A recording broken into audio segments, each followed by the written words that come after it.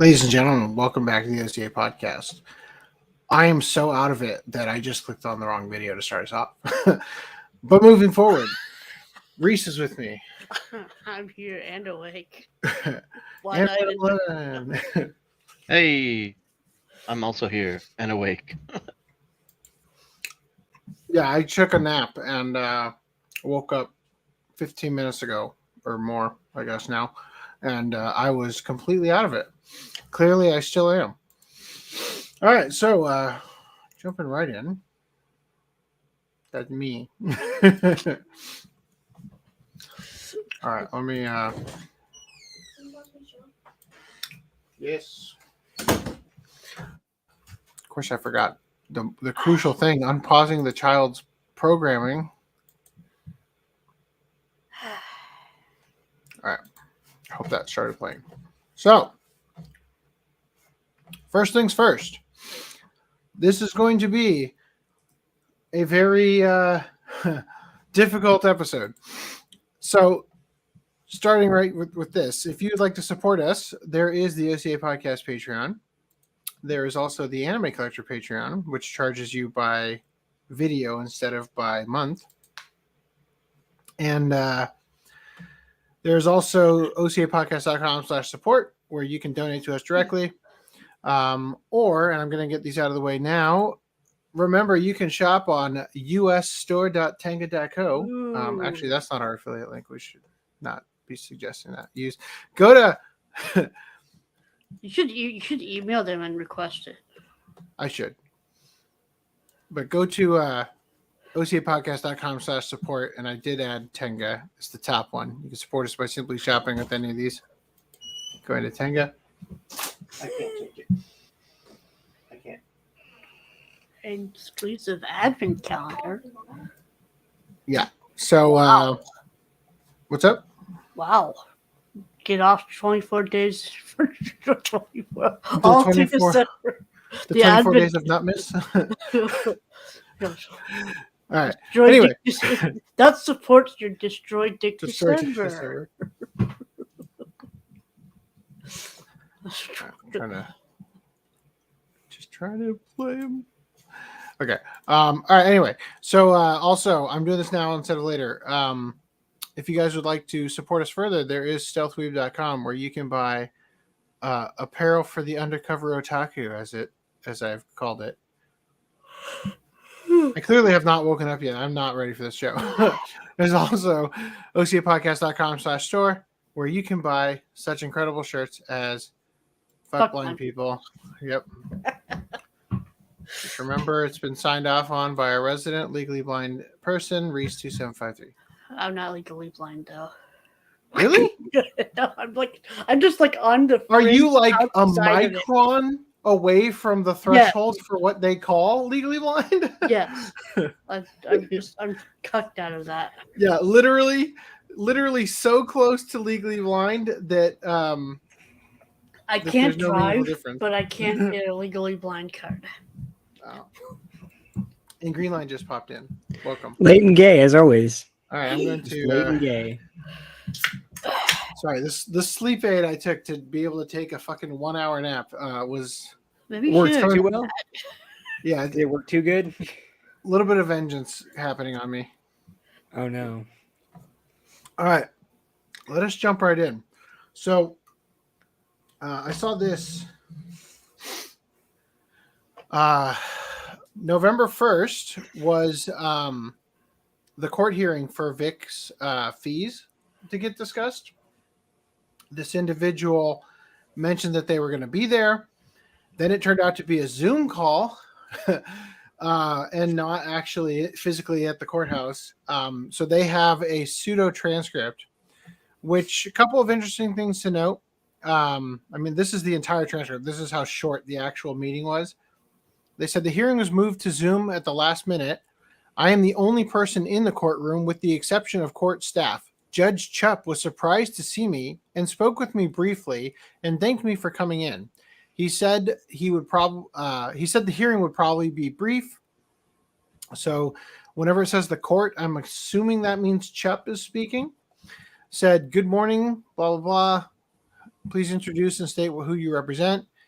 Ethan Minshall is representing Monica and Ron. So I guess Lemoyne is long gone.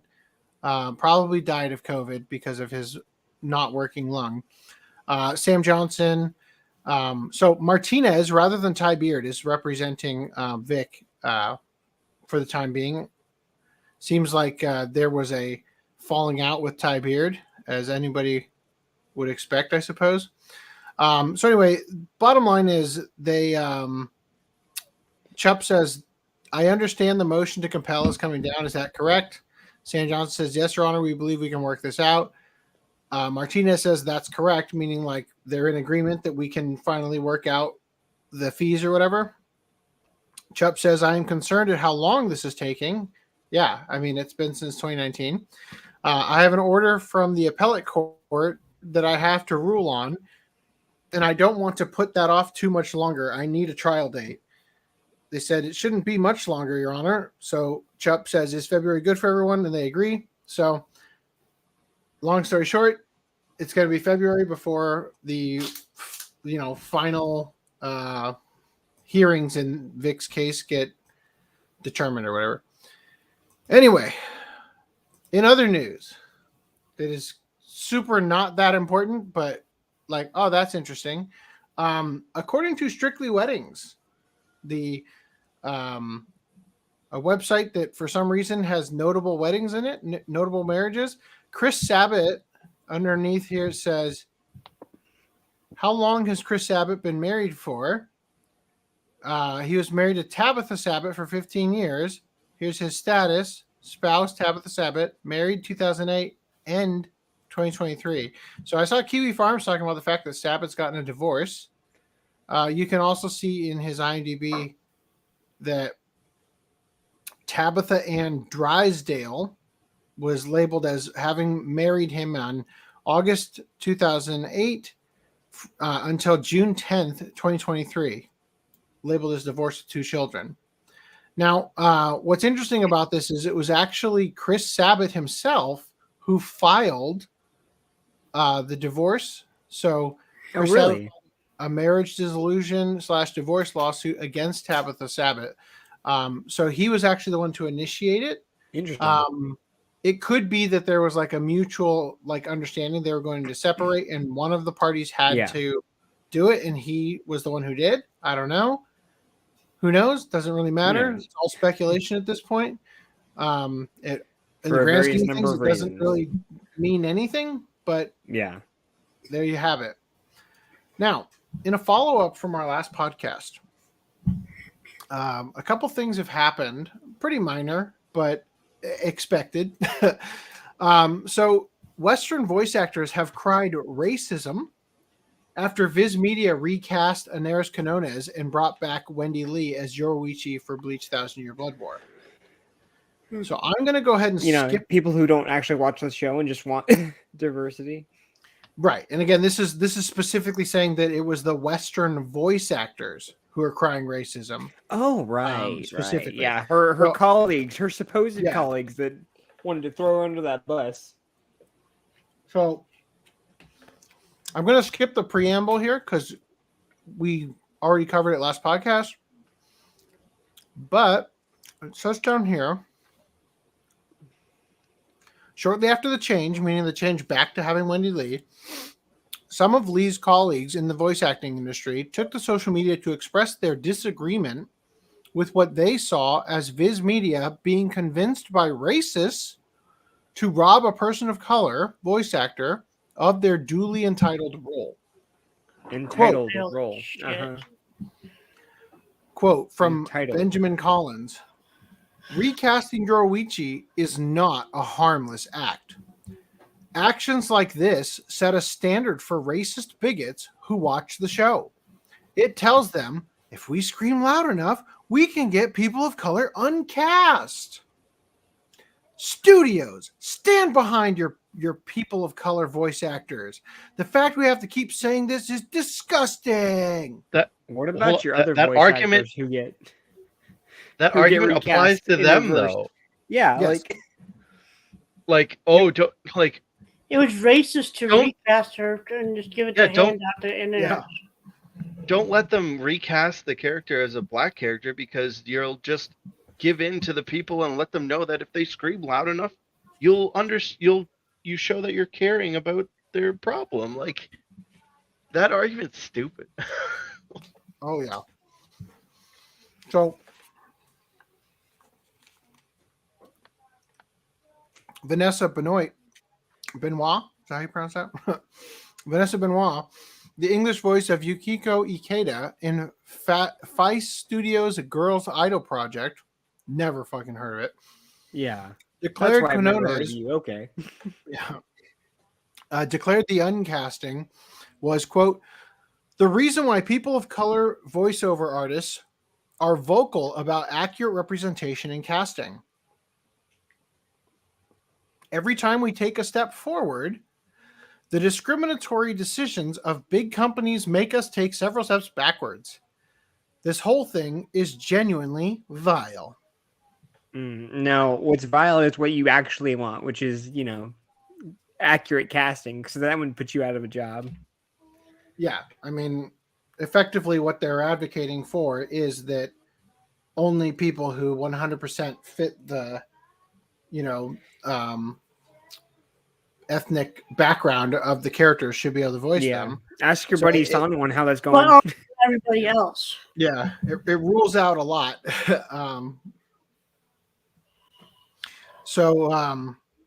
Koi Dao, who provides the voice of Desuhiko Thunderbolt in the video game Master Detective Archives Raincode, also never heard of that. Passive-aggressively chastised, generally speaking. It's cool when productions don't kowtow to racist losers throwing tantrums about diversity hires in their anime dubs.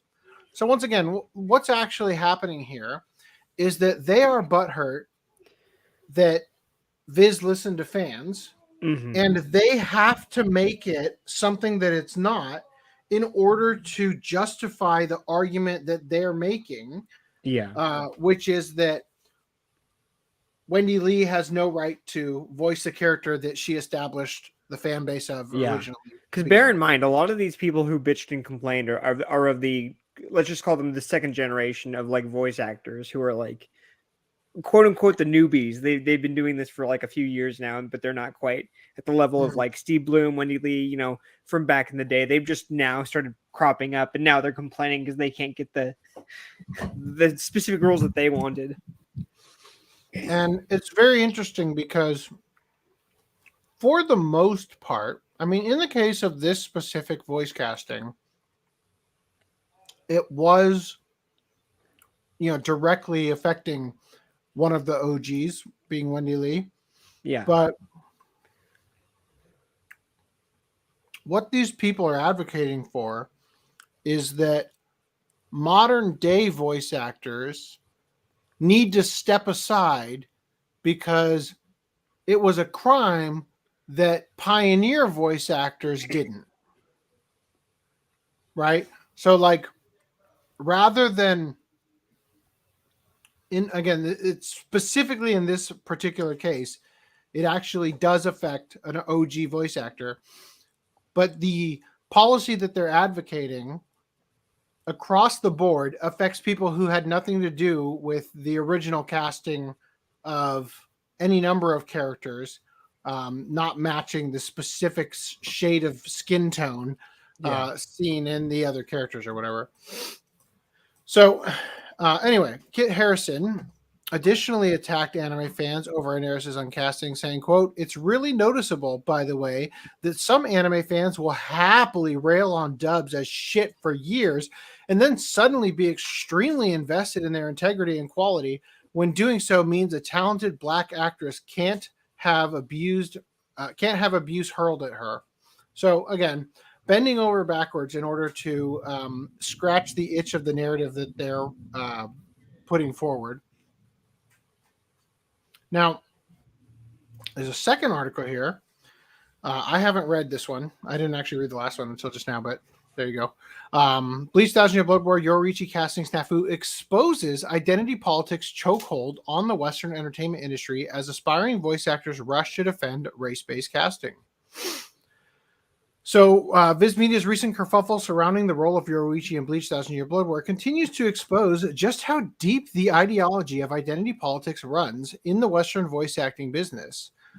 As not only was the ninja's recasting met with accusations of racism by established VAs, but it has also prompted those aspiring to one day join the industry to defend their seniors' race-based ideologies. Take, for example, one voice actor, Kiran Kumar. Taking to Twitter on October 23rd in the wake of Wendy Lee's being brought back to the role of Yoruichi over her replacement Inaris Quinones, Kumar claimed, quote, "In an ideal world, any voice actor could play any character of any race. But we're not in an ideal world. White voice actors have played both white characters and characters of other races for years, while people of color actors just got whatever was left." So again, what does that even mean, whatever's left? It's like, so that means you also got to play, like, characters of any race, right? Like any character. What? Like, what does that even mean? Proceeding to pen a lengthy thread in defense of the practice, Kumar would eventually summarize his argument, quote, Is X-race voice actor to X-race character a perfect solution? No. In an imperfect world, it's an imperfect solution that's far superior to the previous practices in terms of promoting equity. Even so, implementation has been something patchy. Kumar then explicitly admitted that race-based casting was rooted in hypocrisy, posting to himself the hypothetical question, but Kieran, shouldn't people of color actors then be barred from playing white characters? Before answering, no, because the goal is equity. That's your goal. Believe it or not, as fans, our goal is to have good dubs, not bend over backwards to give it to anybody simply based on the color of their skin. We actually don't want equity. That is not what fans want. That is what you want, because it is a path to power over the people who are better qualified to voice characters than you are. That's essentially why. In this case, it's even worse because it's not even just about like, oh, okay, well, we want equity in the, you know, the race of the voice actor talent pool. But as a fan, I just want consistency. I don't want a different, if I can help it, I want the same voice actor to play the role throughout, you know? Yeah. 100%. I wish you had kept talking just simply because I'm trying to swallow this food. Well, you know, it's just like, well, he mentioned in the beginning, like, you know, we just get the table scraps. Okay. So then you get everything else. You get all these characters that are still pretty diverse. Like, what are you talking about, man? Like, you're going to get, I think about it like the Oscars so white. Right. Thing. Well, they probably want the important characters. All they get left is the side characters. And it's like, yeah, because you're a newbie. But what I mean is, well, that's their whole point. Yeah. So what I mean is, they're a newbie and they haven't had the chance to grow as a as a profession. So they want again, to artificially inflate their experience by giving them roles. So it's not actually about equity. It is just simply a path to power for these people, right? Like, they want to grease the slope for whatever thing is going to get them prominence and roles and all of those things unfairly, under the guise of, well, but it is actually fair because previously it was unfair that I didn't get to voice characters because a white guy at one time voiced a character who had my exact shade of brown skin color, right? So, but it's like the Oscars so white thing where they were protesting the Oscars because there weren't enough people of color represented in the Academy Awards, except for the fact that when accounted for by population, it actually found that they were overrepresented in the Academy Awards, that minorities were being given Academy Awards at a higher rate than the population percentage that they were in the industry, right? So again, it is a path to power for people to bend over backwards and pretend something is a way that it isn't, just so that they can take advantage of the effort being put forward to just shut them up. Like, and again, with the Oscars So White thing, I think, didn't they give the Academy Award to the girl who played Precious in the movie Precious, the following year? And it's like, what they've done, and I didn't see the movie. I don't know, maybe she's a phenomenal actress, but what they effectively did was they devalued what it means to get an Academy Award. And honestly, award shows are bullshit and self-aggrandizement to begin with. But by giving it, like handing it off to somebody for a political reason, you actually devalue the award in and of itself, because you are now giving it away just to appear not racist. And so you're giving it to people who weren't qualified to have received it in the first place. And by doing that, again, it diminishes the value because you lower the prestige of people getting it simply of people getting it because they deserved it. Instead, now they're getting it just to stave off the criticism, so to speak. So anyway, he said, and even when, say, a Mexican actor plays a white character, white actors still have the lion's share of roles proportionately. And again, none of us, and like, I think this is the thing that you would be hard pressed to prove here regarding it was racist fans. You've taught them that if they yell loud enough, they can get people of color decasted, right? It's like, show me those fans griping when a character was cast to begin with based on their skin color, rather than it being a role that's being replaced over skin color. Yeah. So no one is defined solely by their race, he asserted, but race plays a part. And the fact is, all other things being equal, white folks have more opportunities than folks of color. And then he goes on to say, black folks, for instance, being systemically oppressed in the U.S. for centuries. Likewise, I'm going to guess Shakira. Shakira Dunn angrily espoused, quote, "I'm saying it. I don't care. Wendy Lee coming back to Yoruichi and replacing Eris is a slap in the face of all people of color voice actors." We covered this last podcast. "It's a kick in the teeth, and it 100% proves people would rather have bigotry and racism and baseless criticism be than what's deserved." Continuing, "It's bullshit," she continued. "And I'm so angry and irritated by it. I don't believe in the concept of the right talent for the job. Because you had the right talent. You chose correctly, letting a person of color play a person of color, one that suited even more so. And you chose to sink down and cave."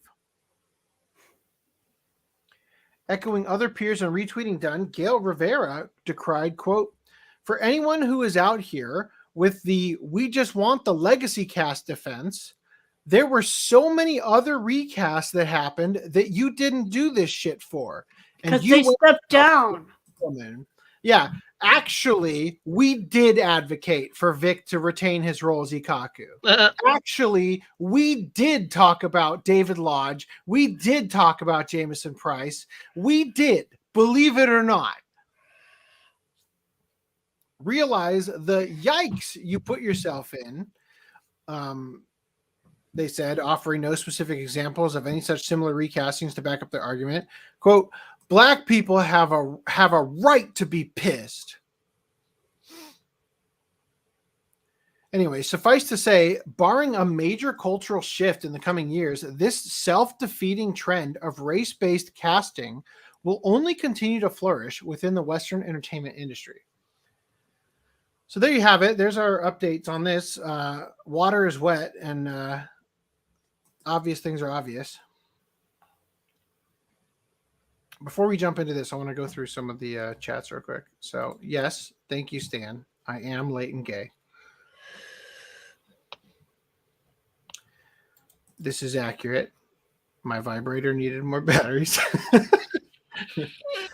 It's for my mouse. The host needs more batteries.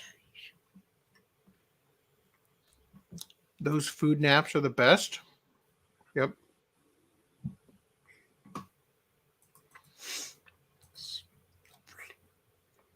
Anyway, yeah, Sabat got divorced. I don't think so. I don't think he's going to be Steven Crowder. Kasaiba says, Tabitha didn't live up to her wifey duty set by Chris Casting Couch Sabat. I doubt it. I'm pretty sure that she was the head of HR at Okratron.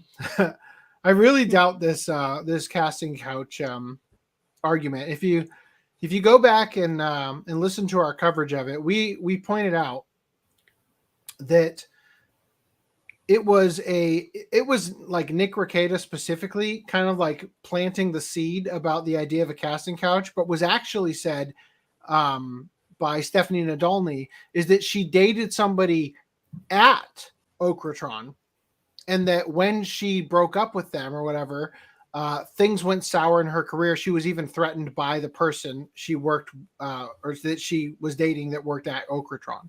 So it sounds to me that there was quid pro quo happening to a degree where people at the studio had enough power to affect your career if you didn't, whatever, if you didn't continue to date them or however you want to phrase it. What is Benjamin Collins' voice? Searching him brings up nothing. Or is he one of those aspiring voice actors? I think Benjamin Collins was in the first article, right? Lady Phoenix says they basically want typecasting, which is the absolute worst thing. Yeah.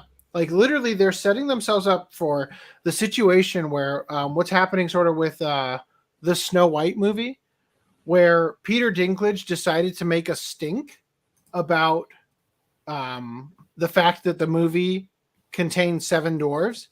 And so Disney bent over backwards to change the story to make them 7 magical companions. And then all the dwarf actors in Hollywood said, thanks a lot, Dick. I have so little work to begin with as it is. Now I can't have a high grade role that I was perfectly suited for, Does the Panda Stone give power? Only the power to destroy.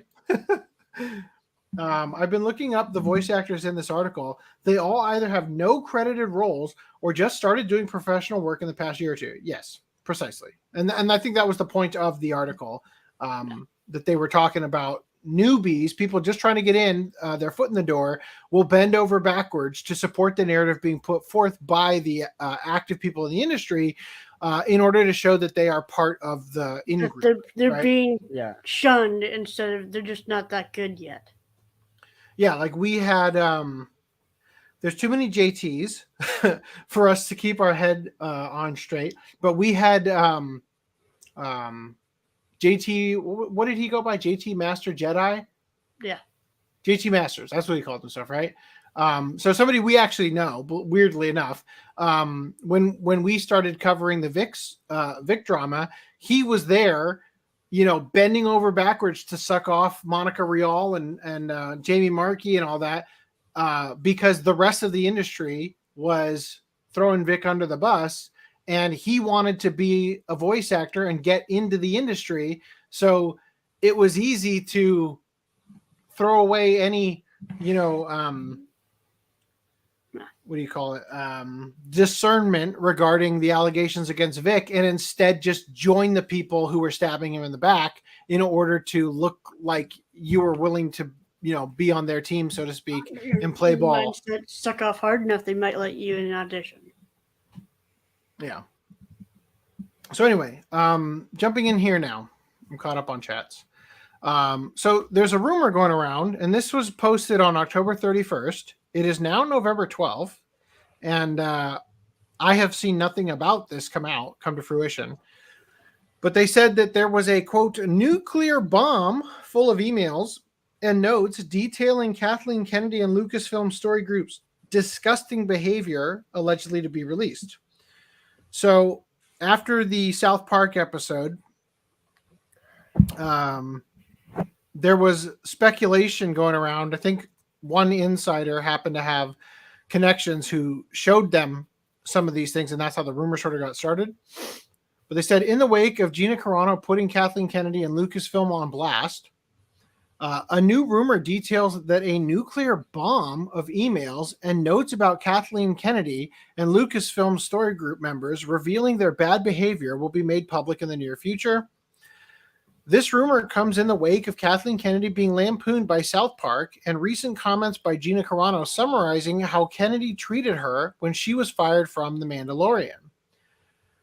Reacting to a clip from South Park joining the Pandaverse, Carano wrote, quote, "This is the part where Kathleen Kennedy demands any YouTubers get censored off of YouTube for simply sharing and laughing at this hilarious episode. She'll have YouTube disable the thumbs down option because of the ratio she'll receive. Then she'll have her publicist ghouls make sure Variety and Hollywood Reporter run hit pieces about the South Park creators and their families, smearing their names through every useful idiot she has under her thumb who would sell their soul to work for Lucasfilm." So Gina says something here that I think everybody has been thinking the entire time, which is that Hollywood executives are perfectly willing to flex on any of the outlets that people are on in order to censor them and try to drive the narrative that their shit doesn't stink, right? So in that quote, Gina Carano is claiming that it is Kathleen Kennedy specifically who had YouTube remove the thumbs down feature because when looked at and the what do you call it, the shareholders being able to see every single thing that is being put out, Little Mermaid trailer, literally anything, and seeing the ratio hurt the bottom line of the investors that they were no longer able to convince that there would be an audience for the bullshit they were cramming out, right? Now, Gina Carano continues saying she'll activate her online mob to repeat that the South Park creators are racist, bigot, transphobes, and demand the South Park creators publicly apologize by only using words she approves of, meaning like they'll write the statement, you have to say it kind of thing. She continues saying, and finally, she'll demand they subject themselves to a re-education course of 45 people in the LGBTQ community. She spelled it wrong. Is she that was an ally? It was harder to say because it was incorrect. Yeah, she spells it wrong. It should be LGBTQ. I'm like, what the fuck? Why does it look so weird? Anyway, so she'll demand that they subject themselves to re-education course of 45 people in the LGBTQ communities Zoom calls to sit there and listen of how badly they got their feelings hurt over a little boop of a South Park episode. But maybe, just maybe, the jig is up. And she shared the GIF of Cartman and Kathleen Kennedy speaking. Carano would reveal in another post that under Kennedy's leadership at Lucasfilm, she was asked to unfollow people on social media, quote, because they said bad thing about Kathleen Kennedy. So effectively, I mean, it bears repeating, the control that these companies have over the speech of an individual is outrageously high. And this was the argument Vic was making when he sued Funimation over vicarious liability. Because simply following, as we'll see with some further stuff in the show tonight, simply following certain accounts, liking tweets by certain people or that say certain things, that is an act of your speech, right? You are presenting things a certain way, advocating for them, or showcasing a what do you call that? Endorsement, so to speak, of something, and they're exerting control over you to prevent you from being able to follow or like or whatever these things. Or else they'll fire you. Hold on. So in the wake of these two posts, YouTuber Drunk 3PO noted on Culture Casino's late night culture this nuclear bomb would soon be made public, meaning the packet of emails and stuff from Disney. They asserted, quote, "The day is coming. The day is coming, and I know the day is coming where there is a lot of emails. There's a lot of notes that someone has collected. And when you see this, it will blow your face off as to how disgusting this woman is. Kathleen Kennedy and the people that run Lucasfilm, especially over there at the storyboard group." So you guys just got a little taste of what's to come, he goes on to say. A little bit later during the stream, he added, "Again, there's a nuclear bomb that's coming, and just be ready. All of our YouTube channels will benefit once this stuff hits." I personally don't think that necessarily that day is actually going to come, the way that he's describing it or whatever. But there was this other thing that occurred. HBO and Max executives created an army of troll accounts to target critics of their movies and television shows, weaponized identity politics. Holy shit. Do you guys remember that other article that Mirage shared that we were looking at about Abercrombie and Fitch? This looks like the before photo of that guy's plastic surgery. So a new report details that HBO and Max executives Casey Bloys and Kathleen McCaffrey created an army of trolls to target critics of their movies and television shows. The new report comes from Cheyenne Roundtree at Rolling Stone, who claims that Bloys and McCaffrey discussed, quote, what they called a secret army to fire back at several TV critics on Twitter, as well as anonymous commenters on articles about HBO programming, according to text exchanges reviewed by the Rolling Stone. So these, I think we're going to read about this in a second, but these were released as part of a lawsuit, right? So this is part of the discovery phase of a lawsuit. And go ahead. I said that's my understanding. Yeah. So anyway, Roundtree details that the executives trolled, quote, television critics with snarky responses from a fake Twitter account and dropping pro-HBO comments on trade publication stories such as Deadline. So, to the surprise of no one, big studios are paying people they're basically paying them a wage to spend 24 hours of their day on Twitter and defend them and twist the narrative, spin it, constantly attack anybody who has any criticism as being racist, misogynist, transphobic. Even if you're just commenting on an article, they'll jump in there, create an account, and try to blast you.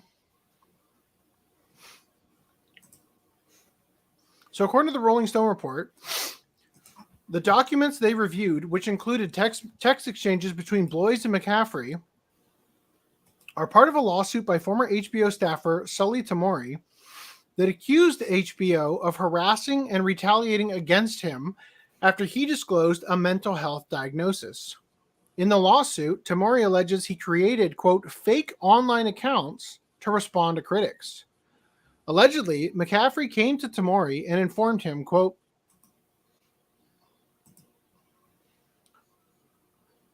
Kathleen, oh, no, okay. Tamori's the him. Okay. So Kathleen McCaffrey came to Tamori and informed him that, quote, Bloys always text me asking me to find friends to reply. Is there a way to create a dummy account that can't be traced to us to do this, to do his bidding? Also, worth noting, executives who make millions of dollars a year are that dumb that they can't figure out how to make a burner account on Twitter. So Tamori's lawyer, Michael Martinez, wait a minute. What? Hold up.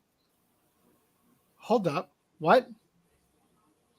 No. Impossible, right? No. Like, there's absolutely no fucking way. No fucking way. Could it possibly be the same Martinez that's representing Vic? That's awkward. Anything's possible. If it is,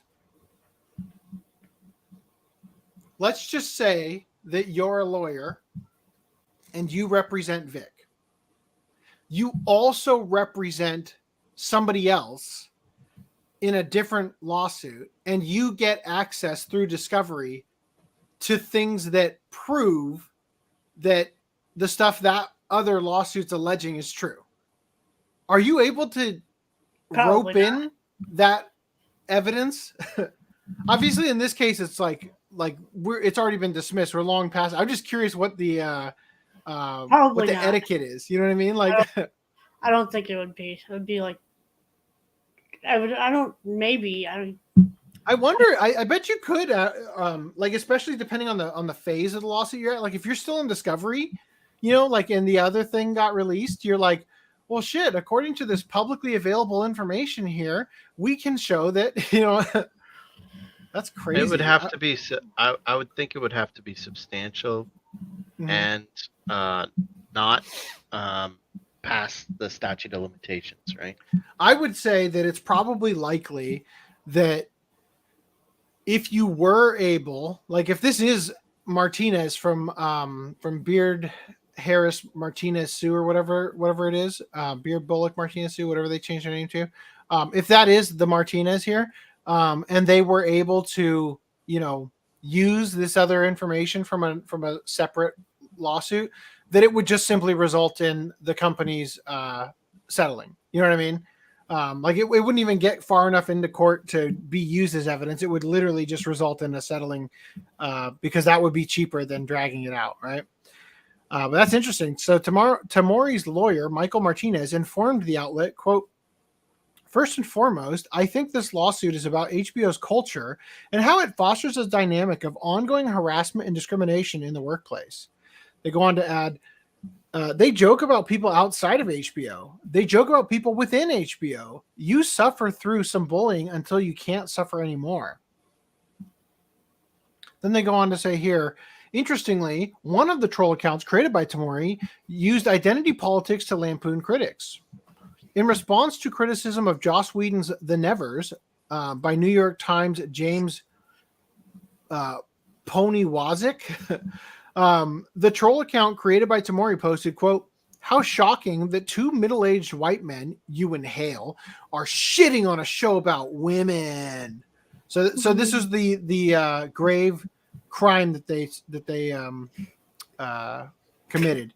They just tweeted publicly, question, if they are called The Touched, why is the show called The Nevers? Seems like it should be called The Touched.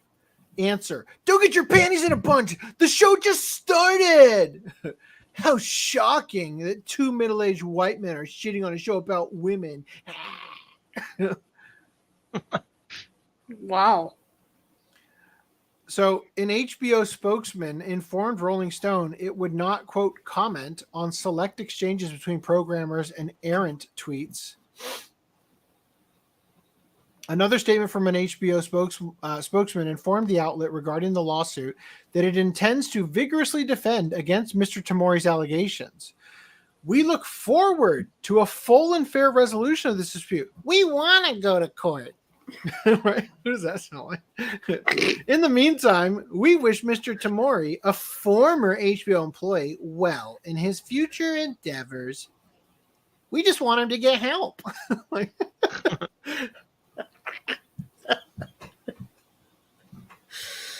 this report comes in the wake of growing suspicion that large studios are intentionally trying to manipulate audiences into liking their programs. Honestly, 10 years ago, maybe you could trick people into, having a higher opinion of something you made by crafting the perfect statement about how, like whatever their spin is, like, oh, the CGI in Flash is intentionally bad, right? Like as they came out. So you don't understand. That's part of the experience. It's supposed to be bad, right? If you could craft if you paid, for example, like Digibro to do a deconstruction of your movie that explained why all of the things critics talked about being awful with it are actually an artful masterpiece, and you actually got somebody to bullshit that out 10 years ago, yeah, like maybe you could actually get raise the public perception of your property. But now it's like it actually seems like it's more work to try to lift up a shit than to just take like a better product. You know what I mean? Shits are heavy. Beatrice? Is it Beatrice the? I think it's Trixie, isn't it? Don't they call it something witch? Yeah. But 10 years ago, I'm talking about a Did you bro 10 years ago? I'm talking about 10 years ago, and I'm putting you mentally into the place where that content existed 10 years ago. So anyway, Beatrice the Golden Witch. Okay, well, you would know, not me. I don't think I've ever sat through a Digibro video except for the May one in Tuber Expo that I was part of. Anyway, so this report comes in the wake of growing suspicion that large studios are intentionally trying to manipulate audiences into liking their programs. Back in 2015, Sci-Fi Wire's Danny Roth admitted he played softball with film studios in order to maintain his access to celebrities and the studios. Yes, and that's why nobody trusts critics. That's also why Rotten Tomatoes exists. Because when a fan, or not even a fan, what do you call it? Like just an audience member says, nah, that movie was shit, they don't have any repercussions that stop them from getting invited to red carpet premieres, access for interviews that drive traffic to their websites and stuff.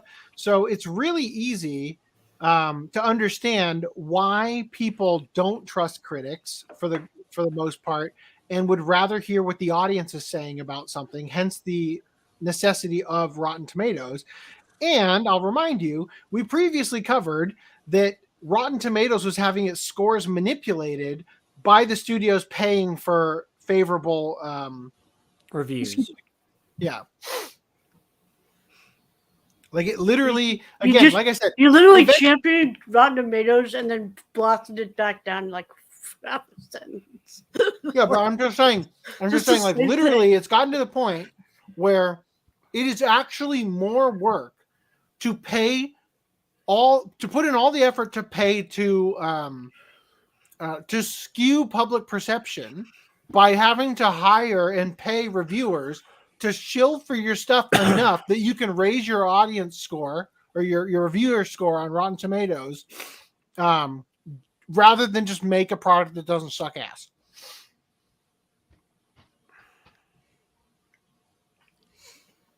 Anyway, so on Sci-Fi Wire's podcast, Who Won the Week, Roth and his co-hosts, Sci-Fi Wire's contributing editor Karama Horn, and Sci-Fi Wire's editor-in-chief Adam Swiderski were discussing the recent changes to Rotten Tomatoes following fans indicating they were not interested in seeing Disney's upcoming Captain Marvel movie starring Brie Larson.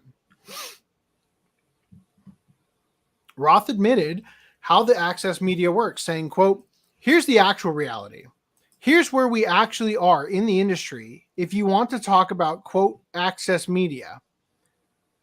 Every single person that wants to have access to things early on, that wants to get access to things so the traffic is drawn to their site will on occasion, hold on. That wants to get access to things so that traffic is drawn to their site will on occasion. Maybe it should be to their site on occasion. Anyway, everybody at this podcast, everybody in our industry occasionally has to play softball, occasionally has to look the other way a little bit. Everybody has to do it. In the same sense that I hated a movie, but I won't say that I hated a movie, or an actor behaved a sort of way, and you don't want to put it out there that happened. Then Horn said, right, because you might not get the next review.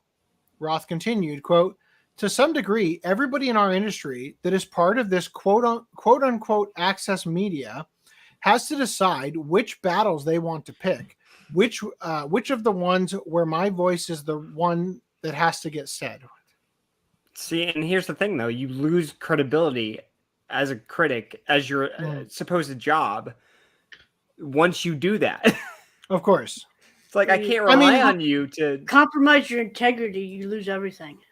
Yeah, I'll just remind you that during the 2016 election, when WikiLeaks was releasing the emails acquired through phishing John Podesta, not that WikiLeaks did it, but they published what was obtained through people who had phished his email account, but his email password was password, that they were people in the media just exactly like this, exactly to a T.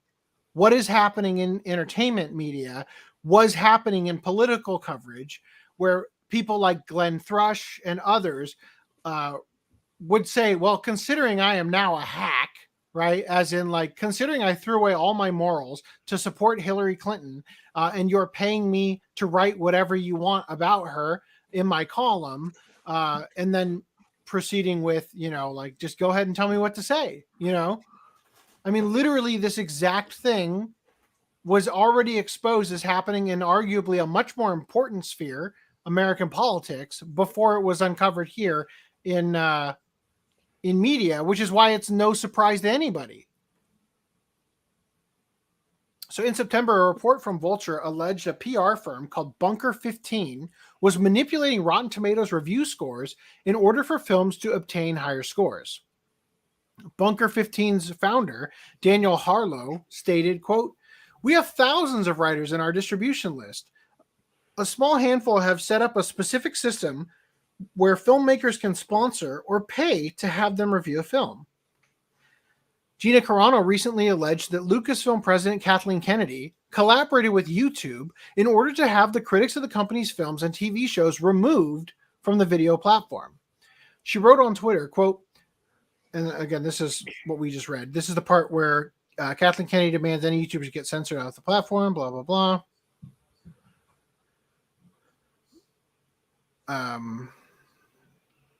Getting her publicist schools at Variety and Hollywood Reporter to run hit pieces on South Park creators and all the useful idiots they have under their thumb who would sell their soul to work for Lucasfilm. She continues to say she'll activate her online mob to report that the South Park creators are racist, bigot, transphobes, blah, blah, blah, all the stuff we just read. A rumor from the Drunk 3PO, so this is probably just a follow-up on the same thing. Days coming, there'll be a lot of emails. Yeah, it's literally a word for word quote of what they wrote in the other article. YouTuber Price of Reason also alleged back in December 2022 that Kathleen Kennedy coordinated with Gizmodo writer Germaine Lucier to control the narrative around the firing of Gina Carano.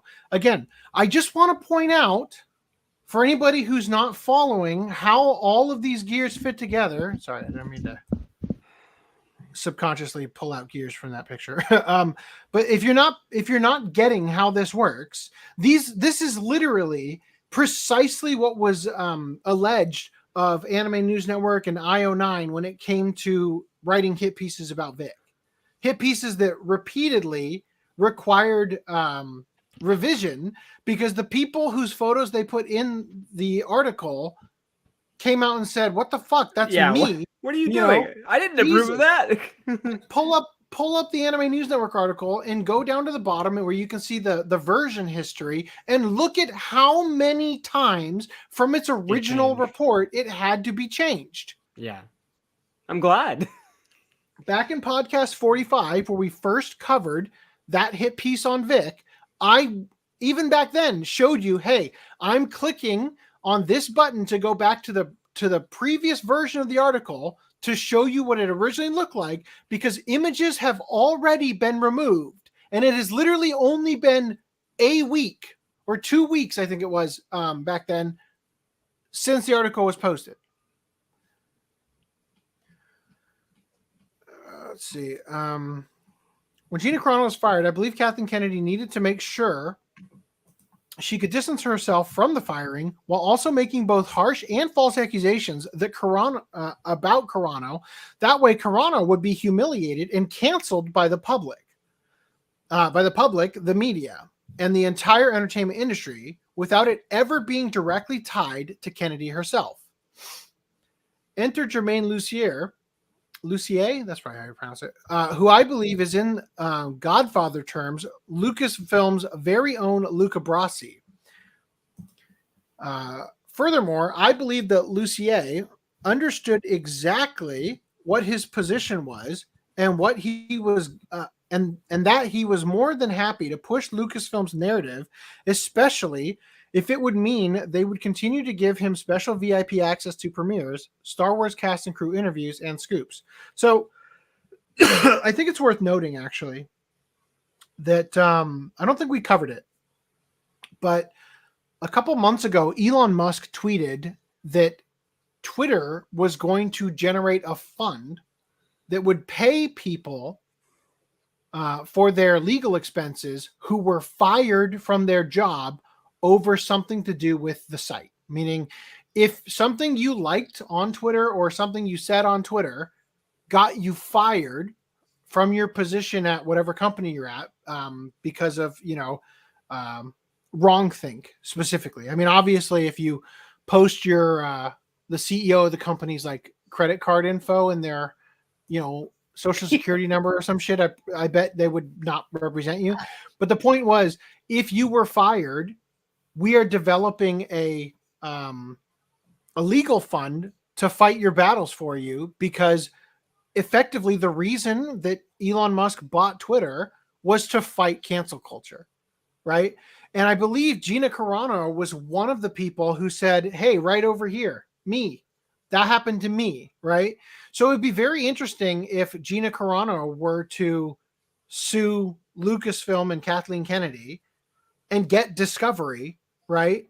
And be able to publicly show all the stuff that they said about her, about fans, about the people covering the stuff, like YouTubers and whatnot.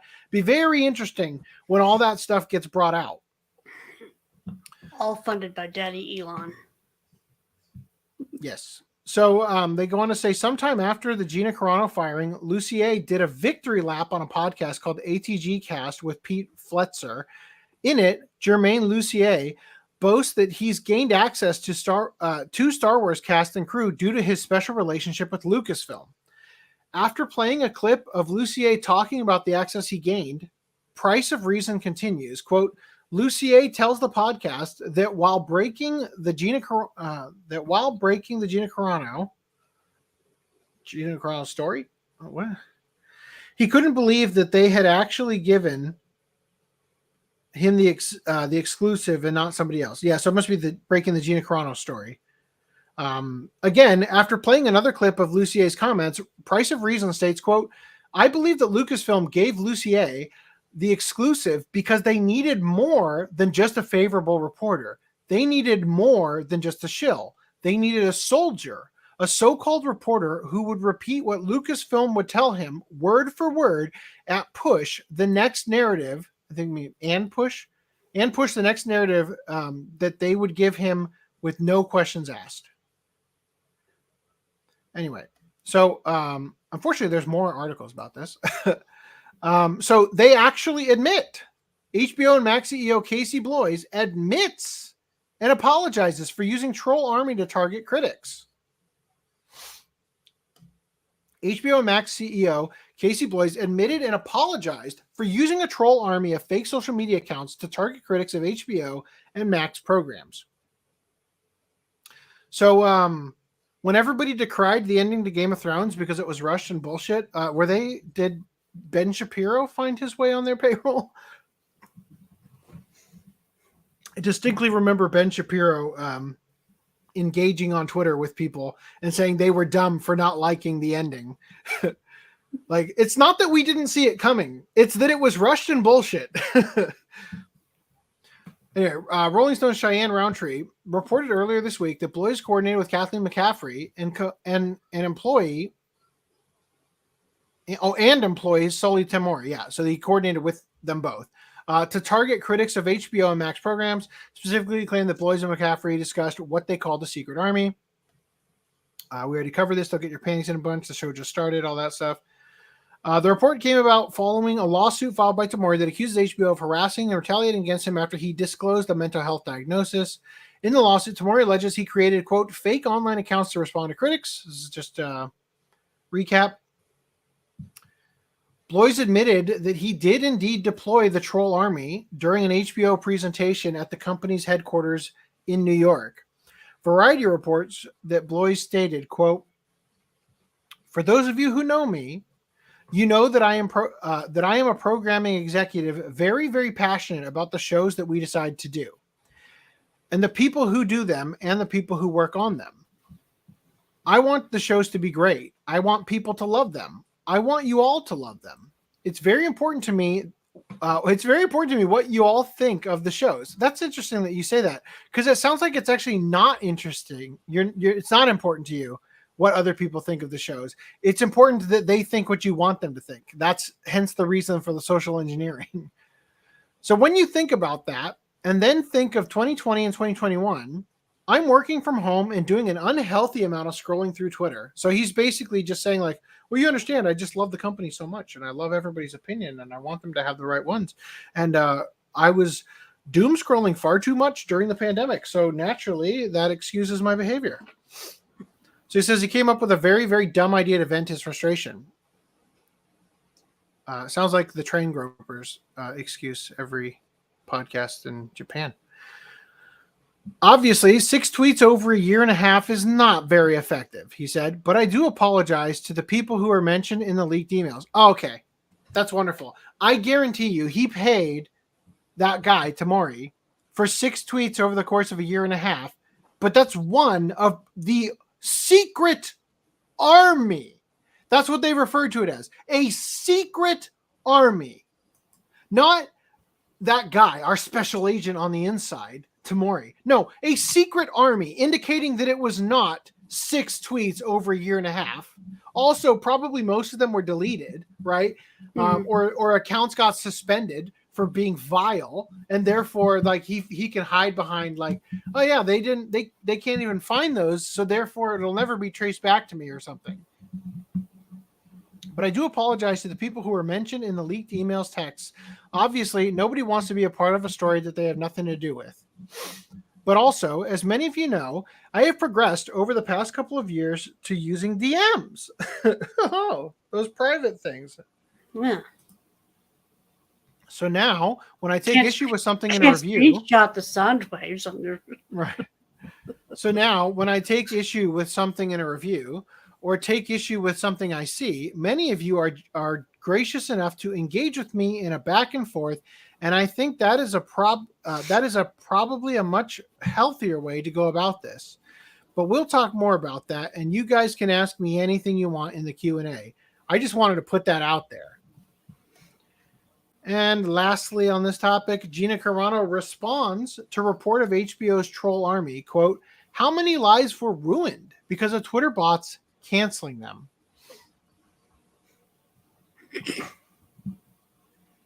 In continuing to take a stand against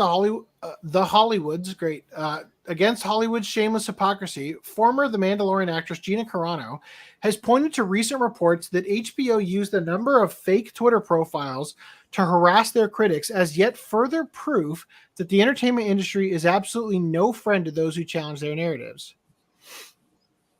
Word of HBO's social media sock puppeting was first raised to the public on November 1st, courtesy of Rolling Stone's Cheyenne Roundtree. Performing a review of text messages set to be submitted by former HBO staffer Sully Tamori in support of his ongoing wrongful termination lawsuit against HBO leadership and members of the Idol's cast and crew, Roundtree found that HBO CEO Casey Bloys regularly discussed using what he described as a secret army of fake Twitter accounts public to harass critics of their network. Notably, one of Bloy's favorite weapons to deploy against his targets was that of identity politics, often raising accusations of bigotry, knowing full well the damage the ideology's destructive rhetoric could do if picked up by the right online mob. So, something else that's worth bringing up here.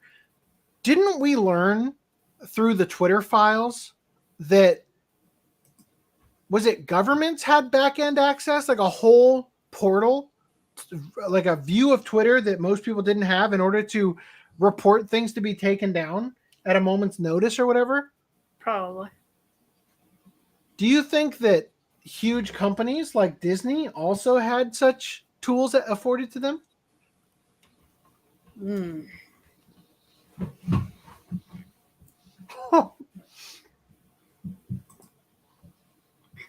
Watching a modern Digibro video is depressing.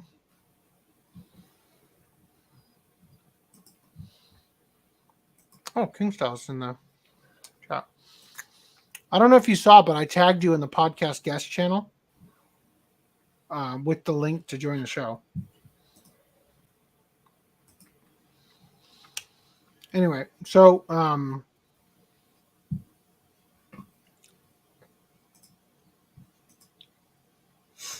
I don't know who that is, but without going too into detail on it, my point was with the ending of Game of Thrones is that, yes, they laid the groundwork for what they were going to do, but it didn't make the pacing of it have any less whiplash when they decided to, throw it all together at the last second instead of, taking the more appropriate path the rest of the series had taken in terms of establishing and fostering, all the foreshadowing and whatnot that they were doing. I do not know I don't know who that is. So, something you might long man. Something you might be surprised to learn about content creators is that they don't have time to watch other people's content for the most part. It's a very small list. When you're creating your own content, it just takes too much time to also be consuming other people's. So anyway, notably, one of Bloy's favorite weapons to deploy against his targets was that of identity politics, right? Because the knowing full well the damage the ideology could do to people if it was picked up by the right online mob. So in one message purportedly sent by Boys, God, you pour one out for proofreading, like, seriously, not a single article has ever been proofread in the last 20 years. In one message reportedly sent by Bloys, not by random boys. That would be funny though if it was just a couple of boys sent this message. After finding himself incised by the New York Times chief TV critic James Poniwazik, spelt very differently from the last time I read that, and staff TV critic Mike Hale's displeasure with a female-centric.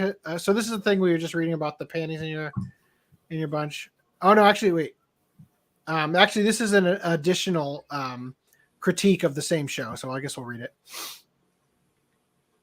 Anyway, so Pony Wazik and Hale expressed their displeasure with the female-centric historical steampunk series The Nevers, and Bloys told HBO Senior VP of Drama Programming Kathleen McCaffrey that, quote, maybe our friend needs to say what a shock it is that two middle-aged white men are shitting on a show about women. Maybe we could bend over backwards to make this about women, and then all of the useful idiots will dogpile and destroy them. So notably, this exact message would later be sent to Pony Wazik, again, spelt differently than the last time it was on screen right there, via one of the troll army, many accounts. One of the troll armies, many accounts. This one notably claimed to have been made by Tamori himself. So again, The Nevers, so far, feels like watching a show that someone has mysteriously deleted 25% of the scenes from. The term for those deleted scenes is The Nevers. Like, how shocking. The two middle-aged white men, you and Hale, are shitting on a show about women. Saying this the second time, like literally almost word for word what was in the previous article. Okay, so it's the same account. I was wondering if it was... I thought it was a guy before, like in the profile. Though HBO initially declined to comment on select exchanges between programmers and errant tweets, a subsequent presentation at HBO's company headquarters would see Bloys admit to having engaged in this juvenile behavior. For those of you who know me, you know that I am a programming executive. Very, very. Boy, dear Lord. Bloys! Oh my God! Oh, Jesus! The first thing that they cut at Bounding into Comics when they were going into their financial struggle is their ability to have spell check even. They cut the subscription to spell check. They wrote it on Notepad instead of Word. Subscription across the board was deleted. The people who do them, people who work on them, so this is stuff I read before. When you think about that, and then think of 2020 and 2021, I'm working from home and doing an unhealthy amount of scrolling through Twitter, and I came up with a very, very dumb idea to vent my frustration. Obviously, 6 tweets over a year and a half is not very effective, but I do apologize to the people who were mentioned in the leaked emails, texts, the leaked emails and texts. Obviously, nobody wants to be a part of a story that they have nothing to do with. Drawing his apology to a close, Bloys ultimately told attendees, quote, but also, as many of you know, I have progressed over the past couple of years to using DMs to call people a bigot. So now, when I take issue with something in a review, I already read all this, so I'm just going to move right past that. Following this exposure of Bloys' troll accounts, the story, particularly Bounding into Comics' own coverage of it, came to the attention of the aforementioned Chrono. Yeah, she's, oh shit, that's long. Quote tweeted the release of the story here. No stranger to such Twitter mobs and harassment herself, Carano proceeded to question, do you think this behavior of creating bots was exclusive to HBO Max, or that maybe other major studios are doing this as well? Sharing an article from Vox recapping the story, Carano then recalled how in 2016, Bob Iger said Disney was basically inches away from buying Twitter, but pulled out of the deal at the last minute, saying they did a little more research and said this about Twitter users, quote, we, at that point, estimated with some of Twitter's help that a substantial portion, not a majority, were not real. What do you think that substantial portion of fake users grew to from 2016 to before Elon Musk took over Twitter in 2022? She questioned. How big did the bot armies get? Who were the bot armies created by and to do what? Why buy Twitter and deal with the headache when you can create armies of bots and control the narrative for much, much less money and energy? It does your promoting for you without making it look like you are promoting yourself. Look, it's popular on all these accounts, strangely liked by a bunch of accounts with no names. It must be good. But what if it was used for something much more sinister? These damn critical YouTubers have too many followers. They are gaining traction. Let's censor them. On top of sending in the fake bot armies, just enough to get the yes men and useful idiots on board and rolling. That leads to firing a person who thinks differently because they can't control their voice. Need a reason to fire her? Get this hashtag trending. Say she said something anti-Semitic when she isn't at all. Twist her words, and hey, as long as it's in the headlines, no one will ask any questions. It must be true. Again, this is exactly what Nick Rekieta was suggesting Anime News Network and IO9 and all them were doing in order to take him down, right? And he went even further in saying that because, you know, Silicon Valley, especially all the people there who are part of these outlets that report on things, all know each other, that they were intentionally driving up traffic by, you know, pinging the other articles and raising it up with its SEO in Google search engine and whatnot, in order to, you know, aggrandize their own reporting and be able to point to each other as the source when they would make stuff up, you know. Welcome, King Style. Thank you. That was very loud. Yes, Was it it? was. Is he super loud for you, audience? Because he sounds perfect to me. No, I'm very loud comparatively. Yes, to his normal, right? He's working on it. Good job. Absolutely. So that leads to firing a person who thinks differently because they can't control their voice. I already read all this. I actually told them in an email and over the phone about these bot armies and how they start the negative narrative, and then the young kids would join in, not realizing they're being manipulated, and then websites and small news jump on board to be cool with the kids, and before you know it, you're trending and the Hollywood media devours it. They go on to say that she did not specify which party she had previously outlined these concerns to. Quote, I told them I believed that is what was happening to me. A manipulated mob being used every day to spread propaganda to protect the most corrupt. They didn't need to buy Twitter. They just needed to buy the narrative. Why does everyone just laugh off the fact that when the suits do something wrong, it's, oh, how silly of those silly little harmless suits. Instead of the suits being forced to grovel and correct the wrong that they did, or that they do, just like how they demand so many others do. It's not like they don't know how to apologize. They wrote the playbook on fake apologies. They've literally destroyed careers and livelihoods and get sympathy pieces written on them, while those whose lives got destroyed for just having an opinion, that was before its time, or made a mistake, having an opinion before its time. Okay, I see what she's saying. Or made a mistake and hurt feelings, gets destroyed. This action of bot armies is actually a much bigger offense than people are realizing, she then pointed out, ostensibly speaking from experience. How many lives were ruined because of Twitter bots canceling them? In a defamation lawsuit, you need to have evidence of intent to do harm. Defamation lawsuits are very tricky, especially when you're going up against someone with endless amounts of cash. I would say sending in bot armies to go after people they don't agree with more than qualifies as intent to harm, and I believe a jury would agree. It could get very interesting if X, I think they mean X like the Twitter platform, or current employees X or current, as in ex-employees or current employees.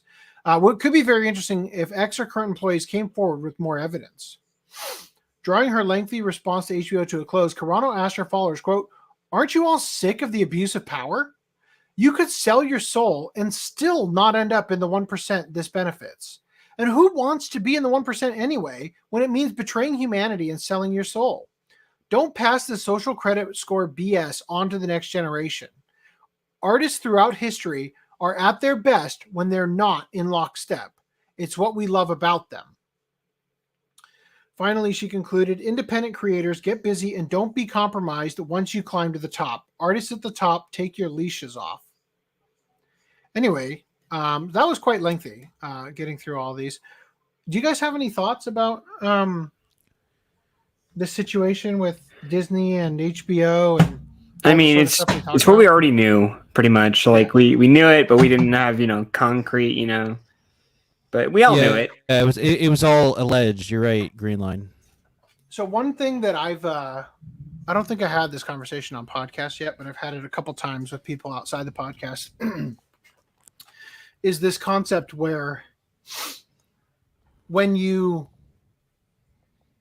like, the people that you want to lead a country, a company, whatever, you want to give that power to people who don't want it. You know what I mean? Like, the worst thing you can do is give power to the power hungry, because they're the ones who are going to abuse it.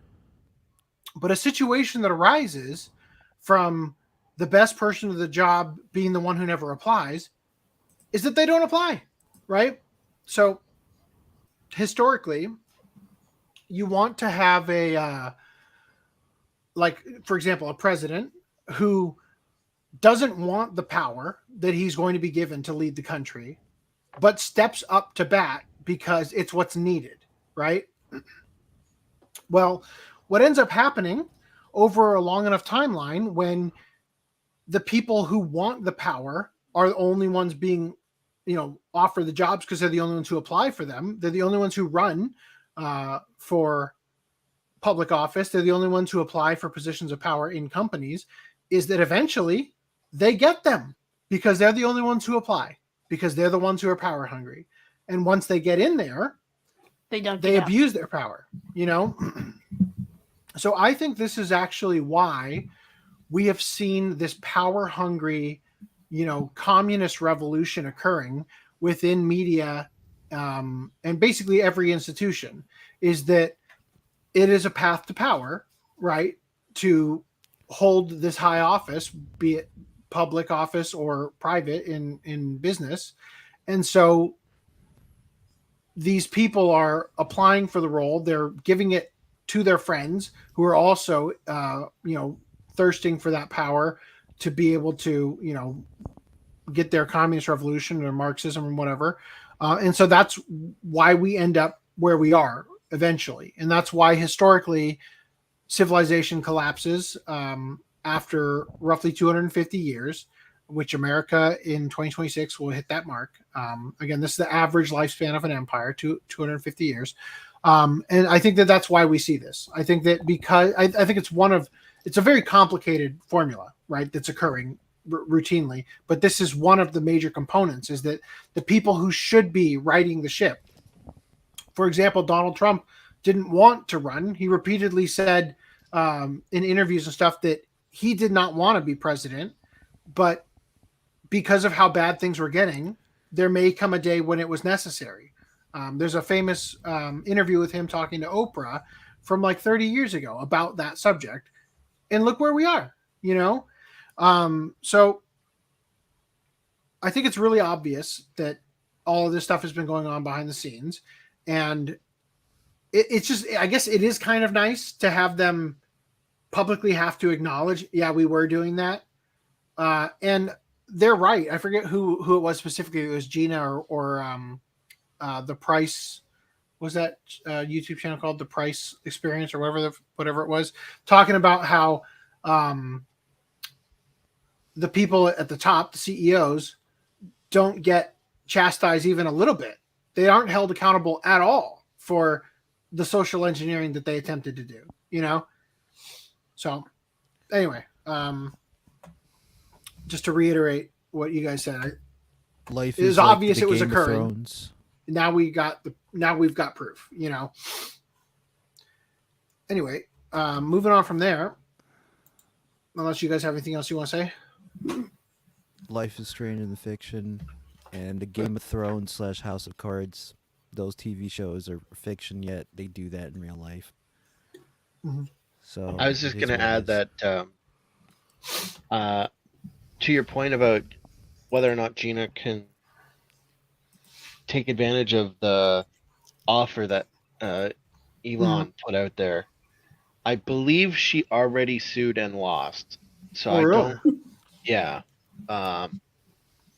So I don't believe that she would be able to re-sue or refile. Did she sue and lose, or sue and had it dismissed? I'm not too sure. I just heard that there was a lawsuit. Hmm.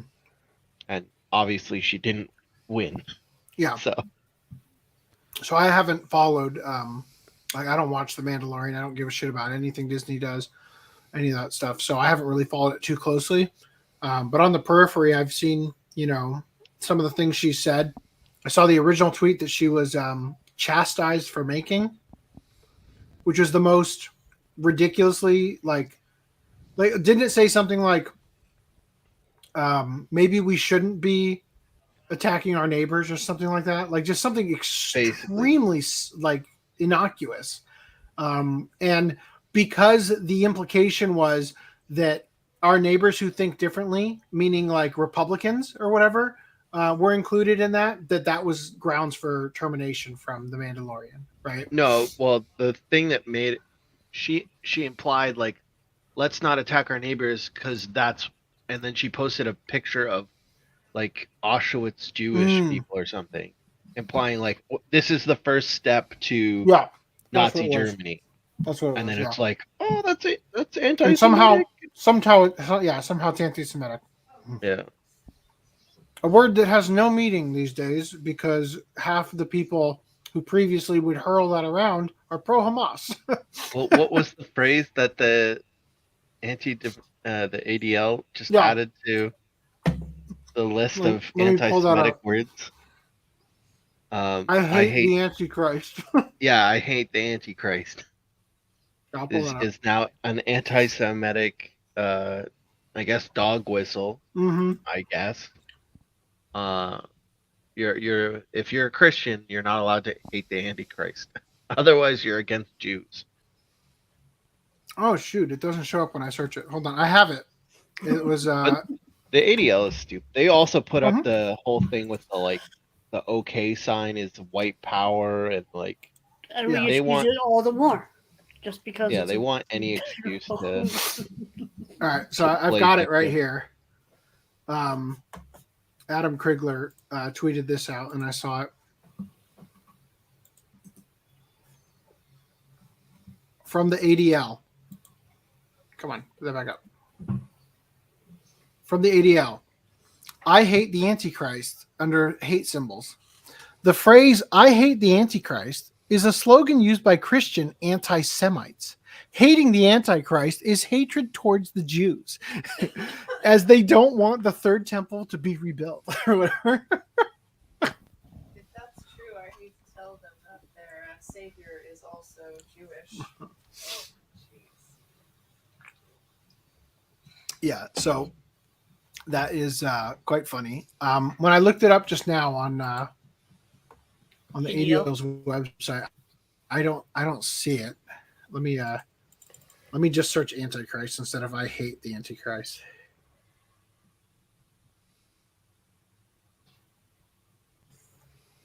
Yeah, it says no results were found. They may have taken it off, or it may not have ever been up. I don't know. But, or it's privated. We're just. It could have just been a meme, but yeah, it could have just been. Yeah. It's sad that I wouldn't put it past them to have actually added it. Yeah, we live in a world now where people are bending over backwards so hard that it actually becomes difficult to tell if they're being serious when jokes are made. Anyway, so back to news here. Kasaibo says Jesus' sacrifice nullifies any need for temples.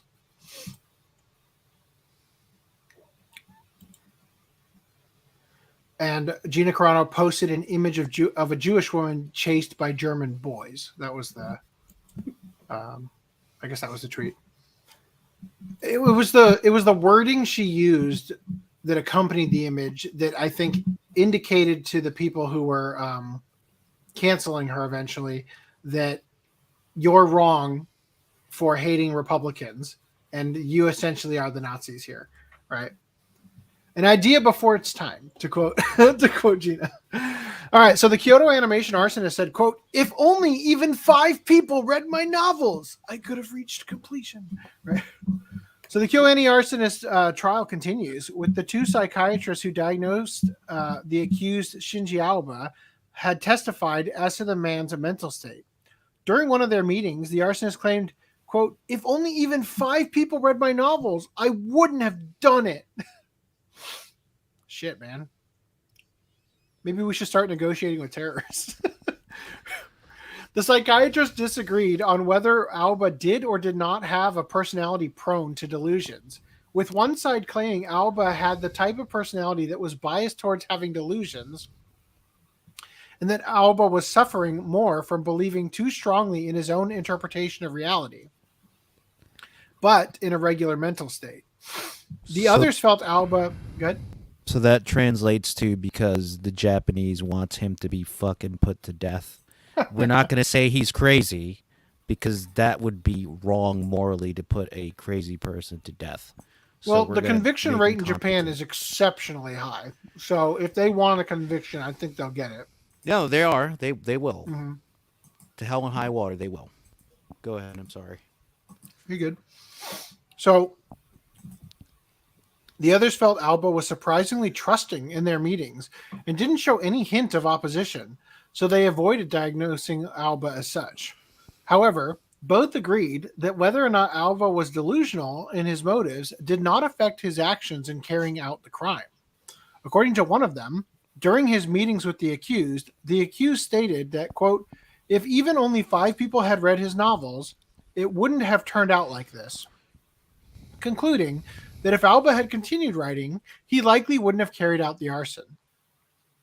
Finally, Aoba was also seen as having a lack of common sense in regard to the incident, believing that he knew much more than he actually did. Wow, that was a very unfulfilling article. I can't wait to report on his death. Yeah, Pickups. I have a pickup Yeah, let's on camera. let's do it. All right. Assuming my camera comes through, I have very leggy Wow. Footnum AIDS internet. So Let's That's a new figure. Nice yes. meat. Yeah, meat Close meat that tail door, from Food please. Wars. So there's the It's a very large figure. yes, 1/4 Very scale. round. Nice. Yes.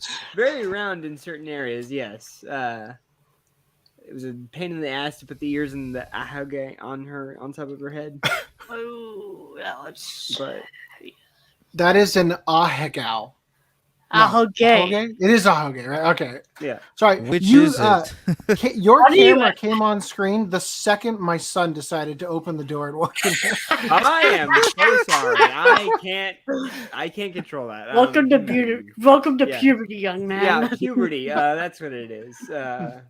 And then I have So- another Oh, you do? pickup, but it's in the velvet. Oh, it's in room. the- You'll okay, have okay. to. It's in the velvet room. You'll have to visit Oh, yeah, I'm our not- Discord to see it. So I've got some pickups. I picked up the Spoke Kishibe Rohan, the LE for it. I would have if Vic was in it, but because he's not, I just was like, I'm not. Paying. I feel Watch ya, out for brother. That one. I'm One's like, I part don't like 6 come out. JoJo's that much to begin with. I'll pick up the original series, but like, Rohan was an okay character, and then the fact that Vic wasn't in it, I was like, and I'm not good. So, Crunchyroll is still fulfilling my order, my last order. So apparently, My Dress Up Darling just arrived, Nice. and I gotta tell you, they did not do a good job protecting it. Oh no! It seems to have come in unscathed, but this did not feel right stuff worthy in terms of how really? So it was almost got packaged. beaten up. They just put the paper on top of it. They didn't wrap it or anything. Oh, they wrapped it, but it just doesn't feel like No, I where's don't it coming out? Where's it coming out of? Grimes or Texas? Grimes. Okay. Okay. And then I got a birthday present. Because it pays to be a fucking retard. But I wasn't a retard this time. It was magnetic press. Yes, that one was. And then Reese picked up Call of the Night for me. Yeah. I went Nice. back to Best Buy and they still had it for $15. Which I can say with full certainty I would not have picked up on my own. This But for character, $15, that's not bad. That's just it's not bad, except that this character's outfit and mosquito bite boobs are very unappealing. Like, I don't know if you see, like, yeah, no, for sure. it reminds me of, like, I don't know, like Gary Larson cartoons for the Far Side or whatever, where like they have the old woman and the way they draw the boob is like Goku penis syndrome, just a little U kind of like, reminds me of those. And then also the hardcover Lupin the Third Thick as Thieves. Thank you, Reese. Second, like, greatest hits to go with the first one. Mm-hmm. And then a bunch of shirts that you sent me that you no longer wear, including custom stealth weep. Hold on. I sent them for his son because they don't fit me or they're way too tight that I don't want to wear. I love that I now have 2 of this in medium. I was gonna say, was it extra small? Like, I'm in like the weird like division where large fit me, but also mediums fit me, unless like something really is wrong with how they measure things. Because I have a zip up jacket that says it's an extra large that I can't even get into anymore. Because it's too big or too small? It's too small. Like, I can't even zip it up because it's an extra. It says it's an extra large.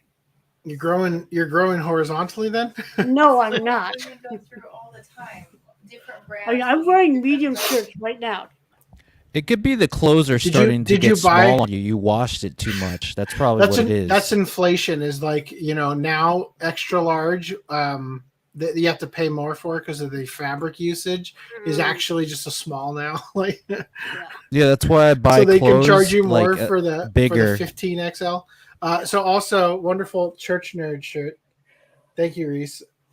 I got that. From I suppose this is the one you replaced with fuck blind people, huh? I actually never. I only wore that once to school, and it was like, like, oh man, you're like, it was like almost like a guilty by association, just because another like a weirdo wore it because he also goes to my same church, so I stopped wearing it anymore. Wow. So when I first launched Stealth Weeb, Reese asked me to make him a fairy tale shirt. So I did. There it is. Now it's in my house.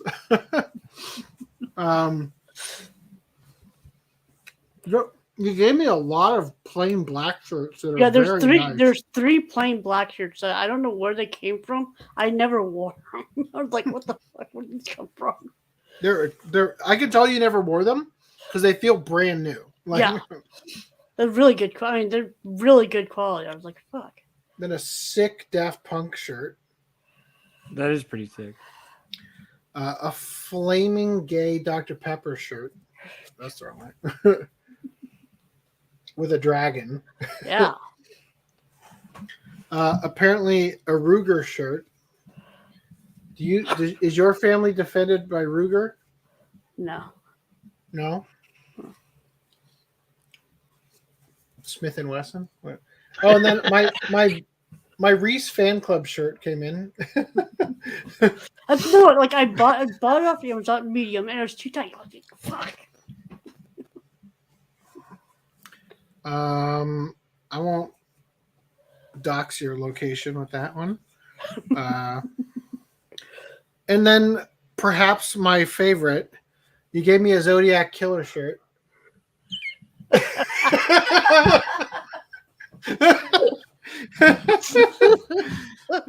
think this is another one of the blank ones. And then, bitch, I eat people. All right. So, I now have more shirts than I know how to handle, and I won't fit in any of them. So I got there for your son. I know. You don't have to buy Unfortunately him. for you, my wife. You don't have doesn't to wear buy all of him them. shirts anymore. No, they're actually Christmas too big for him. presents. Well, They're when actually he too big grows for him. up and becomes Yeah. a big boy, he can buy. A big boy. All right, back to pickups here. Reese got a new TV. Yeah. Random 11 says you should watch Godzilla porn. You also picked up Super Mario Brothers Wonder. How do you like it? I haven't put it in yet. Oh, That's a bad. I That's That's know. what he told her.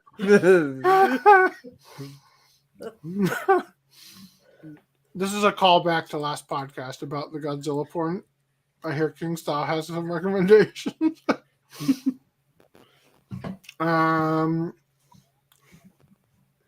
I think this is from last podcast too, so we'll just skip all these.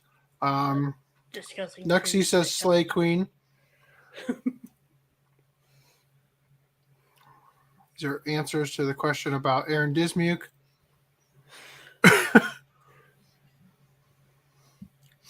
All right, I also Reese, picked you up, also Dead Reckoning. The only way to get the combo pack with the 4K was to get the Steelbook because it's 4K is 4K only and then Blu-ray only. Bummer. So I also got the Jujutsu Kaisen Season 1 Part 2. Mm-hmm. Okay. And you notice the fingering? Yep. Nice. Megamug picked up the old individual DVD releases for Ronin Warriors. Didn't Discotech put that out? Yes. Also, Full Metal Panic for Mofu, Galaxy Angel, Rosario Vampire. Rosario Vampire, and Mad Lax Volume 1. Danny picked up Irina, the Vampire Cosmonaut, and Summer Ghost. Also, Toilet Bound Hanako-kun. Jokes will not be made. And Pet. Desperately running Hana Cocoon. Yeah, Sunny Boy and Babylon. Boy, it's funny. Like, I feel like it was just yesterday we covered like Irina the Vampire, Cosmo, and all that stuff, but it's been like more than a year. Like, I'm like, man, I'm surprised to see these already have a physical release. I was like, no, that was like more than a year ago. Ingress and Laid Backers. Alice in Borderland and the Deer King. You know, that movie that they forgot to put a trailer out for until the week it was in theaters. Log Yeah. and Somali and the Forest Spirit. Bungo and Alchemist and Shadow's House Watch Club win. Girls und Panther Das Finale Films 1 and 2 and 3 and Divine Gate Complete Series. Kimi Mosaic. Also Kiniro Mosaic, the movie. All right. Mirage Leonardo picked up Rock Band for actually it was a giveaway. It was for a giveaway. Got a giveaway. All right. And Lance, no. Apparently Lance is playing the One Piece card game that just started, I guess. Or he's collecting what- all the hot women, which No. is my Danny picked up My Hero Academia manga volumes, I'm guessing 3 to 31? that's what it looks like. Yeah. No 1 and 2? That was in the last box.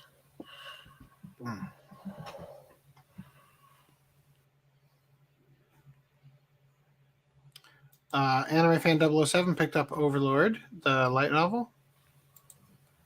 Bento, Grimgar, what is that? Blank and Illusions. And Sure children. Oh, and also Beast Tamer. Reese, you picked up My Dress Up Darling. And then this is where things got really funny. Bobby Hill got the DVDs of the ultra rare Dragon Ball Z Dragon Box Volume 1 and keeps them inside the orange brick set.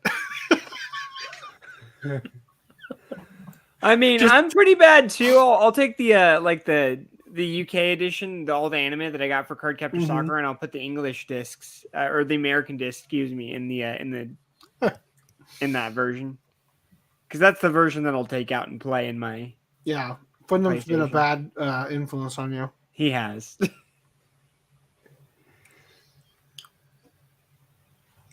Lance picked up I'm in Love with the Villainess. She's so cheeky for a commoner. And That Time I Got Reincarnated as a Slime, Volume 22. I love this. This is one of the funniest things I've seen in the Discord. Lance also got Boa Hancock. Nice. And Okiku. Is this the girl that fights with so this is a guy. What's the name of the girl who fights with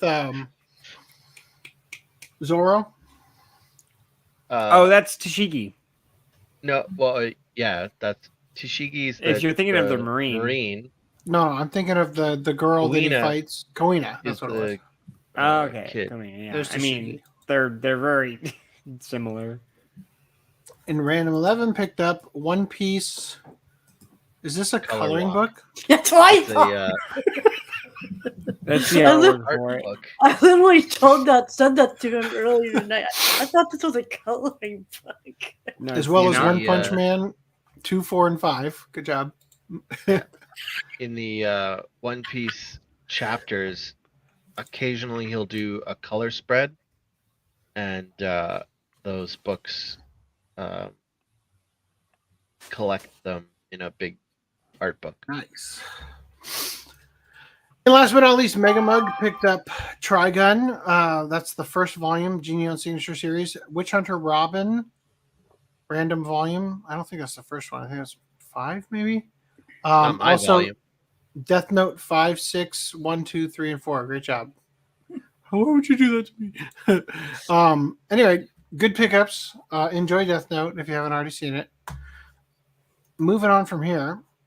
So the Japanese government has taken action against malicious host clubs.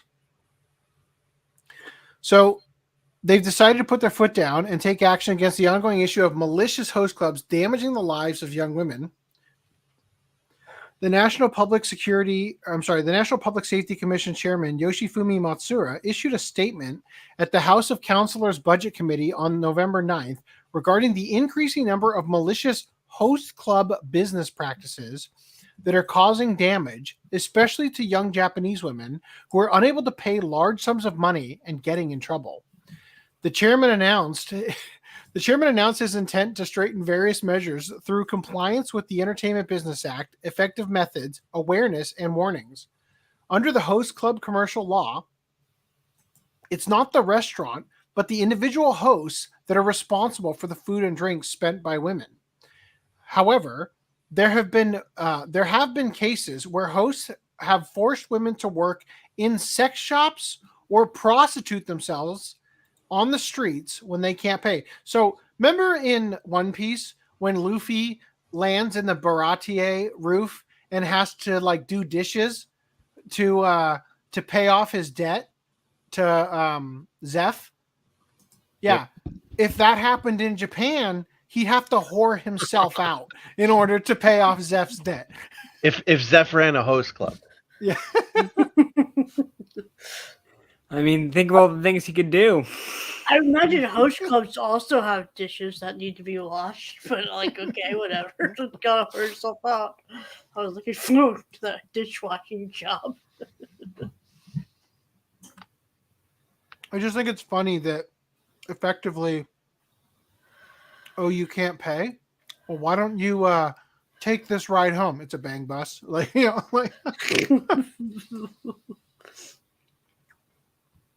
quote, "We are taking measures to arrest illegal activities for violations of the Anti-Prostitution Act and Employment Security Act. I'm aware that we must take various measures, including investigations into these illegal acts through compliance with the Entertainment Business Act, effective public relations and awareness raising, and warnings." Well, that's the government's approach. One individual who decided she didn't want to whore herself out had a different approach. Kabukicho host stabbed by woman who spent 18 million yen in 6 months. A deranged woman was arrested in Kabukicho in Shinjuku after using a box cutter to stab a host after allegedly spending 18 million on the same host in 6 months. He didn't love me for my personality. He Holy loved me shit. for my money. The person laying here is not the person laying in the next photo. Ugh. Users on Twitter were first to report the incident, with several posts about witnessing a host getting stabbed by a woman.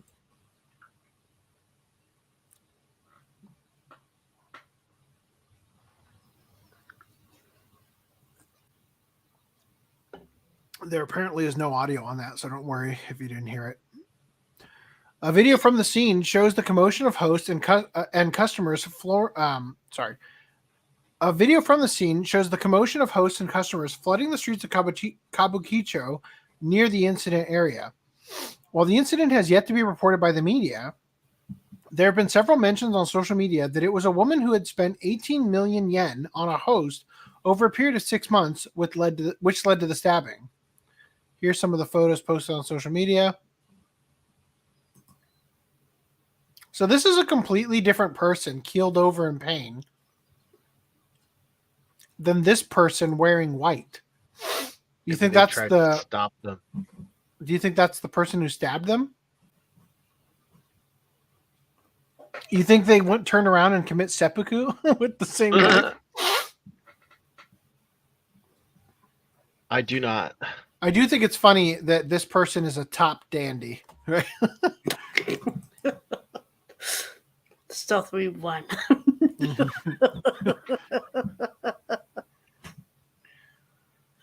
So they're treating the person who's wearing white.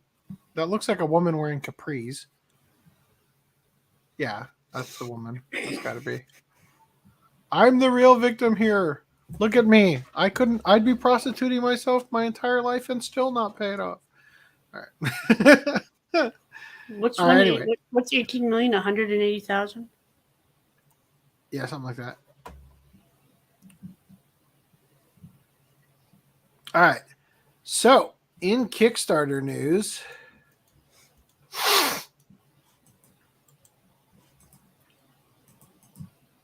hold up.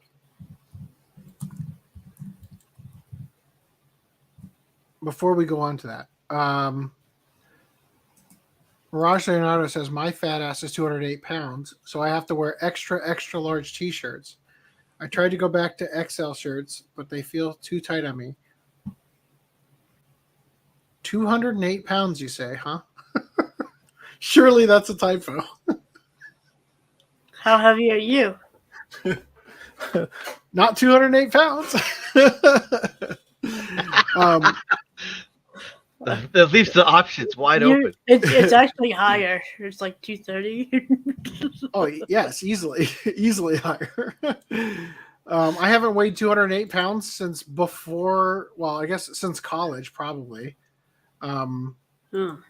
Mario Wonder, please don't spoil it for me. Speaking of anime, what do I think of the English dub for Onimusha? Believe it or not, that's not me betting that I haven't watched it. And by the way, I have watched it. So go fuck yourself, whoever you are, mystery person who posted it to YouTube and then noticed their mistake and had to post it to Twitch because they're talking to Mirage. Who could that have been? I gave you shirts. So it's a good dub. I am really not feeling it. Real quick, just to give a spiel on it. I played the games. I love the games. They shit on the Gauntlet right away by making it something that he can just put on at will, right? All that shit. Like the lore has been ruined completely. I love Toshihiro Mifune, but when you do an anime with a caricature of him, he just looks fat. It doesn't look like him at all. It looks like him, but pencil, beard, and mustache, and fat and annoying, right? I am not enjoying it so far. The dub is like whatever. It doesn't stand out. It's not good or bad. It's just it exists, it beats around the bush a lot. But some of the fight scenes when he gets the gauntlet on are fucking awesome. So at least there's that. Unfortunately, it's not a typo since I'm 6'4", LOL. If you are 6'4", then 208 pounds seems slim. It seems even more slim, actually, when you give me your height. So the thing is with me is that I have met people who I would argue, like I would look at them and go, that guy's fat. Like that guy's, he's big. He's real fat, you know? And then I find out they weigh less than I do. And I'm like, I don't know how this works. Maybe it's because I was a gymnast as a kid and I have, you know, like condensed muscle, you know, that weighs, like the density of muscle is greater than fat. So it weighs more, right? I have no idea, but I am constantly surprised to learn that my friends that I consider obese weigh less than I do, you know? I'm not saying I'm any spring chicken or whatever the phrasing but I'm just saying. In Kickstarter news, we covered this last podcast. Masaki Nanomiya's Gannibal horror manga series is available in hardcover. If you don't want to support the Kickstarter and get the exclusive hardcovers and the art box and everything, you can just buy it normal because it's on Crunchyroll store. Available to buy. You've got 9 days left if you want this, by the way. Moving on from here, I saw this and somehow forgot to bring it up last podcast when it mattered. Robert J. Woodhead tweeted out that the Kickstarter for Macross 2 was about to come out. And there was a preview available at macross2.animego.com, which currently does not have it anymore because it was only up for 1 week. But they look forward to comments and suggestions, and maybe you will be the one to come up with a perfect name for limited edition. So they asked on Twitter later, they asked about which name did you like the best kind of thing. So anyway, so there it is. And then somebody said, so I take it any non-English language is out of the question due to licensing. Robert J. Woodhead says correct English only.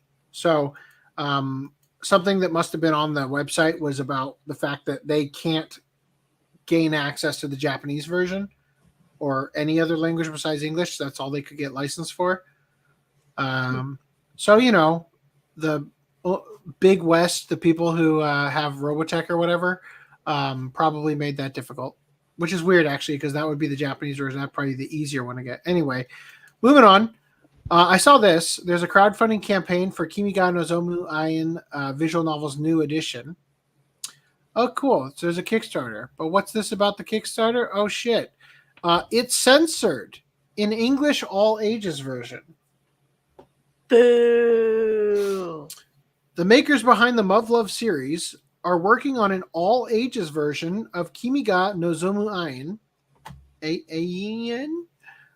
Rumbling Hearts in its US release for the West, but fans were unhappy to hear that the English version has been censored with missing endings. I can't wait to show you the horrifying journey I went down to try to figure this out. According to a recent blog post, there have been several pieces of cut content, including the dog and slave endings. Improper closation of quotation here, for a certain heroine, which were omitted by the director for the all ages version. The quote Hotaru ending route has also been adjusted to quote align with non-Japanese regulations regarding underage characters or characters who could be seen as underage. All right, so we've got a couple of endings here that have been removed. I'm just curious what happens in the dog and slave ending. So I go and look for it, and I find something else horrifying.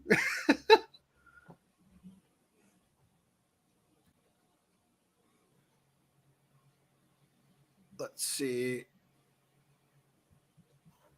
So these are the different endings. What was it? Slave? Yeah, I think I had to look up slave. That's how I found it.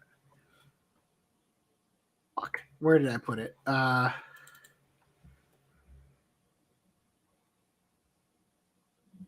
I know what word to look up. There it is. Okay. The game is played from the viewpoint of Takayuki, with the player controlling his actions. Much of the game's dialogue involves an introspective view of Takayuki's thoughts on what he is feeling. Why are every single one of these highlighted? Or like I can click on them. Anyway, so they're what he is feeling and what he thinks the other characters might be thinking or feeling. The original PC version, Dreamcast version, PS2 and DVD versions of the game are played in 2 chapters, with the first chapter revolves around the events leading up to August 27th, and the second chapter set 3 years later. So this is a spoiler for the anime/game. If literally I forgot all about it until I read that, and then I thought, oh yeah, that does happen. So in the anime, one of the female characters is in a relationship with the guy, and then they go into a coma for 3 years. And then when they wake up from the coma, the guy is with the other girl. All right. So that's what happens at this point. Right. It is in the second chapter that the game allows the player to choose to pursue one of 8 girls in the game, and also has endings if the player chooses to pursue more than one of the girls at the same time. The original game and the Dreamcast version has 14 endings. Some fans complained that the Minami ending was too disturbing and nightmarish. In this ending, she kidnaps and tortures Takayuki, sodomizing and urinating on him while dressing him in girls' clothing, while forcing him to undergo gender reassignment surgeries. Oh. So he can be closer to his mommy, Minami. Wow. Reducing him to a childlike state. An additional ending was added for Minami, where Takayuki professes his pure love for her, and she becomes pregnant with his child. 2 additional bad endings were added for Mitsuki in the DVD version. The Dreamcast and PS2 versions had explicit sex scenes removed. So yeah, this is what you have access to on Kickstarter, but don't play it in English because you're going to not get sodomized and force transitioned into a woman. Anyway, so here are the plans for the all ages version. The game will be based on the latest edition. Any modifications to the scenario and presentation made in order to create the all ages version will be done with an eye towards maintaining story continuity. These modifications will be made by members of the team who worked on the original game, and they will refer to the Rumbling Hearts, or they will refer to Kimi ga Nozomu and Rumbling Hearts, the all-ages PS2 version of the game, in their work. Note that the game will not contain any new images. We will create a new user interface for the menu screen, etc., to make it more comfortable for users to enjoy the story. The game is also going to use voices from the latest edition and the Rumbling Hearts version, the all-ages PS2 version. The director has decided to omit the dog and slave endings for a certain heroine, as was done with the PS2 version when it was made into an all-ages version. And the Hotaru version is going to be changed because the character seems underage. The blog post also noted that the Hotaru ending route will not be able to download on Steam. However, the Japanese version will have the Hotaru ending route unlocked at a later date. The DVD version of the game will have the Hotaru ending playable from the beginning. Wow. Also, remember this was released by Funimation on DVD, but not the game, the anime adaptation. All right. In convention news, Final Fantasy XIV theme song vocalist Susan Calloway was removed from KupoCon guest list over liking conservative tweets. Boo. That's bullshit. And then you read her side of the story. So, in the latest example of those who claim to oppose gatekeeping rushing to exclude anyone who disagrees with them, it has been announced that thanks to a backlash against her liking of tweets, which criticized various tenets of modern-day progressivism, prominent Final Fantasy XIV vocalist Susan Calloway will no longer be making a previously scheduled appearance at the upcoming KupoCon Fan Expo. Calloway, whose voice brings to life the respective Answers, Dragon Song, and Revolutions themes of the popular MMO's base game and its Heavensward and Stormblood expansions, first drew the ire of some Final Fantasy XIV fans on October 30th when Twitter user Stardriver invited the public to go look at Susan Calloway's recent likes and replies. Per some highlights of the former category shared by Stardriver, the vocalist likes included tweets in which real Andy Freeds shared a Turning Point USA image reading, quote, "Here's an idea, a reality show where socialist college students are sent to a country that closely resembles their desired political system and are left to survive for a few months." Also, Pat McInnes opined that the reason why peace was not achieved in the Middle East is because of Islam. Riley Gaines called out how, quote, "In the name of inclusivity and feminism, males are brutally beating up on women and being awarded for it in women's only martial arts tournaments." And Genevieve Gluck lamented how, quote, "Japan's longest running rape crisis center has been declared ineligible to receive public funding following statements made by the facility's director, which were deemed by government officials to be discriminatory against males who identify as transgender." Meaning that the rape crisis center was for women, and they might have, like for example, if you have like a women's shelter, a battered woman's shelter kind of thing, you don't want to let men who are pretending to be women in to batter the women who are seeking safety for men. You know, Basically, what J.K. Rowling was ousted for. yeah, being a trans exclusionary radical feminist. All right. So, like clockwork, after her social media activity was brought to light, Calloway was met with a wave of backlash from a large number of Final Fantasy XIV players, many of whom had near immediately begun to call for the singer's removal from her upcoming appearances as both a guest at KupoCon and as a performer for Distant Worlds, the currently ongoing Final Fantasy orchestral concert tour. Eventually becoming aware of the outrage building against her, Calloway took to her since-deleted personal Twitter account later that same day to address the situation, telling fans and critics, "Guys, it appears my account was hacked. Somebody hacked my account and liked those conservative tweets. I haven't been on Twitter that much as I've been working quite a bit. I love you all dearly and am firmly against hate of any kind.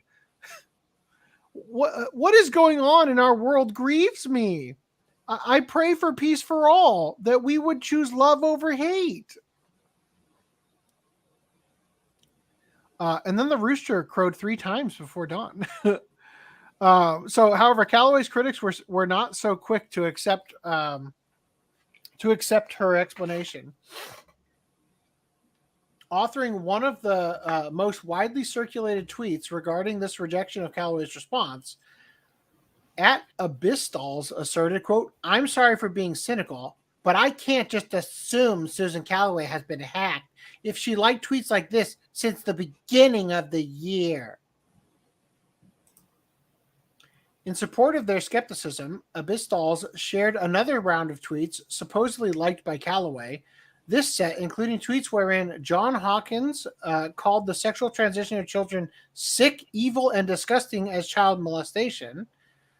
Save the Two Strokes shared a meme which reads, "You know the brainwashing is real when white people start protesting white people over being white." And another person observed, "Everything the woke people do is backwards."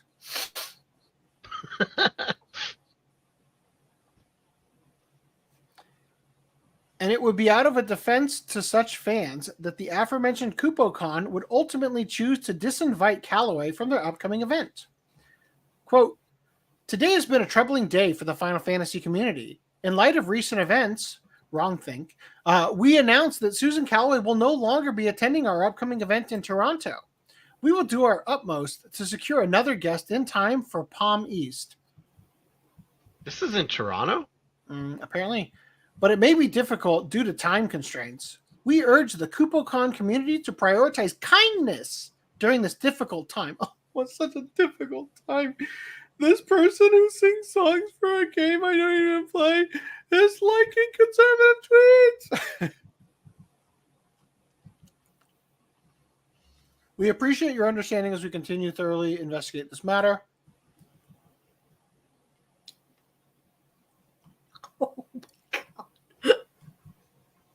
I've never even heard of this. KupoCon, yeah. So they said,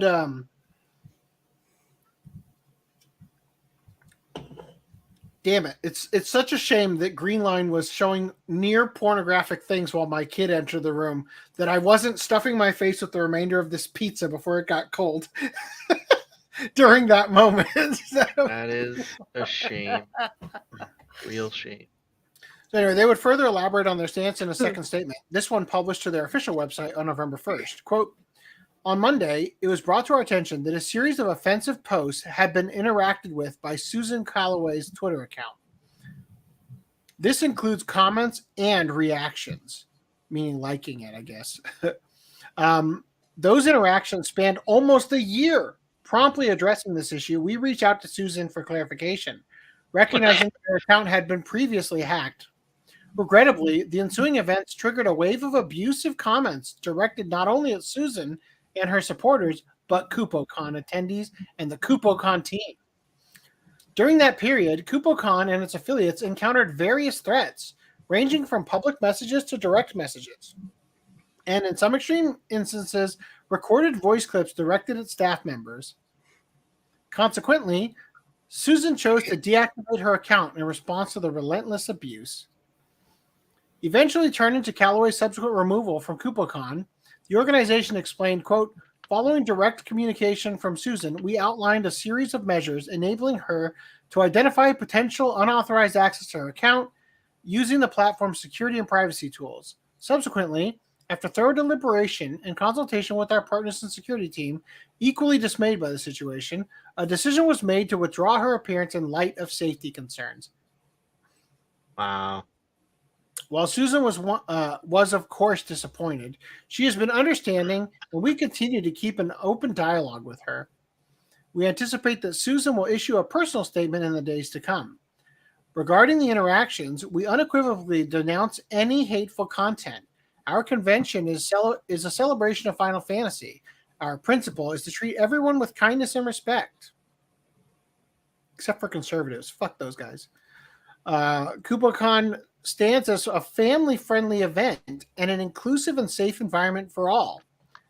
The recent incident has deeply troubled us all, and we are striving to navigate an extremely challenging situation with a multitude of strong and differing opinions, except conservative ones. We urge the wider community to remember that mob-like behavior and abuse are unacceptable, except when they're directed at conservatives. Hatred is not something we endorse. We implore everyone to practice kindness and respect. Anyway, as of writing, Distant Worlds Tour has yet to offer any statement regarding Callaway's recent social media situation. Further, Callaway has yet to publish the personal statement mentioned by KupoCon.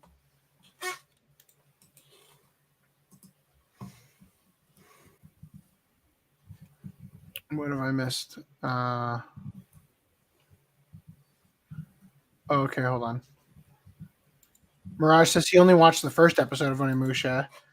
The gauntlet acts like basically the Venom symbiote. Yeah, that's fucking bullshit.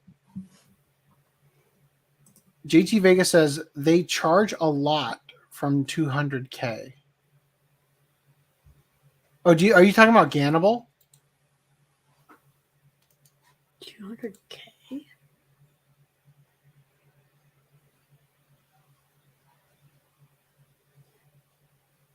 I don't know what he's talking about. No idea. Believe it or not, I do remember Godshard Chronicles, and I am also waiting for it to finally come up in our podcast. I guess, the Dreamcast version of Kimi ga Nozomu Eien. What's up, Ronan Ja? How's it going? Happy birthday, buddy. All right. In live action news, I got a couple things here to talk about.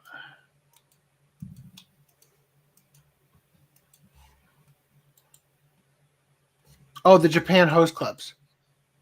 200, yeah, they charge a lot. Yeah. They sucker women in with the promise of sweet nothings, and then they throw them into the bang bus. Get in there, work out for your debt. All right, so I'm just finally addressing this because I've been sitting on it for so long for some reason, since March. Fucking March. They're getting a French live action Cat's Eye movie, which for some reason they call Cat's Eyes in France. This image is just a Photoshop teasing of it. This is not actually indicative of what it's necessarily, being promoted as. But it kind of is interesting that France can do this because Tokyo Tower is like a direct copy of the Eiffel Tower. So we can do some of the iconic things from the original and just put it in France instead, right? But the thing I'm most interested in about it is the fact that France fucking nailed the City Hunter live action, and I just look forward to seeing what they do here. They'll probably have that case. They might have the guy, the actor who played Rio. Cameo. I'm sorry, Nicky Larson, as he's called in the French one. Yeah. So Sankaku Complex wrote an article that says Hollywood Initial D movie is in the works, directed by Fast and Furious star. So the actor who plays Han in Fast and Furious is trying to get together a live action Initial D that he's going to direct and whatnot. But according to Anime News Network, he is trying to direct it, not it's, well on its way as implied by Sankaku Complex.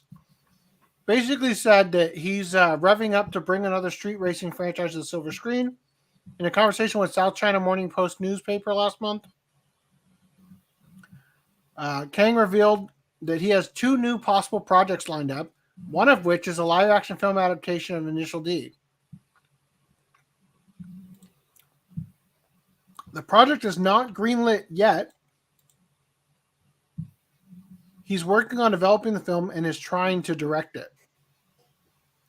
Anyway, so it's going to be about cars and drifting and cool things like that. Almost a Rocky or Karate Kid story. A fun, big-budget movie that expresses my love affair for cars. If greenlit, the film would be Kang's 3rd project as a director. There you go. All right. So, in much bigger news, Nintendo has officially announced a live-action Legend of Zelda movie. I'm going to share with you the highlighted, the articles as I found them. Nintendo announces live-action Hollywood Zelda movie, co-financed by Sony. Uh-oh.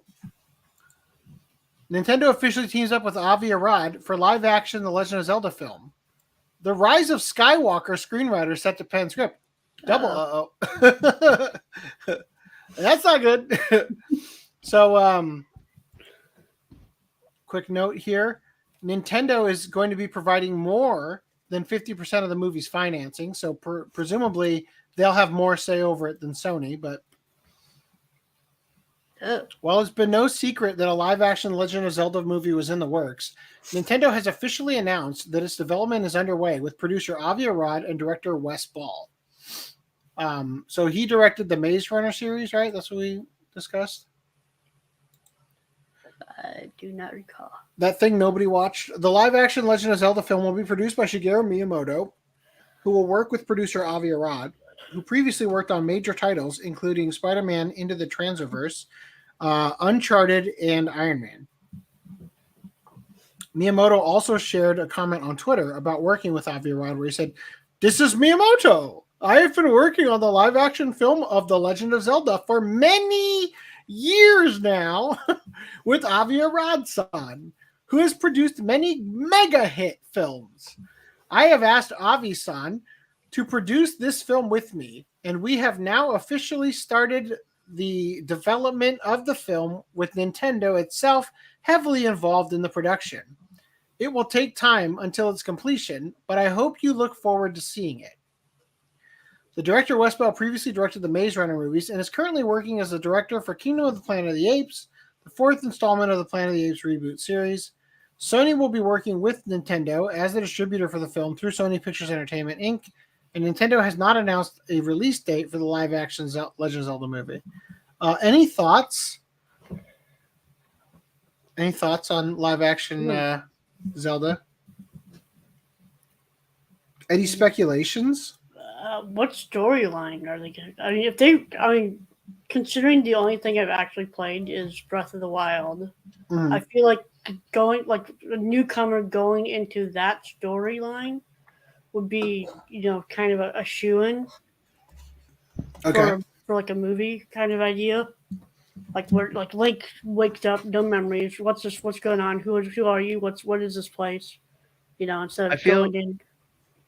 I feel like most games he wakes up to, I don't know what's going on. Okay, that's pretty much how all of them start, actually. Okay, whatever, fine. I've never played any of the other ones. That's all right. Yeah. Okay. So here's the thing, though. I hope the script has no words in it. The script for Link. Yeah. I hope it's just him saying, "Oi, tits," when he lands. So, yeah. That's like the only line. That's the only line at the very end of the movie where she chastises him over one small thing after he saved the world or something. If Nintendo made those CDI games, I think you might have seen a reference to him.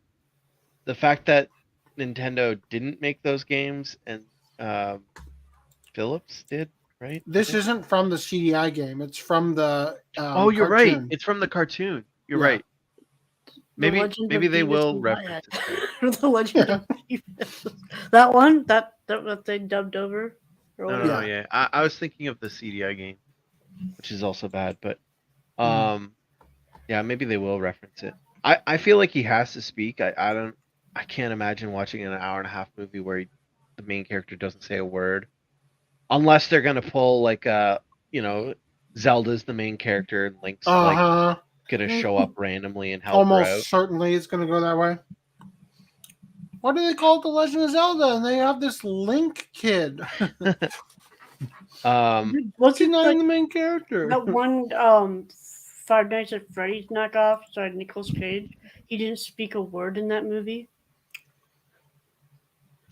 I feel like what was it? Like Willy's Wonderland or something? Never heard I of it. didn't see it. I feel like Breath of the Wild would be too big of a thing to try and get right. It would require like a trilogy or something. It's also a very lonely game, so in order to adapt that into a movie, it's kind of. I don't think it would do well as a movie. Do you think that they're going to be banking on bringing in other characters like the Happy Mask Salesman or something like that? Just like maybe the Gorons and the Zoras or something, just to like that's the thing they're going to try to scratch the itch with instead of Well, I think there's going to be definitely Zoros in there, or Zoras. I'm sure you'll get all the enemy types in the movie at one point, right? The Deku Scrubs, the likes. Do you think Sheik will make an appearance? That is a question. It depends on they're gonna get a non-binary actor to play Zelda so that they can switch back and forth. I'm sure they'll because of the way what they did with the Mario movie, where it wasn't really adapting any specific game. Mhm. I feel like they're gonna probably go that route with Zelda. I think that makes most sense. Like, just create a new story for it. And so I would put money on the fact that Zelda is not going to be a damsel in distress. Like, she's not going to get kidnapped. They're not going to have to go rescue her. So she will be able to, at least in some aspect, help Link in whatever he's doing. So you think it's going to be exactly like the Mario movie where Princess Peach runs Mario through the obstacle course to train him? Ironically, there's more precedent in the games for that happening than there was in Mario. But what you call like the temples, or no, the shrines have Zelda. Like so that would be I think that would be the best way to tell the story. If you created a new story and you needed the character to acquire 3 items or something, and so the story is like the beginning of the movie is him going into like the forest temple, then the water temple, you know what I mean? And then like the volcano or something like that, you know, in order to build up to him obtaining what he needs in order to fight Ganon or whatever. Like him unlocking the beasts or whatever. Like in so then it becomes more like an Wild. Indiana Jones kind of movie about you know, the traps and navigating the puzzles and the dungeon and stuff. so, just so you know, Reese, since you said that you haven't played any of the other games, Breath of the Wild and Tears of the Kingdom are unique in aspects of the mechanic of having shrines. Okay, Okay. so most games don't have a shrine thing that you've got to go do where it's like. Well, I just brought that up as like a example of how if they were like to pull the shrine idea from Breath of the Wild as a way for Link to train. Yeah, I mean they might. Yeah, they might have that. Yeah, they could do that. They could add like a little, probably not like where there's like hundreds of shrines, but yeah, they might do 1 or 2 where here's like a little obstacle course you got to do. If it's only an hour and a 30-minute movie, right? Generally, the games are set up where you have to go into 7 different temples or dungeons and get the MacGuffin at the end of the thing to get the Triforce at the end, right? I don't know if we have time for that in an hour and 30-minute movie. They do a montage, or they just cut to portions where he actually does it, but it's a lot shorter to A condense montage it. Yeah. all-star. Oh, yeah, So- montage. Yeah. I think you could montage 2 or 3 of them and then show 2 or 3 of them. That I don't kind of- really have a lot of faith in the movie not disappointing me, right? But I would just say that if they treated it like season 1 of The Witcher, I think that would be an appropriate path to take, right? But it's a movie, right? Yeah, but I mean the tone of Okay. season 1 of The Witcher, right? Where it's kind of like dark fantasy, so to Yeah. speak. Yeah. And I think that in order to do it well, I don't think it will be valuable to have Link go through dungeons to get items that he then uses from then on. Maybe 1 item, Yeah. I feel like he needs to already have access to most of his tool set, and I bet you I kind of picture I sort of picture the fight in Alita when she's fighting what was his name, Garushka, and he's got like the fingers that are like whips, so to speak, that are, I kind of think of like the ending to the movie is going to be Link pulling the what do you call it, the hook shot, right, and using that to like launch him for the final strike on Ganon or something like that. I kind of feel like that's what they're gonna do, something like that. So I feel like in order to scratch the itch, they need to really get focused on what they're going to do and not just throw a bunch of references in like they did for the Mario movie, like with the fucking go-kart shit and everything. Yeah, that's what I was gonna say for Sheik, where they kind of would have my guess would be that they would have her show up in a not as Sheik, but in a Sheik-like outfit for training, right? And that would be the nod, kind of like how Peach showed up in her go-karting racing combat suit. I just think that it's really tempting for video game movies to just have Easter eggs and not substance. You know what I mean? Yeah. The music needs to be great too. Like gotta maybe be John a- Williams or Hans Zimmerman can do the score to give it that fantasy. You know, it worked for Star Wars, right? It can work for Zelda. If they can get him. That's like that's I mean, the the difference- Well, it's Sony. It's Sony. The difference there is that John Williams was the original composer of Star Wars, like and Harry Potter. in this case, they would need to use like the original. Is it Koji Kondo? I think did the. No. He does the Mario one. No, he's Zelda too, isn't he? Did Yeah, he? I thought Yeah. it was. Yeah, Okay. I agree with. I'm not gonna look it up. Yeah, so I think they would need like Koji Kondo, maybe with like a more prestigious cinematic sounding orchestra to do his music, though, kind of thing. Yeah, they can do that, or he with, can like, have the another pan flute, composer. you know, kind of sounds in it. Yeah, I feel like I don't know. I'm real apprehensive. I feel like I'm going to get majorly let down. You know.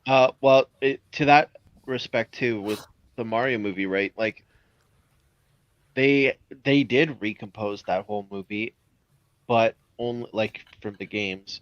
Mm-hmm. But they chose to swap out all the like half the songs with licensed shit. Yeah. Right? Like So actual we might- like Back in Black or something kind of Yeah, music instead of we might see that too, right? Like, All right. I hope That's not going to be good. that will not fit well in Legend of Zelda. The only way that works is if it's like Flash Gordon, Flash, savior of the universe, like something like that. That's the only way that can work.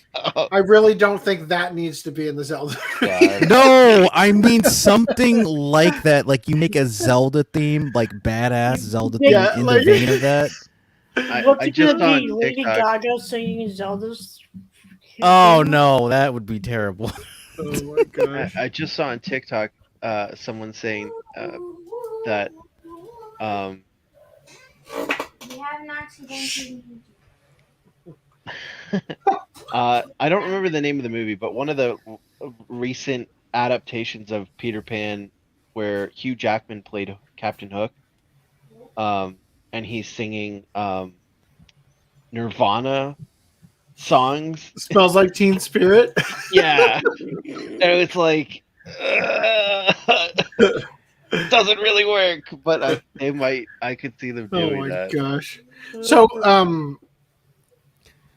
do you think they're gonna do masks? I mean, I feel like it's gonna be real No. tempting. I feel like it's gonna be real tempting to throw in stuff that was specifically built for specific games, like Okay. the Ocarina masks. So- you know, Yeah, they could do a combination Ocarina of a has- bunch of stuff. Yeah. They could. Ocarina has been in multiple games, so I do expect at least a wind instrument to show up. Yeah, even that if could it's be the just him main around theme. a campfire, like That- just entertaining himself. That could be the Yeah, main maybe. theme of the score. Like you have, the composer do an ocarina theme for it. Yeah, if they want to tie it, if they want to make it as a Authentic as possible. Big- Yeah. big aspect of the movie is that like if they adapt adapt Ocarina of Time, then yeah, I would expect them to have a lot of Ocarina in. If you were Music. going to adapt, if you were going to adapt specifically a one of the games, I think Ocarina of Time would be phenomenal for a 10 episode series or something. So, Ocarina of Time would be good. The problem with Ocarina of Time is it requires Zelda to get kidnapped, right? Well, but it all Would it be 30 minutes, or would it have to be 1 hour, 10 episodes? hour long, 10 Yeah, 10 hours. worth, yeah. Okay. So, okay. I feel like you could I go back to The Witcher, the first season. I feel like if you treated it with a similar tone and you treated it seriously, and there are some goofy characters in Zelda, but I feel like you could do really well with that.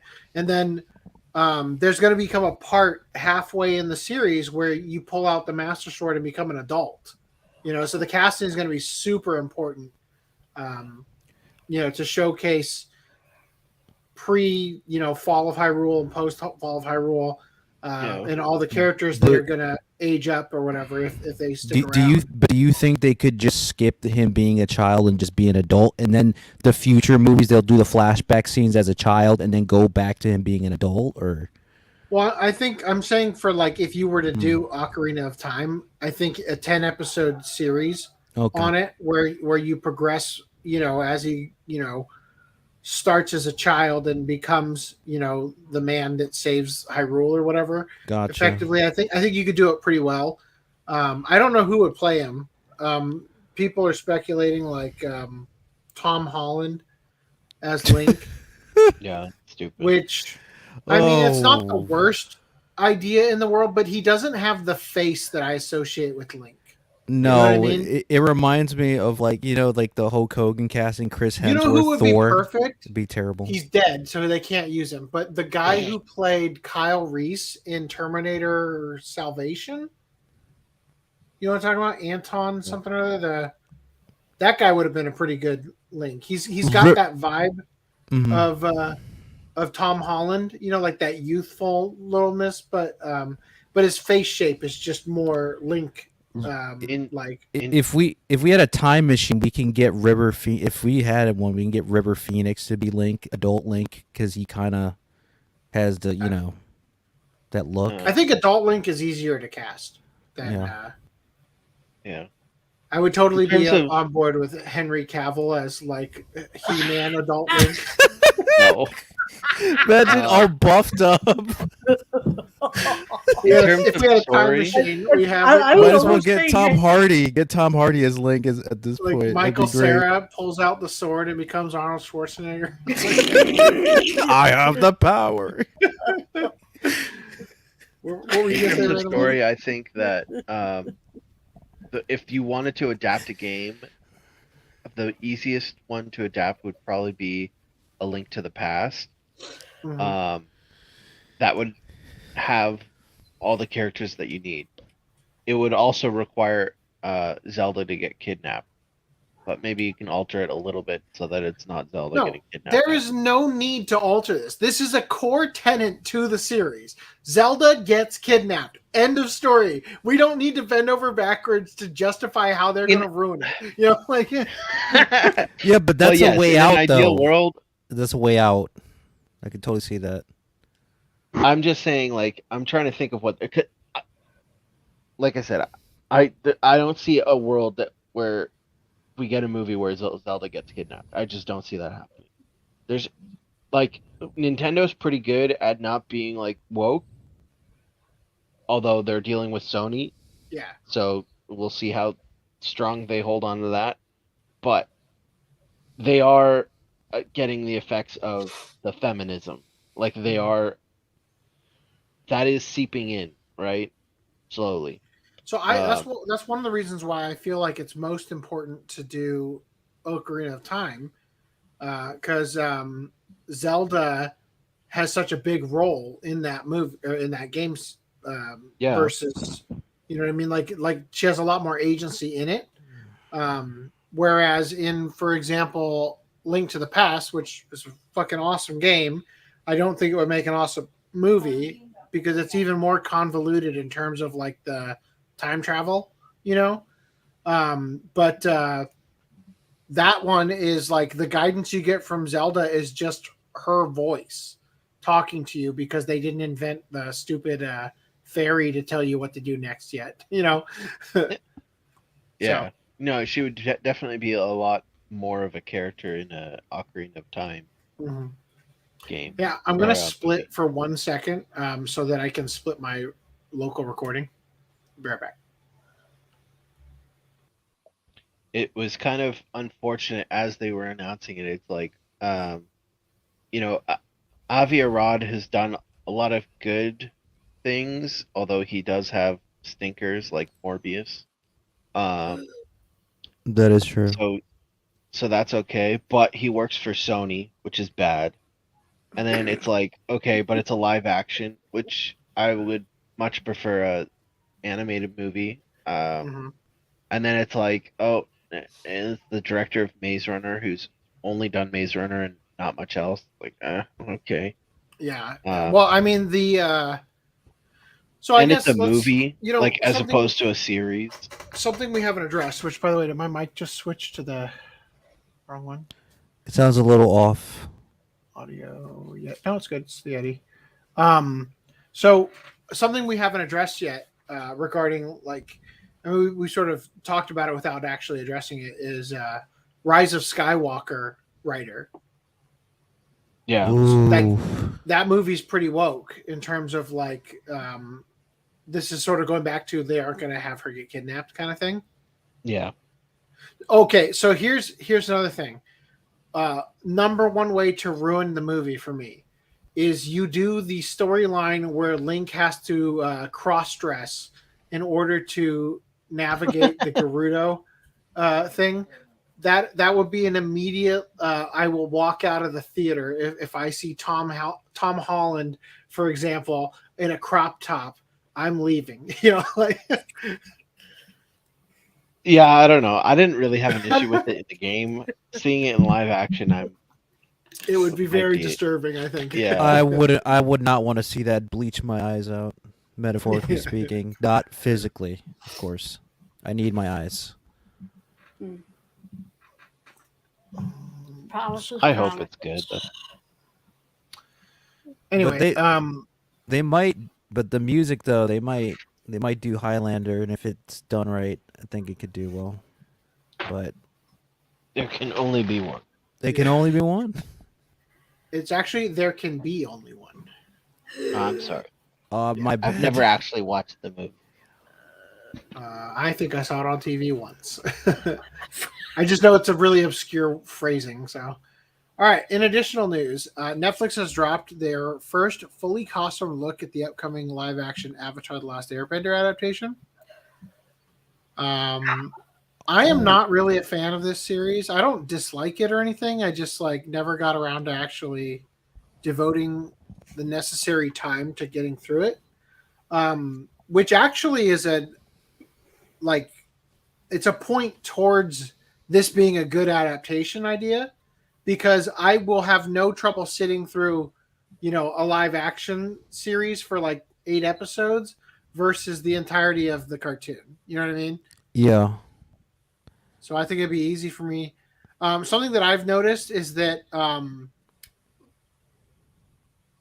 when I look at this picture, I legitimately do not know at first glance that I'm looking at the new cast instead of the M. Night Shyamalan Aang. Yeah. You know what I mean? Like, Yeah, like he- I hard to actually had to tell. read. I had to read. Okay, so this is of 2023. That must be the new one. Like I had to read the stupid thing because it's like I honestly could not tell. And in my head, I don't remember what the kid looked like precisely.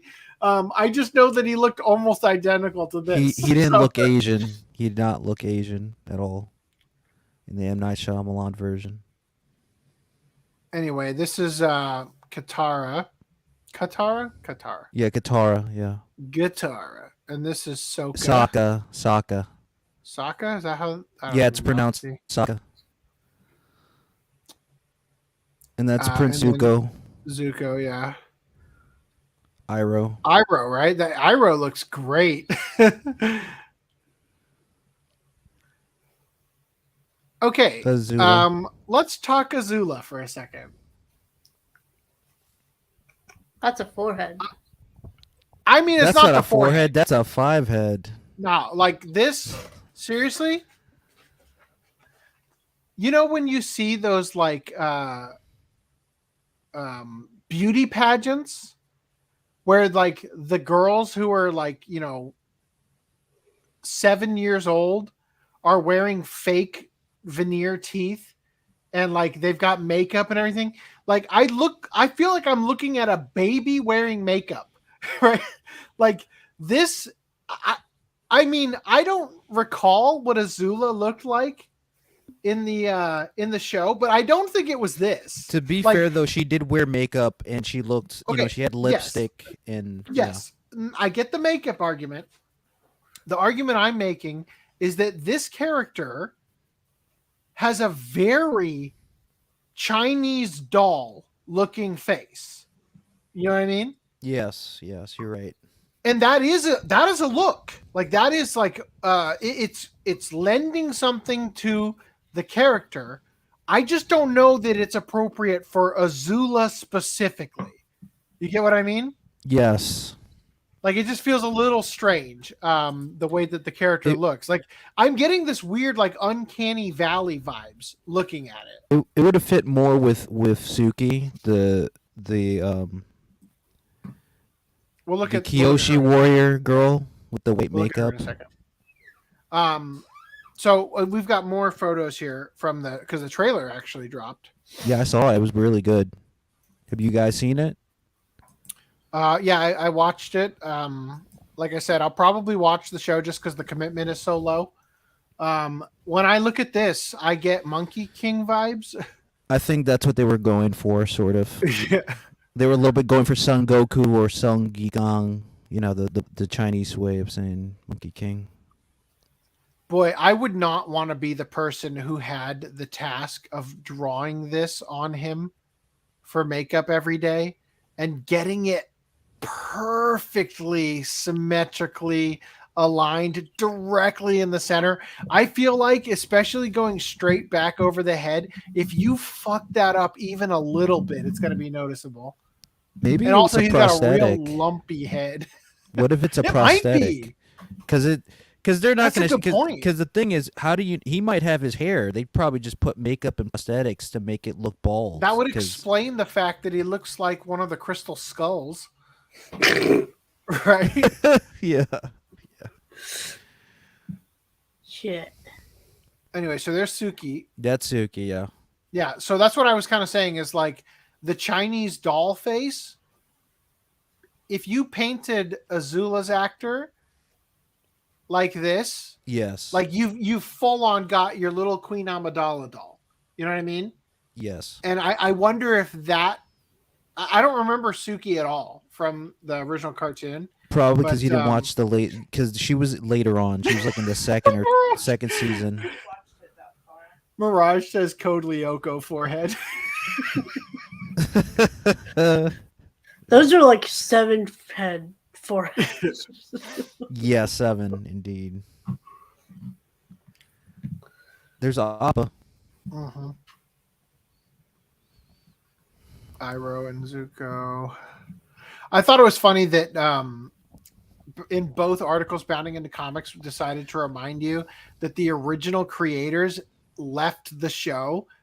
Like they needed to let you know, hey, by the way, just in case you forgot, there were creative differences between the 2 original creators and Netflix, so they said, fuck it, we're leaving.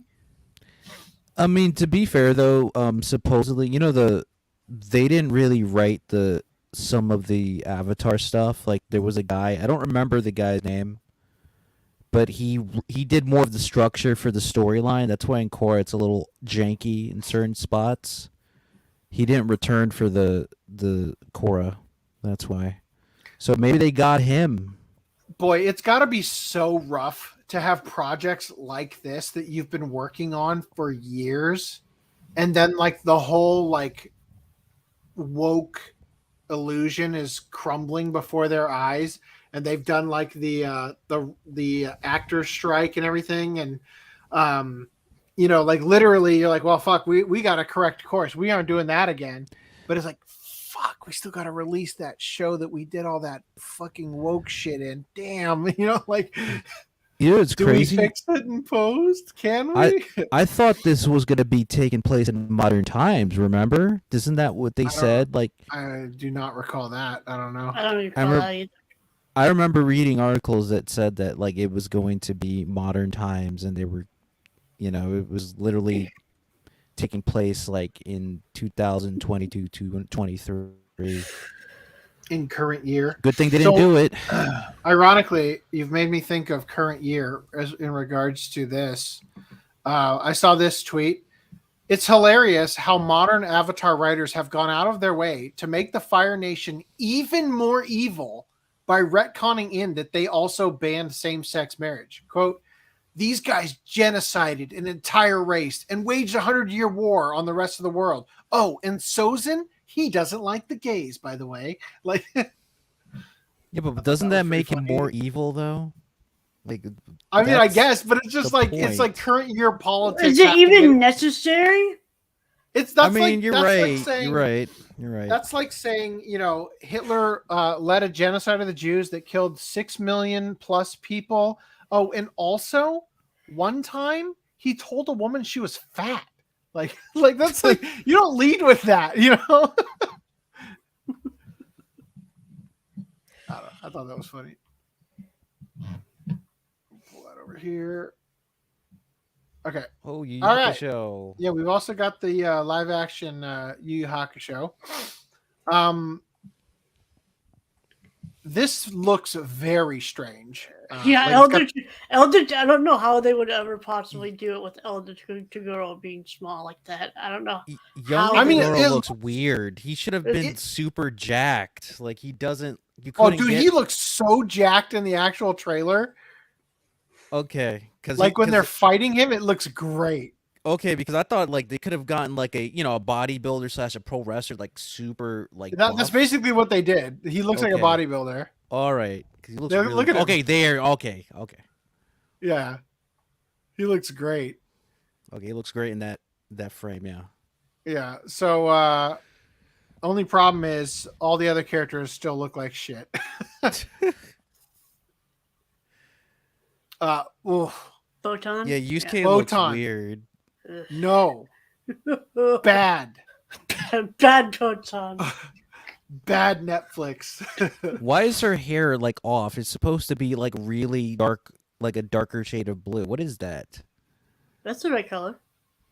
Yeah, that's Really? roughly it looks the right it looks a color. little It's- light. She most of the time her hair's in a ponytail. Okay.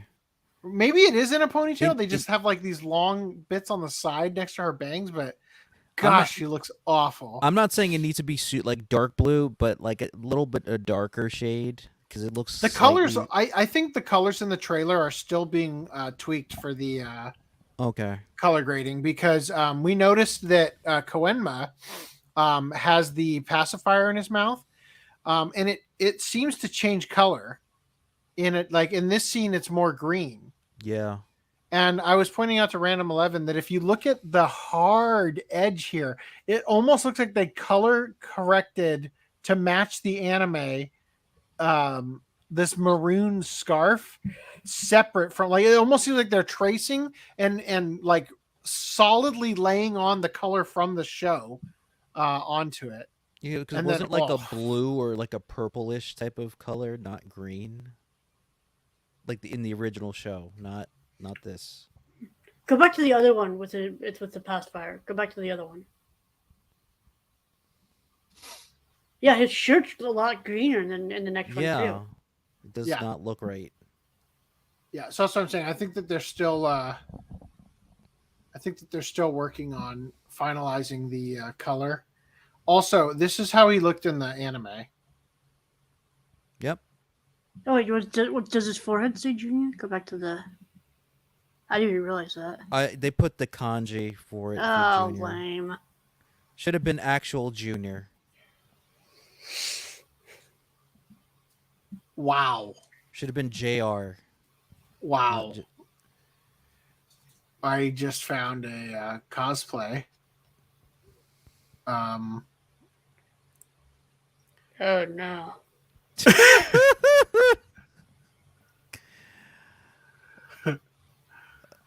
I just wasn't expecting it. I don't have any comment or anything. I Where- just wasn't This- expecting Hey, I'll, it. I'll This give him something. At cosplay- least the junior. He did the junior right. This at least. cosplay fails entirely because he's not having the pacifier in his mouth.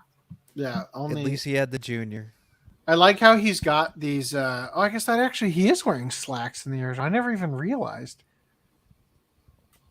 Yeah, and he's wearing a Wow. sweater. He's wearing a white sweater too. This long sleeve shirt. Is it a sweater or is it? Yeah, I thought it was like a button- long sleeve shirt slash, or is like a. It almost looks sweater. like he's wearing a button up with with slacks. Like he looks like he's dressed up as adult Gohan from Dragon Ball GT, but he's got like this martial baseball arts shirt. outfit on top of it. Like Yeah, martial arts. anyway, all right. So let's look at more of the cast here. Yeah, so I think they're still finalizing the color grading. Oof again. That's Kuwabara. Not orange That's enough. used- He's blonde. He's more of a blonde in this. Yeah, they're definitely color grading this shit. Like that is hardcore harsh red.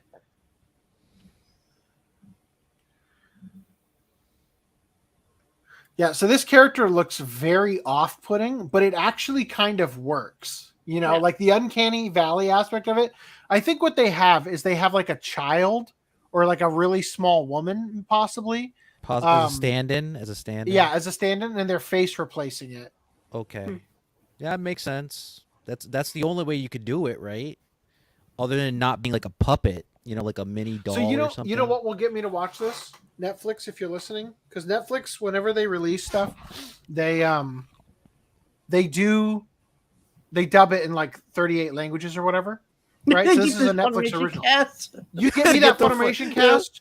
You get me that Irish Scottish accent for that one character. I will be all over watching this. You put alternate English dub or alternate English in the options. It'd be hilarious. Genkai looks like Roseanne. Now I see. Am I wrong? Yes, she looks like a thin Roseanne Barr. Oh my god! You mean Roseanne Barr as she looks today? Yes, like a very like Precisely Roseanne's what I'm fatter, talking about. obviously, but she looks like a thinner version of Roseanne today.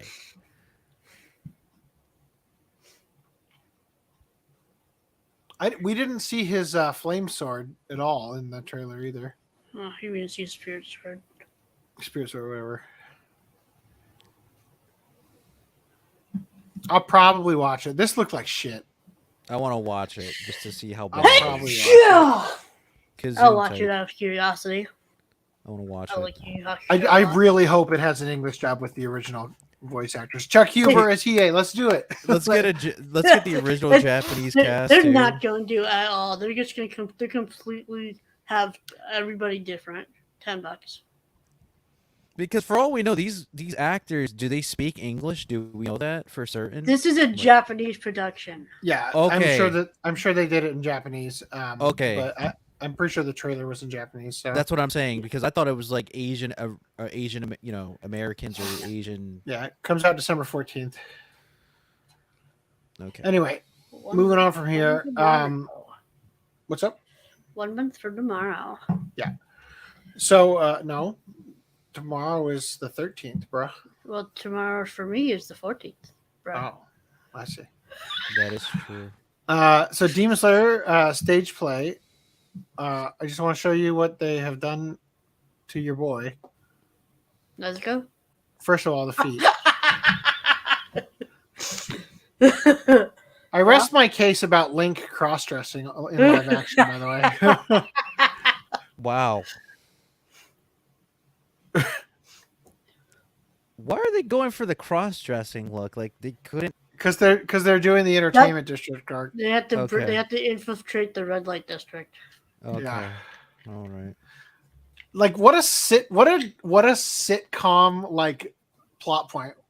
You know, 'Cause they we couldn't need, get teenager- we need to infiltrate the brothel. Well, I guess we're all going to become prostitutes. Like,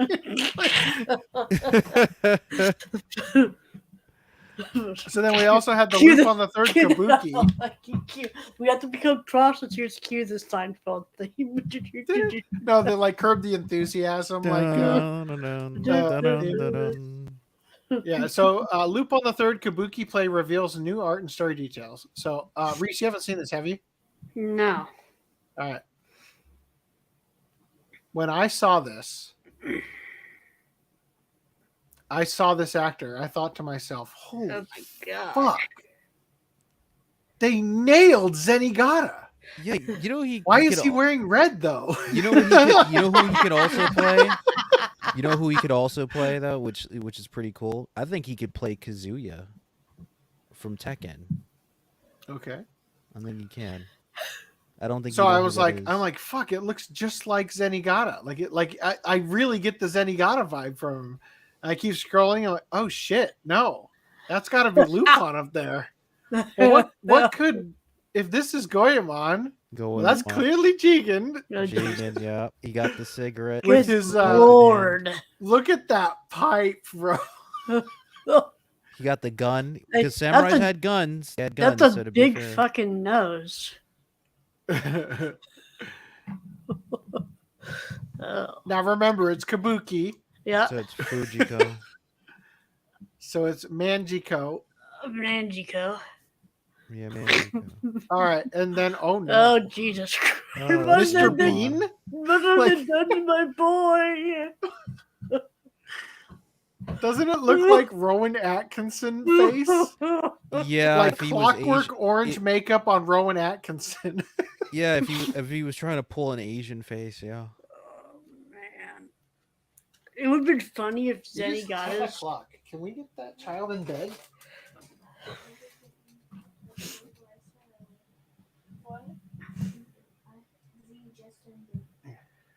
That's a bed. All right. Anyway, yeah. So there's your disappointing It thing. would have We're been definitely not funnier gonna get. if Lupin looked better as Zenigata and Zenigata looked better as Lupin. But Yeah, I if we could agree. get that, They need to switch it. it would have been funnier. But it doesn't work that way.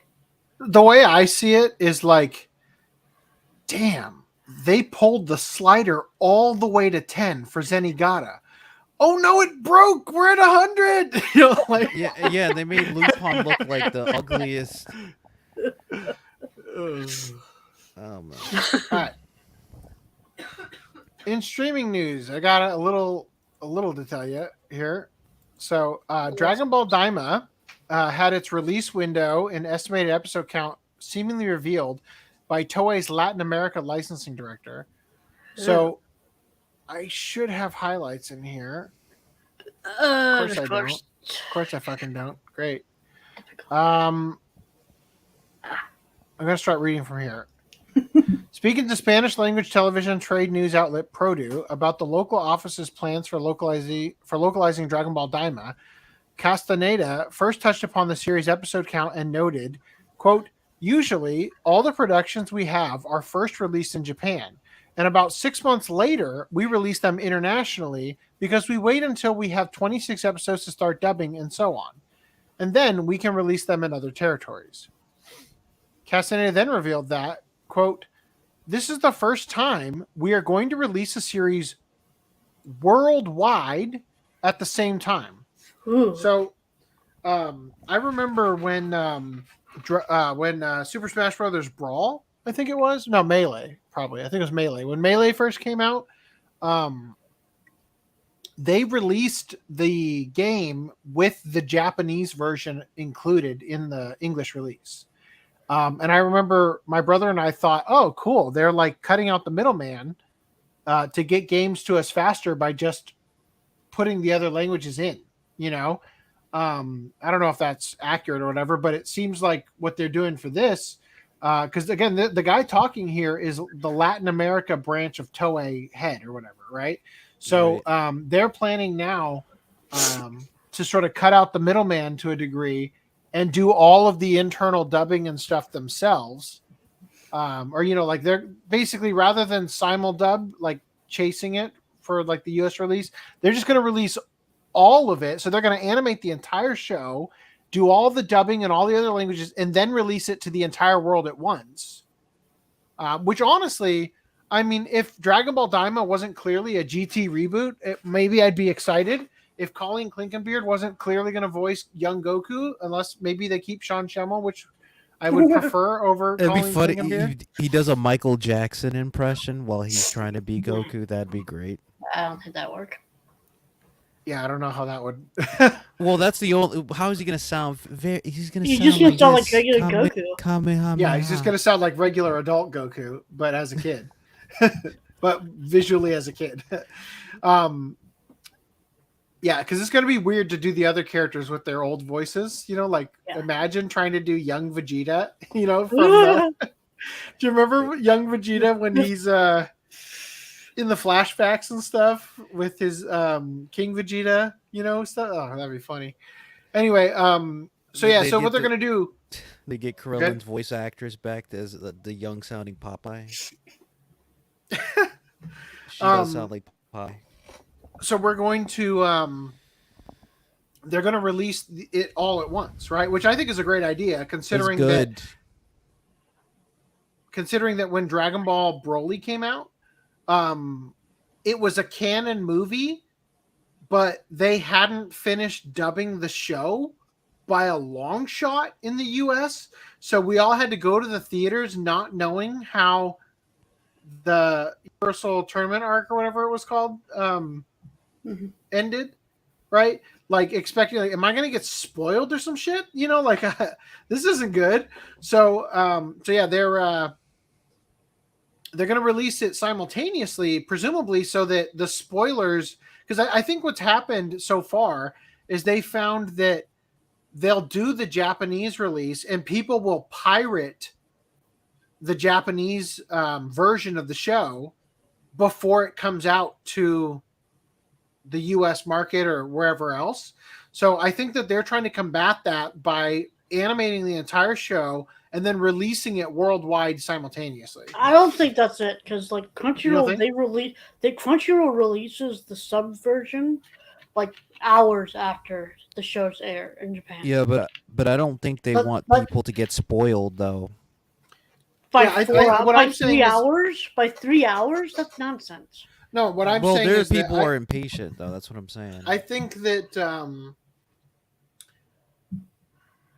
the mindset is, though, that they're hurting the market in the other territories by not having the product ready right away, right? Like the effort they put into dubbing it into Spanish and English and all these other languages doesn't get as much traction as it should, because people are just watching the Japanese version because it takes too long to get...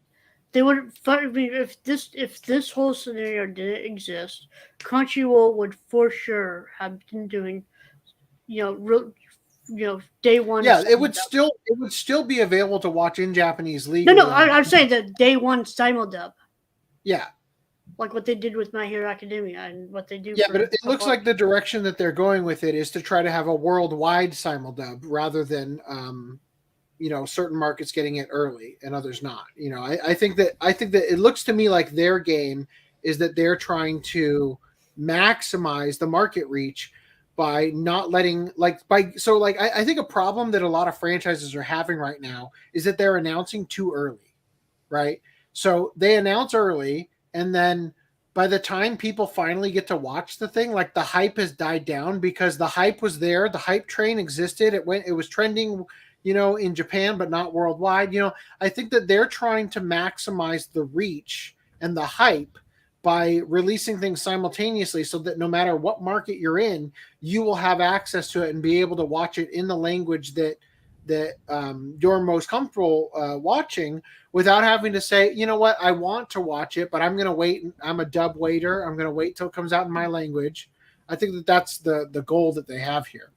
So anyway, they said that this is the first time we're going to release the series worldwide at the same time. Production is already underway, and I estimate that we will have it finished around May of next year.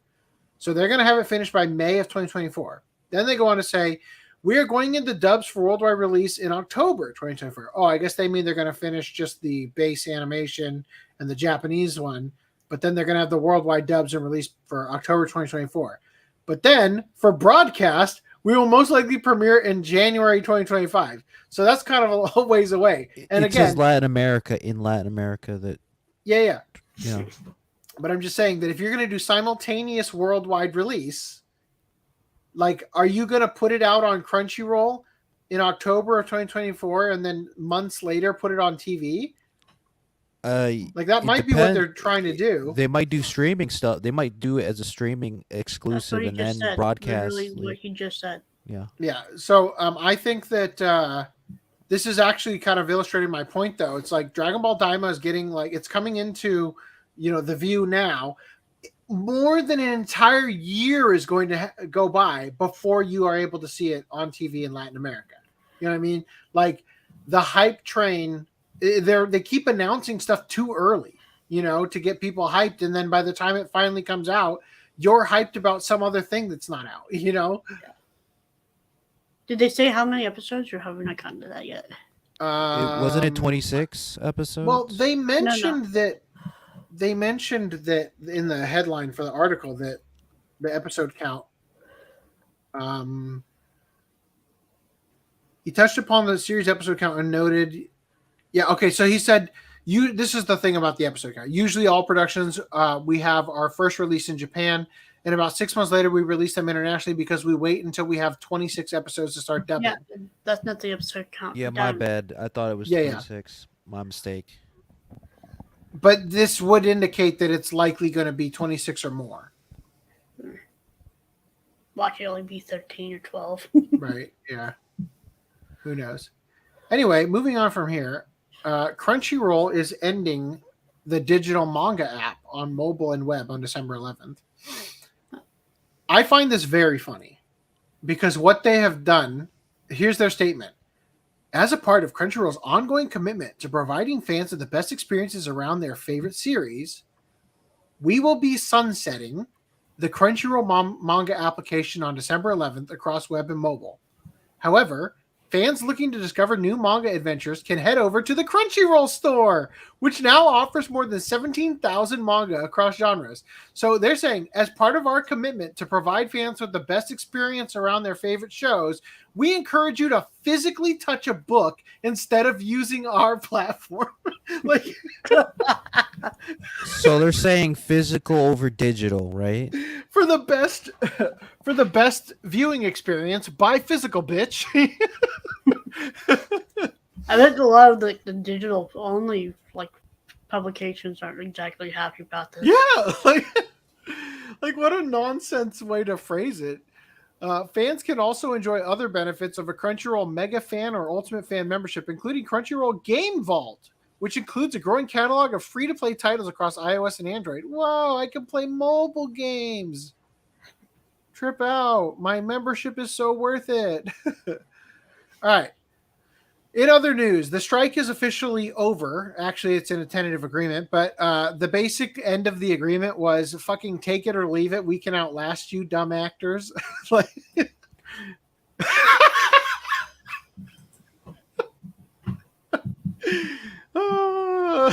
actors gotta work, right? It's not just the major players like Leonardo DiCaprio and Hugh Jackman and Tom Cruise and etc. Right? They can wait. They can retire. The small tier actors, they can't. They're going to be evicted from their apartments. I was talking to one of my friends that I went to school with to be in the VFX industry about this, and he was saying I was making the argument that it hurts the actors significantly more than the studios when the actors strike, because the actors have bills to pay. Yes, there are some A-list actors who can go literal years without ever working because they have billions or at least Yeah. They several can hundred die. million They dollars. can die Yeah, today, and their multi-millions. family's set for 3 generations. Yeah. So there are those people, but the vast majority of actors that are affected by the strike are not those people. They're the starving artist who moved from Timbuktu to LA to be a star on Broadway or some shit or whatever. Or I guess that would be New York, but you know what I mean? Like they moved to be a starving actor and get their name out there, and They want to be in they Hollywood. oops, I dropped my headshot on the coffee table when I delivered your bagel this morning, Mr. Producer Man, kind of thing. Those are the people who are hurt by this contract more than anybody else, or the union strike, I mean. And I was talking to my friend about how, like, literally the studios are actually saving money by not hiring them. Like, you have trouble paying your rent and your car payment and all that stuff because you're not working. But the studios, they now aren't paying your salary. And so they're actually easily able to continue to pay for rent and staff at their studios for, like the people who just, keep the business active or whatever, not necessarily doing any actual productive work, but just the custodial staff or whatever kind of thing. And then my friend said, yeah. And if you think about it, how many of these movies lost money in the last couple of years? It's like, actually, them not making money is the first financially sound thing they've ever done. Right. Yeah, because wasn't the story, and I'm not, paraphrasing, right? But wasn't this like months ago, like back in like May or June, right, when the strike started happening for the writers and the acting? They were planning, the studios, right, and the executives were like making sure that if they had to make sure the actors and the writers starve / be evicted from their apartments or about the verge of it, that is a necessary evil, quote unquote, right? Isn't that what happened? That was Clownfish is convinced. Clownfish TV, they're convinced that the Hollywood studios actually fomented this strike and benefited from it because it allowed them to cancel a bunch of woke programming they knew was going to lose money, and place the blame solely on the actors and writers striking, rather than admit to the potential audience that they don't want to make these woke shows they know they're going to lose even more money on. So Wow. I don't know, but I do think that's an interesting possibility. regardless if the motive was there, that is the result. Anyway, a huge brawl erupted at the end of an early screening of Five Nights at Freddy's. So simultaneously, I want to read this just because that sounds hilarious, but also I just wanted to remind you that the live action Five Nights at Freddy's came out. So a huge brawl erupted at the end of an early screening of Five Nights at Freddy's. The film adaptation of the legendary video game has been released to select locations before it privately dropped around the world on October 27th. It focused on a troubled security guard who takes a shift at Freddy Fazbear's Pizza, a once successful but now abandoned family entertainment center. He eventually discovers that 4 animatronic mascots called Freddy Fazbear, Bonnie, Chica, and Foxy kill anyone that is still there after midnight. The game was an absolute classic and was available on PC, PlayStation, Xbox, blah, blah, blah, blah, blah, all those platforms. However, it seems the energy was so high inside one particular cinema in London that things got very heated. And I am surprised to learn that there is actually a fucking video of it, apparently, that I didn't know we could watch. Why is it that not an playing, actual though? video, or is that just a screen cap of It what looks like an said? image that says loading, because that's clearly not. Yeah, that's not a video player. Get the fuck Let me, out of here. it might be, I had this problem earlier. That says .jpg, not .mp4. You can't fool me. Well, I wonder if it's because Brave is blocking a pop-up when I'm trying to click on that. Ugh. So I'm going to click on it. Oh yeah, there's a pop-up for privacy settings. Hold on. Let me turn off the Holy shit. Sorry, I just watched it on another browser. Yeah. Oh man, I wish I could show it to you in terms of the audio, but I'm wondering. There's music playing. I think it's the credits. The end credits are playing. Then you can mute it. Maybe mute it. Well, yeah, prevent I'll just play it copyright. without. I'm gonna play it so you can see it. I'm just saying I wish you could hear it because it's kind of funny the sound of the people like fighting each other, freaking out. All right, here we go. Come on. You can do it. Or not. It's okay. Okay, fine. We'll just screen share the Safari window. Great. Make it difficult, why don't you? All right. Stop screen share. Present. Share screen.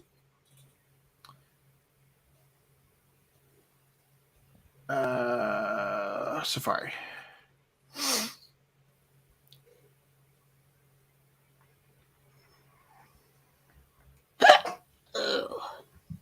All right. They're fucking wailing on those guys. Holy cow. A video uploaded to Twitter shows a massive fight involving several people taking place in front of the screen. A few engaged in the melee had their phone flashlights on so they could see their opponent, and loads of punches are being thrown. The person who uploaded the clip wrote, quote, "Everyone in the audience was just complaining and they started fighting at the end of the movie. Honestly, I have no idea what happened. People couldn't believe such a thing would happen at the screening of a film. However, this is hardly new. A huge fight broke out during the screening of The Little Mermaid." Yeah! Where's the video for that one? Oh, no. It's a TikTok. Oh. All right, that one you can hear. Let me Oh my gosh. Oh, that is hilarious. Okay, let's see. Oh, I don't think I can do it actually. I have to unplug the headphones. Yeah, because that took me back to Brave. Damn it.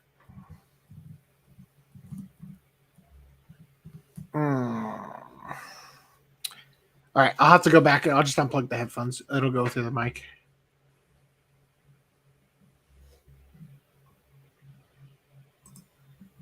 Come on, share screen. Window. Safari. Okay.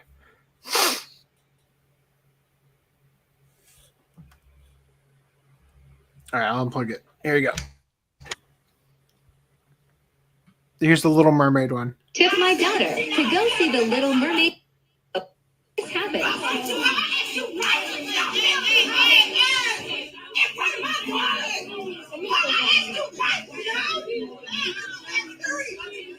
It's just saying click this full screen. Yeah, that's it. Oh, god damn it. Oh, I need a refund on my ticket. No. We getting a refund because no.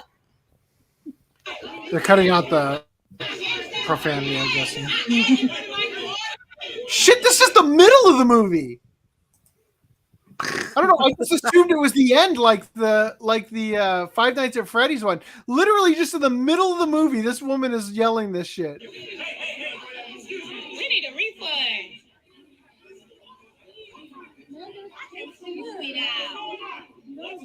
This is a kid's movie. Oh my god. Oh my god. Why they got ratchet women like doing that shit? Imagine going to like as a child, you go to see Space Jam and an all-out brawl, like a ghetto brawl starts happening, and you're like, "Mommy, can we leave?" Like, what is happening? Imagine the trauma that is inflicted on these children for going to see a freaking PG Disney movie, and that shit's happening right in front of them. Yeah, they're cursing and they're like That's using cool stuff words. like that happening in Iowa. So I just want to say, when Augie came to California and we saw fireworks, literally that exact exchange happened at a Taco Bell or whatever. That was like we left the movie and on our way back to the car, Augie was like, "Can we get some food?" And it just so happened that in the shopping area we were at, we left the theater and on our way to the car was like a Taco Bell or something. I can't remember exactly what the restaurant was. But it was like some fast food place. So it's like, sure, let's go in there. So I pull out my phone to start recording a little, like we're just going to grab something before we get back to the car kind of thing. Just because you always want to have more footage than you need kind of thing. The second my phone leaves my pocket, like an exchange like that happens at the register. And I was like, you know what? Let's leave. I'm not that hungry. Like, let's go film this video. Yeah, that was. I experienced literally this exact energy level. Stuck around and filmed it just for racial slurs getting thrown from the black woman at the Taco Bell towards the Hispanic person behind the counter and everything. Mm-hmm. Anyway, so they said a fight broke out during the screening of The Little Mermaid. The Disney film was full of gorgeous colors and awesome storytelling. However, two parents went viral on social media for arguing while the movie played on the screen in front of them. In a follow-up video explaining what happened, the TikToker who captured the footage said the fight was over a seat. Of course it was.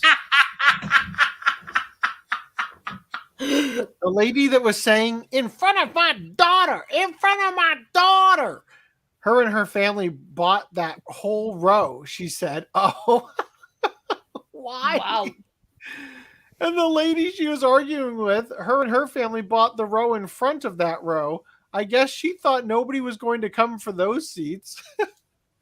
Similarly, you would think a movie like Barbie would only have people cheering and crying. However, one woman was seen shoving another during the credits. What, do we have a third incident? Yeah, I want to see Barbie? That. Wild footage captured the moment the cinema goer approached another and decked them. They got pretty heated while a man tried to step in and cool the tensions. The battle eventually died down and everyone dispersed. People who watched the video on TikTok have translated it from Portuguese to English. Did I miss something? Where's this video at? Come on. You guys. Wait, this was in Portugal. This happened in London. This one is for The Little Mermaid. There's an entire chunk of this article that's missing. Yeah, this Brazil or Portugal is where they were fighting for the Barbie one. Okay. Well, apparently at the Barbie one, people were pissed because a woman was annoyed at another for letting their child watch YouTube during the movie on max volume. Yeah, I would be pissed too, to be fair. Yeah, I'd be at pissed the movies. What are you doing? Or are you talking on the phone? No, go outside. Max volume. What are they watching? Watching TikToks with that robotic female voice. Yeah, the very voice that we just heard. Yeah. All right, so going back to screen sharing with the Brave tabs. I can't believe the article is missing the context for this Barbie thing. 0 out of 10. All right. You're not tired. Shut up. Excuse right. me, princess. In anime news, none of these seem to be opening. Okay, there it goes. Good job. I'm going to get up and go to the bathroom. All right, don't fall in. Yeah, take a piss.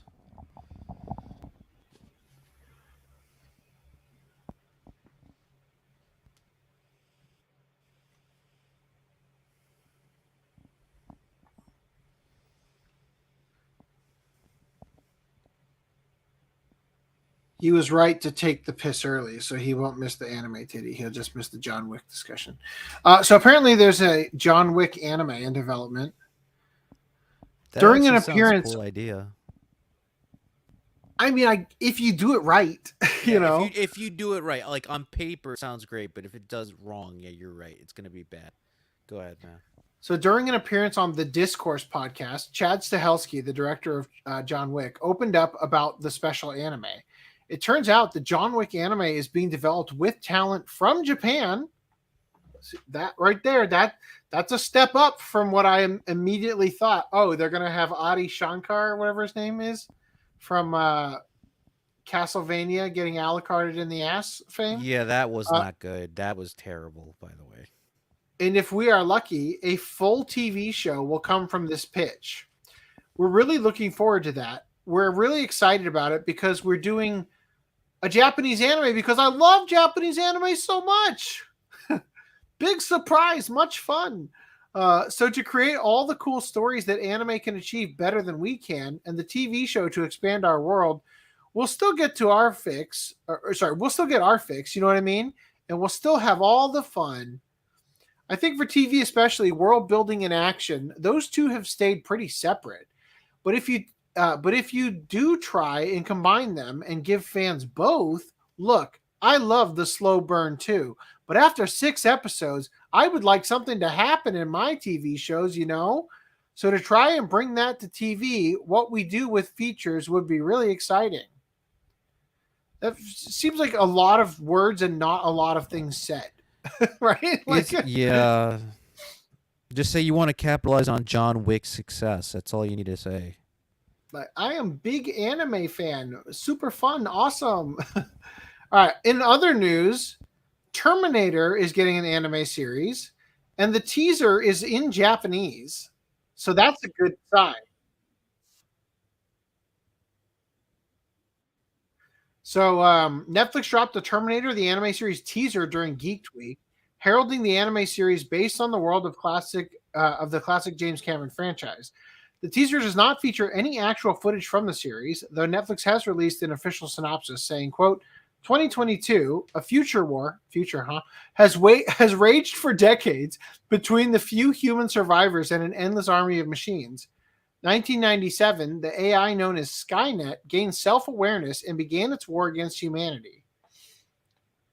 Caught between the future and this past is a soldier sent back in time to change the fate of humanity. She arrives in 1997 to protect a scientist named Malcolm Lee.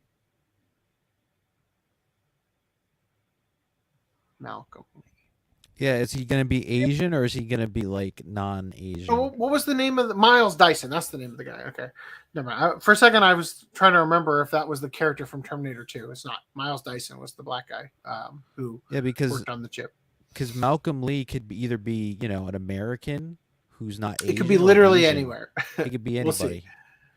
We'll see. So they're going to protect a scientist named Malcolm Lee who works to launch a new AI system designed to compete with Skynet's impending attack on humanity. As Malcolm navigates the moral complexities of his creation, he is hunted by an unrelenting assassin from the future, which forever alters the fate of his 3 children. So the thing about this, like Arnold Schwarzenegger as the Terminator has been parodied in countless anime. Absolutely. You know what I mean? Yeah. I can't wait. Like, do not cuck me on this. I must have Arnold Schwarzenegger as the T-800 in a real anime where that's not a parody. It's actually doing that. Well, it's possible because remember, he has a relationship with Netflix now. Remember, his show's on there and he's done the commercials. So they can get oh my god, I forgot that it was an action show about it. Or no, it was a movie. It was an action movie about him being a retired CIA guy, and his daughter's actually an agent too. Just because he's in a movie for Netflix doesn't mean he has a connection with Netflix. He did a commercial pretending to be the president. He's gonna do future stuff with Arnold Schwarzenegger? Yes. So hopefully this is one of the projects. Sorry, they can actually get him. Good on Netflix. I gotta read this. Chim Kuza says, "We was mermaids." I feel so bad for the families here. Better off getting a movie projector and never return to the theaters again. Bye. physical, bitch. Also didn't Dragon Ball parody the Terminator with Android 16 and 8? One of the androids from Android From the 8 red- is the Frankenstein. Oh, the Frankenstein. looking Which one was the one that had the shades, that had the dark sunglasses, that had a I gun? do remember there being something like that in the original Dragon Ball. Yeah, because they did it twice. They did it with that one, and then they did it with 16. He's obviously the Terminator. Well, I mean, the concept of Terminator is the androids from the future, right? I mean, that is the point. Yeah, but he talks the way that Android 16 talks, very slow, like this. Kind of, yeah. It's You mean the supposed guy to. with the guy with the orange hair? freaking The yeah, Mohawk. the orange-haired one? Yeah, the Mohawk one, yes. That's clearly Arnold inspired. Like, obviously the hairstyle not so much, but him talking really slow. Well, I like mean, this. That's at more least in the on US one. Yeah, I think that was a Funimation choice. I liked the choice. I think it was a good one. But I think they kind of modeled it like at least the appearance. They kind of modeled it like he was buff and stuff like that. He was jacked. As for Nah. Well, I mean, you could just say any character that's jacked, Yeah, but he was an android. It was 16 and 17. I mean, 17 and 18 were they jacked, and I'm not talking about Super 17. Hold on. I'm pulling up Arnold Schwarzenegger anime on Google image search.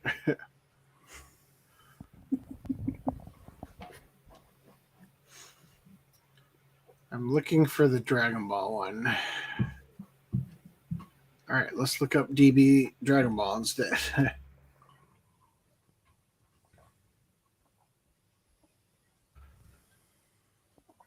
Yeah, Major Metallatron. I don't remember him having danger hair.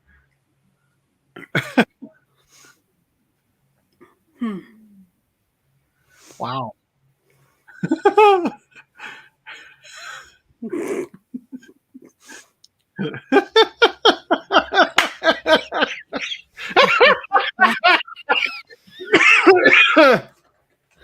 Oh man, I'm getting lightheaded. Oh man. Well, all right. Anyway, let's keep reading. So, how many episodes will the Terminator anime series have? It'll be made up of 8 episodes. Mattson Tomlin is serving as the showrunner, writer, and executive producer. It's being animated by Production IG and directed by Masashi Kudo. Other executive producers include David Ellison, Dana Goldberg, and Don Granger for Skydance. Anyway, that's the news, I guess. All right. Reese, you came back just in time. Tales of Wedding Rings is going to stream on Crunchyroll in January 2024. We previously talked about this character who's wearing almost nothing but like a toilet paper mummy outfit. But also, this character is showcasing the goods. There you go. Also, the New Gate TV anime adaptation announced for 2024. Now, we have joked previously about shows that look like they were drawn by the How to Draw manga books that you can buy at like fucking Michael's craft store. Walmart. But I think this one takes the cake. Like, it is the most uninspired looking thing I have ever seen. Yeah, it does covered look on this show. It looks generic. It looks like It looks so fucking generic. It looks like these are my OCs. Like, you know what it looks like? It looks like the light novel covers for Japan, like that could be adapted for anime, and they did that on purpose just so they can make it into an anime series. Like they just did. There you go. You got this. This is it. The New Gate. Japanese artist hired drawing Japanese art style. Isn't that unusual? No, but they said, yeah, we want a quick and easy anime inspired drawing, and here you go. Right. But like this to me, like has all the hallmarks of like, somebody's sketchbook who grew up in the 90s, and like all the anime we got over here had like that. Oh, the hand, the foreshortening hand, like in like the skinny jeans going down to like vaguely shoes, like The character with the really thin sword that looked bigger here, like it was. Your brain tells you it goes up much higher, but no, that's the end cap. Right? Like, look at that. Yeah, that's really off. And here's my OC who has 2 colored hair. I can't wait to hear the backstory for this. So effectively what we've done is we've come full circle to where we've already, like, we're adapting so much that now we're scraping the bottom of the barrel for like the generic fan fiction shit that now has been made into Canon. anime, It's now anime. Also, the new Gate, is that related to the actual Gate series where it's that dude that... Okay. No, thank God. Thank God it is not. Okay. All right, Undead Unluck has 5 additional cast members, including... What is up with the hairstyles, man? I don't know. I really don't know, but every person who looked at this thought it looked like Jiro from My Hero Academia. My Hero Academia. Like an Egyptian Jiro. I could see it. With a figure. Hey, look, another Arnold. No, it looks like Guile too. He's just missing he's missing that weird hairstyle that he had, the top. All right, The Vexations of a Shut-In Vampire Princess TV anime converts cast for float. Okay, so that means converts like into a vampire, like they're just, it's a pun. All right, so there you go. Moving on. Aaliyah sometimes hides her feelings in Russia or in Russian. So this is the story about the half Japanese. The treasure map on Russia is like X. I'm assuming that they're over here. I'm assuming the actress that they're gonna get is the one who did Girls in Panzer, that was like a Russian Japanese chick, right? Because one of her voice actress actually went to Russia and learned Russian, if I'm not mistaken. I didn't watch the Japanese version of Girls in Panzer. Yeah, I watched it. It was weird. Like, it was literally they're fighting, and they don't die from the tanks. It's treated like a video game in their world. Oh, but don't worry. Yeah, I mean, I watched Girls in Panzer. I just didn't watch the Japanese version. Apparently, this is like her sister. Oh, I guess she has a Russian sister too. Well, yeah, because they're Russian. Anyway, moving on. A Condition Called Love. It looks like KyoAni style wholesomeness, I guess. Also, Kaiju number 8, which looks fucking badass, suddenly looks significantly less badass. Do you think it's a budget issue? I think it's more of a still image issue. I think it's that this character has to look significantly stupider so that when he goes into this mode, you're like, yes, what an improvement. Oh my God. He opened his eyes and he turned into a full-fledged demon. All right. Now watch that one picture with his eyes closed as he's just blinking in that frame. Vampire Dormitory manga takes a bite out of a 2024 TV anime adaptation. Is that a chick or is that a guy? I can't tell. The vampire or the... Yeah, the vampire. I'm pretty sure the vampire is a guy and the other one is a girl. Okay, because the girl, I can tell that's a girl, but you know how it is. It's going to be a very sexually charged dormitory here.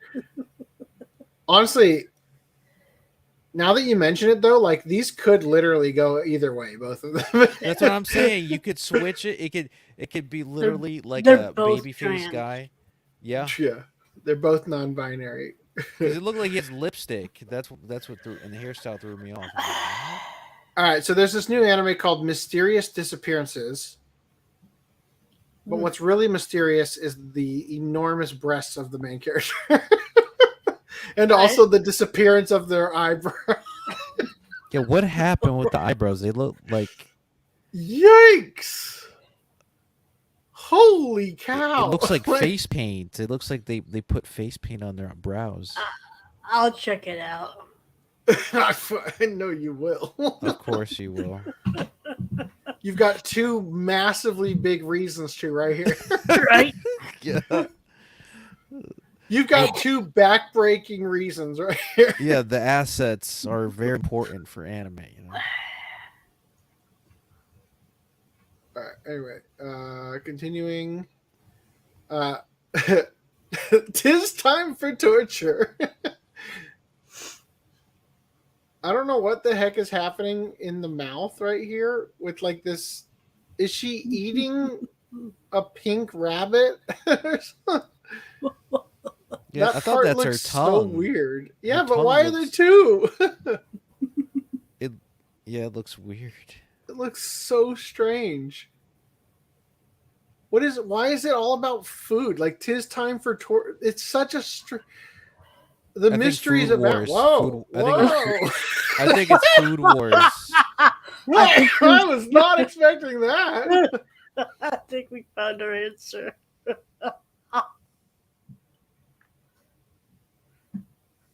No, that is not an answer. That raises more questions. So they're eating food in hell. Is that what it is? Yeah.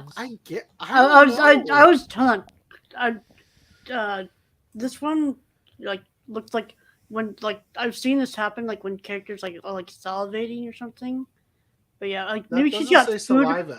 She's got food on the side of her face, and then the thing is going down is because of the swallow.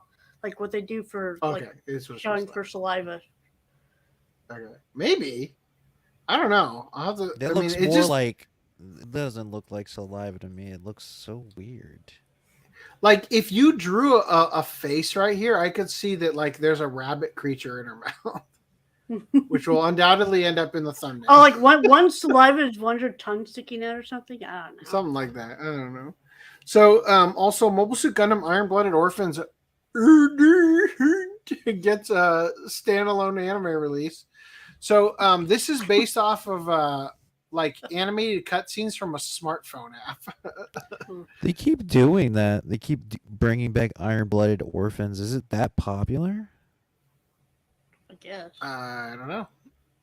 A standalone anime release has been announced for Mobile Suit Gundam Iron Blooded Orphans Hunt, a smartphone game spin-off that was originally published as part of Bandai Namco Entertainment's Mobile Suit Gundam Iron Blooded Orphans G mobile app. Mobile Suit Gundam Iron Blooded Orphans G will terminate its service on January 11th, 2024. So it's directed by Tatsuyuki Nagai and written by Hajime Kamoshida. Aside from the teaser trailer above, which we aren't going to look at because it doesn't even load in fucking Crunchyroll, it's terrible. No further details of the standalone anime series have yet been revealed. Okay, so I had a bunch of different articles about this to choose from. And a couple of them said that it was going to be a movie. And the reason why is because this is the kanji used for the first half of the word movie. But that is not the kanji for the second half. So this says animation and then the first kanji for movie. But then they go a different direction with it where it's it's a little bit harder to explain, but I don't know what it's going to be. It could be a show, could be a web anime, could be a special. The reason I'm bringing it up is because again, this is for Japan as well, but I'm interested in more of these obscure side, tie-in things getting physical releases, and ending up on Blu-rays and stuff.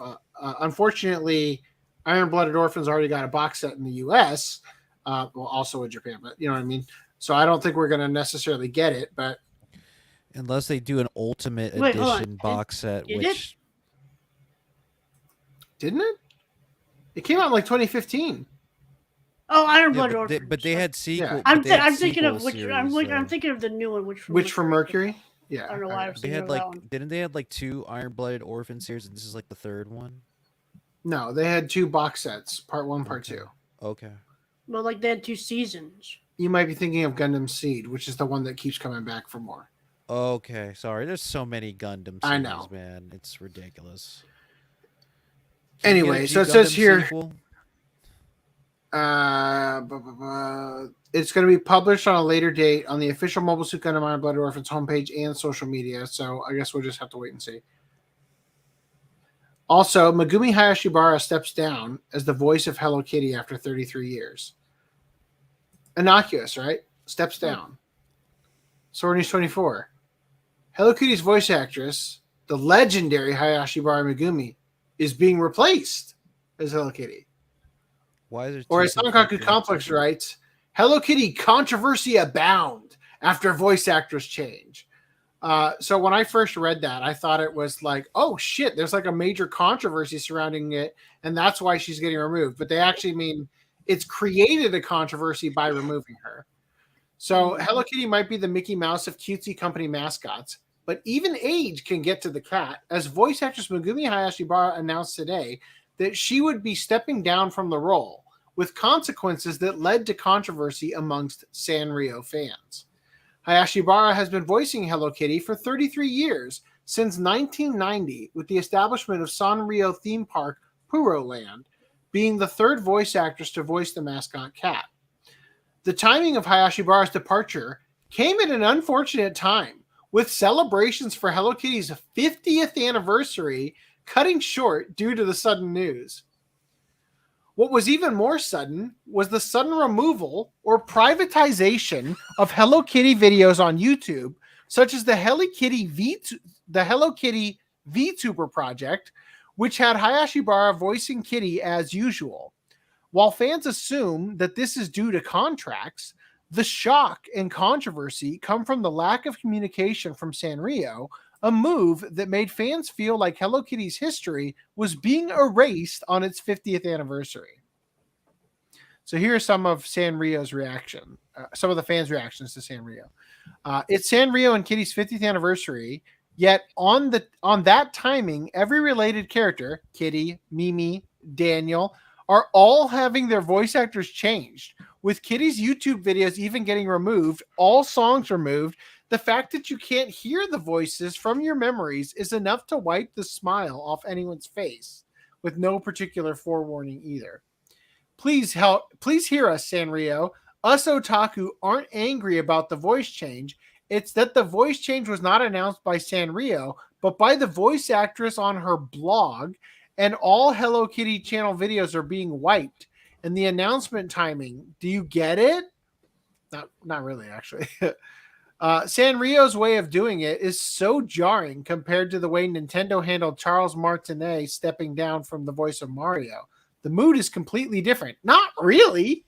Like, No, to no. be honest, like I'm more pissed about that. Yeah, I'm sorry. Mario's more well known than Hello Kitty. It's not like Hayashibara-san passed away or retired. She's still active in voice acting, and she's the face of Hello Kitty. So why would you do something as cruel as to take away Hello Kitty's voice on her birthday? No successor has been officially announced for Hello Kitty's voice. So a little bit more. I was hoping that article would also cover it, but 2 other Sanrio character voices are also being replaced as part of a plan to increase global/youth appeal and, quote, cherish the future and AI. Ooh, yep. Now, I don't know if they mean love, I as in love, or AI. I was hoping that that other article will cover it because it's more concise. But so she said in her announcement tweet, she said, looking ahead to the next 50, the next 100 years, it has come to be that I'm leaving the role of Kitty. As we say in the industry, I'm graduating. Just like the emphasis on the quotation, like graduating. It's strange though, because in Japan they have the tradition of keeping the voice actors unless they have like a real bad throat problem, right? Because look at Goku, right? They never recasted Masako or other voice actors, so why her? It's weird. I get they want a youth movement, but they should have done that with her too. I don't know. I mean, at a certain point, you need to establish a new voice because like actors will eventually die. Like Charles Martinet is not young. That's true, and they're also gonna sound like a grandpa. Or you're gonna have like the Marge Simpson thing. Where the That voice would be actor- so fucking funny. Have Oh, him that's voicing so- Mario, sounding like get over here, kitty. Like Yahoo! Like it's like a 70 or 80-year-old man, not, and he looks young. Oh, man, So she said that she was informed by letter of Sanrio's decision and was startled by what she felt was its suddenness. However, in a subsequent meeting with Sanrio staff discussing their future marketing plans for Hello Kitty with Hayashibara, including their hope to broaden the character's global appeal and attractiveness, not just to families and children, but also to members of Gen Z. Okay. So I guess is Gen Z's, they're not considered children anymore. You almost said gently, and that's the funniest shit ever.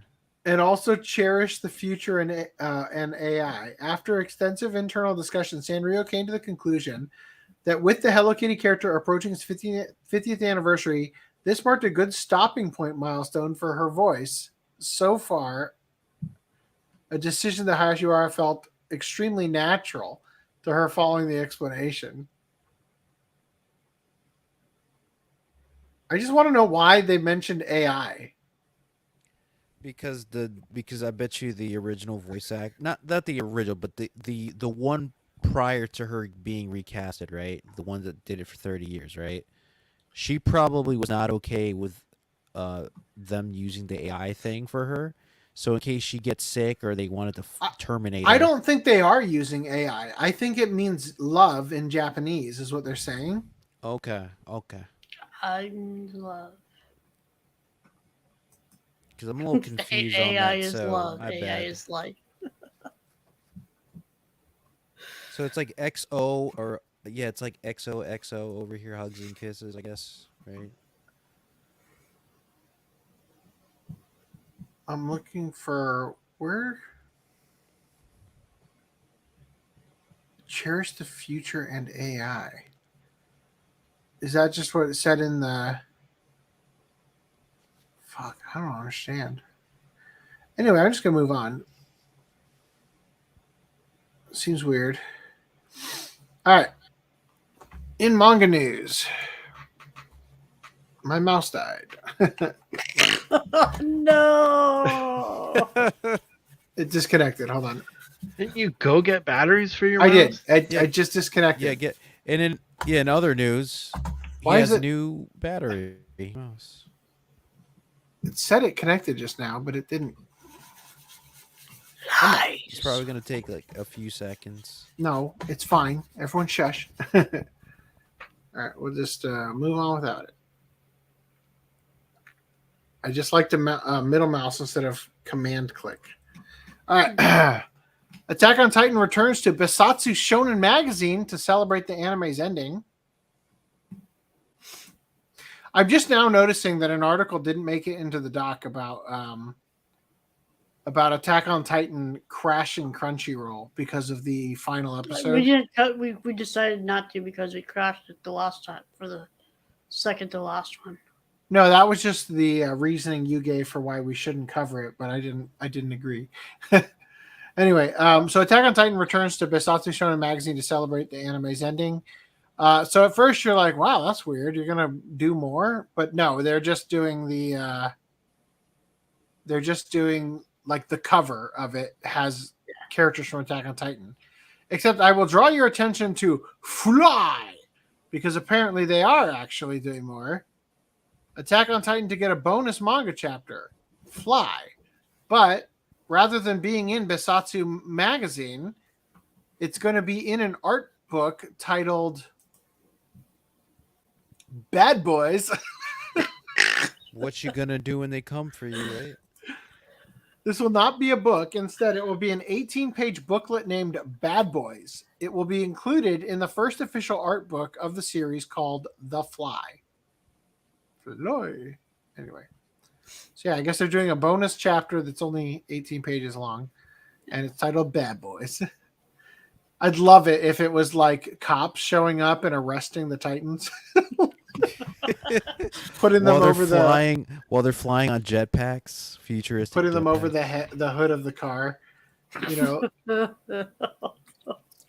reading them their Miranda rights. Yeah. Yeah. While they're trying to bite their heads off. Yeah. Yeah, So, they're like, I didn't do that, and they just see like a dead person. They had coming out of their mouth. hands mosaicked because they're in handcuffs. And constantly saying with word bubbles like, "Oh, it was me. There was no mistake. I did it." So, Footnum's not here, but I put this in there for him. Shonen Jump is going to launch Dogsred Hockey manga in English. Now, if you know anything about Japanese, you know that this says Dogu Suredo, which to me says this should be translated as dog sled, not dogs red. But I don't know. What am I? So it's from the creator of Golden Kamui. We've talked about it a little bit before. But yeah, it's a hockey-themed manga. After the Immortal Sugimoto... Wait, what? The current anime adaptation... Why are you talking about Golden Kamui here? I thought I was going to read a... Because I thought I was going to read a whole thing about this dog's red, but no, I don't have anything to say, so let's talk about the other thing he did. All right, anyway, there you go. Dogs Red Hockey manga coming in English. All right, also, when will Ayumu make his move? Manga concluding on November 15th. That's So- when he makes his move. Yeah. As a birthday present to me, he's finally going to stick it in on the 15th. Moving on. In games news,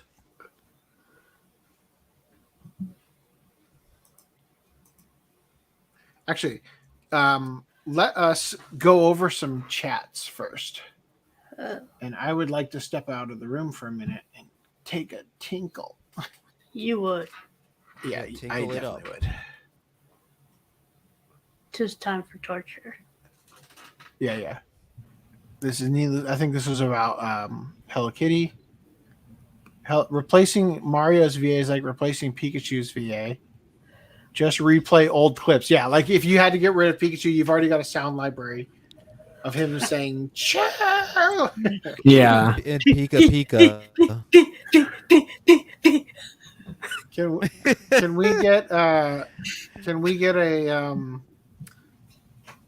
we get an article about voice actor getting canceled for? Never mind. I don't want. Never mind. For drinking too much. No, I was gonna say like I was trying to work that into a joke about Pikachu, but Oh no! Well, you said it anyway, so yeah. Oh no! But I realized how unfunny it was as I was thinking it up, and I was like, let's just not. it's still funny. It's still funny. Just Can you for guys? the wrong reasons. I'm gonna step out for just a second, so my recording doesn't get corrupted or whatever. Okay. I'll be right back. You talk amongst yourselves for just a second. I'm gonna go to the bathroom and grab a drink as well. Not from the bathroom. We would hope so. No. Now I'm not caught up with Shield Hero, but I watched Prison School this last week. What about you guys? Watch Oh. anything new or old? I watched Crying Freeman. Okay, It was Just Attack on Titan. just Attack on Titan. How'd you like the ending? Based on what everyone was bitching about from the manga ending, it was actually okay. I thought the I ending thought it was was- fine. I read the manga and I thought the ending was fine, but I don't know what everybody was complaining. Like they were hoping for a happy ending or something, Yeah. like where everything is sunshine and rainbows. But obviously, if you followed the series, that's not going to happen. What, the series where like half the cast dies? It was gonna have a happy ending. What? No way. No, I was spoiled on one thing, although it wasn't really true in the end.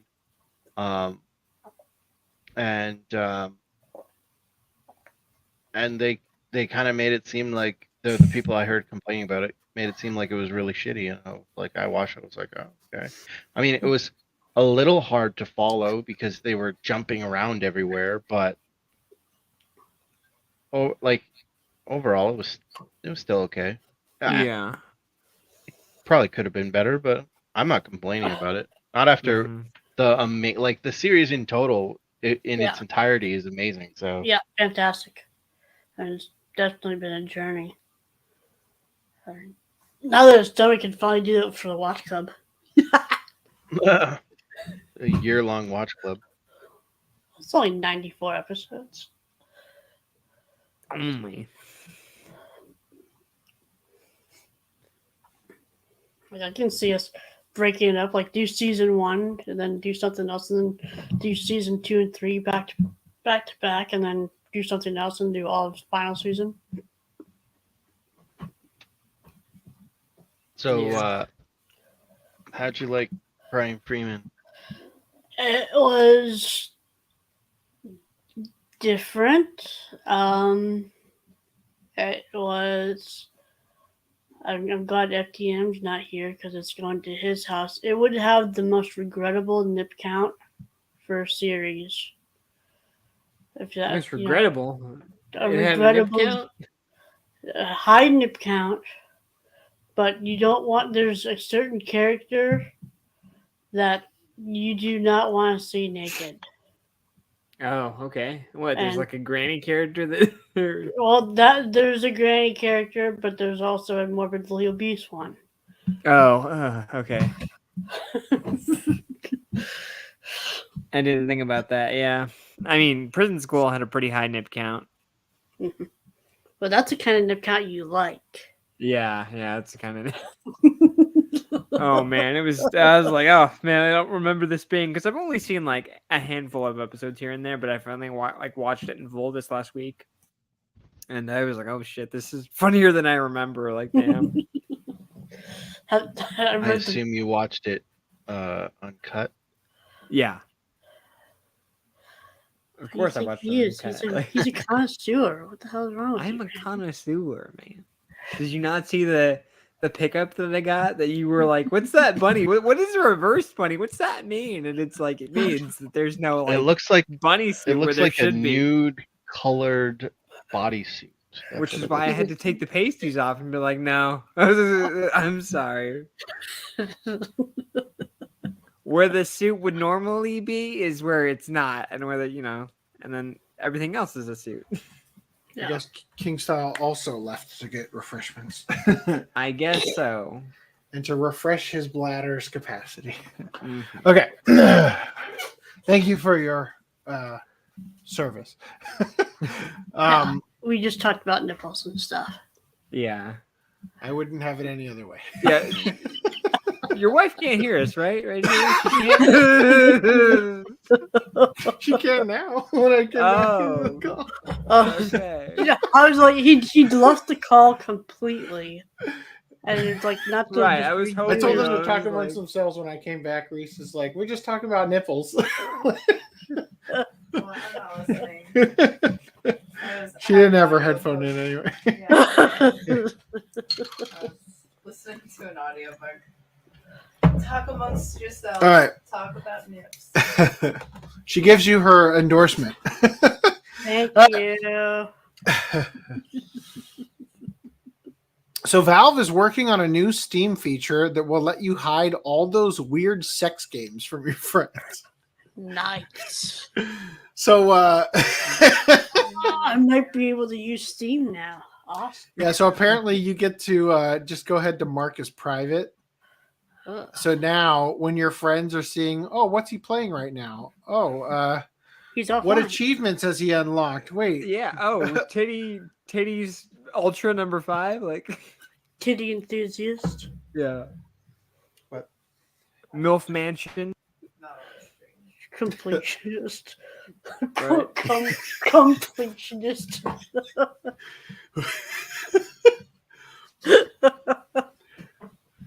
Completionist shirt win. Boobs battleground. Yeah, I don't want to read this. Apparently, I don't know. I guess Rand 11 thought that this was already a thing, but I guess I don't know. Yeah, Anyway, I thought it was. like I've been People using are- this feature for years. People are making a big deal about it, so maybe I just misremembered. That's all I should. Yep. Yep, I sure do. No wife who approves. You know what I should have done is I should have played the Trump intro, since I forgot to do it this beginning of the show. So Silent Hill Ascension makes its UI the real horror. Big yikes! Like, what is this? How is this? Like, How is I that watched playable? I watched the trailer and I just can't even understand where this comes into it. It looks like a normal game in the trailer, and then all of a sudden this bullshit. Like, you're live streaming and getting super chats. Like, it's just so ridiculous. So Konami has somehow fumbled the ball yet again with Silent Hill Ascension, the latest resurrection of its long-running horror IP that had a canceled game as its last venture, adding in intrusive elements like battle passes, despite only questionably being a video game. Essentially, Silent Hill Ascension. Does it say Ascension? Oh, okay, yeah. I don't know what I thought it was called. Essentially, Silent Hill Ascension is something like an interactive novel, like the Telltale games, cringe, but rather than make choices personally, players vote for what happens next in the story, with the characters possibly not meeting a good fate at the hands of a majority vote. One second. Settings. Audio. Okay, good. I didn't switch to the internal mic. Okay. So they get to vote on things. Perhaps harkening back to the short-lived era of DVD games, players, or more appropriately, viewers, sometimes have to help characters survive sequences by following the instructions and solving minigames. Otherwise, apart from watching past sequences, the majority of the time is spent on the game's basic UI, where the battle pass and paid offers to cameo in the show are kill me. Where the game's basic UI, where the battle pass and paid offers to cameo in the show are shown. The app also had a chat platform at launch, so it is an app, a mobile app, which was apparently entirely unmoderated except for specific words like Hideo Kojima, which went about as well as expected. By day 2, the chat option was removed with a blank black space left where the chat box was, right? And only leaving emotes available. So hold on. So this, go back up to that UI. So you're playing this on a phone, right? Yeah, is that seemingly. right? Yeah. The smallest screen imaginable, and that even smaller for the gameplay. Like, what the yes, fuck?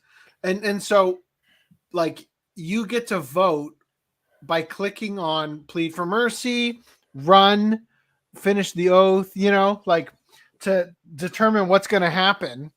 And you can chat in here, and just hilarious. Look at some of these chats that came in. Silent Hill Ascension is going well. Silent Hill 2 OST. She pyramid my head till I ascension gritty skibby. Silent Hill Ascension chat is bonkers. Cum Slut says, I vote for Pyramid Head to appear with Big Boing Boing. You cannot type scam or Hideo Kojima into the Silent Hill Ascension chat, but you can drop a hard R. Just in case you were wondering how things are going with that. James, do you still want to add me on Fortnite? To James Sutherland. How about a hard Trojan? Silent Hill Ascension removed the chat option and are now live streaming a defense for the microtransactions. Wow. How the mighty have fallen. Oh my gosh. Terrible. All right. Square Enix fixes young Sephiroth's face after fan calls it ugly. So a singular fan has decided that it was ugly, and they said, "Oh, you're right. Let's fix it." I don't know. Sephiroth fan was disappointed with the appearance of young Sephiroth in Final Fantasy VII Ever Crisis. Sent Square Enix a request to please fix Sephiroth's face, and the developers actually listened and used all of the improvement ideas suggested by the fan. The fan sent feedback saying, "Amazing! If you don't say you're racist, homophobic bigots, change it back now, or I'll firebomb your offices," and instead just simply kindly say, "Hey, he'd look better if you did this, please." So the fan sent feedback saying that young Sephiroth's face was too ugly and that he looked old, even though he was supposed to look young. She also criticized his face in his victory pose for looking dead inside due to the lack of highlights in his eyes. The areas where they sent for improvement on the appearance were make his eyes a little bigger, please give him a little kinder looking eyes, add highlights to his eyes, lighten the color of his lips. Yeah, so this is what they changed. So he no longer looks like Marilyn Manson. Dang. Yeah, and he's not singing The Beautiful People, right? I can't think of any. What's the other one? That other song by The new shit. Yeah, is that the babble babble bitch bitch rebel rebel party party sex sex sex and don't forget the violence. Yep. Yes. Is it the new shit? That is the only song by Marilyn Manson I've ever heard. I listened to a few. And I've heard it because it's on the Matrix soundtrack. So Square Enix responded by actually applying the fixes suggested by the Sephiroth-obsessed fan who provided a before and after look at the changes made for young Sephiroth. Yeah. Well, there you go. Now he's a pretty boy instead of a child molester. Or an angry, constipated warrior. Yep. Blue Archive China version nerfs more opie in the latest round of censorship. Wow. They don't like titties, apparently. Apparently all communists must die. The only good communist is a dead communist. I prefer the smaller ones. I'm just saying. They look way better.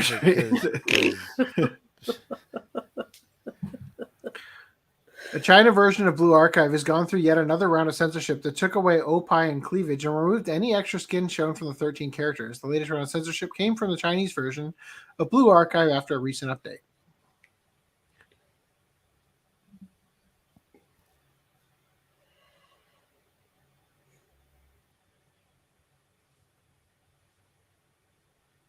Well, oh, okay. So the censored version's on the left. I was like, wait a minute. They looked super. This one's not an improvement. This one's not an improvement either. I go either way with that one. I don't really care. Oh dear Lord! What did they change on this one? Yeah, what did they change? What? Now the halo is black instead of bloody. Is that the only change? It doesn't look that different. Yeah, like the halo part doesn't have the blood on the censored version. Yeah, whatever that thing is. Same here.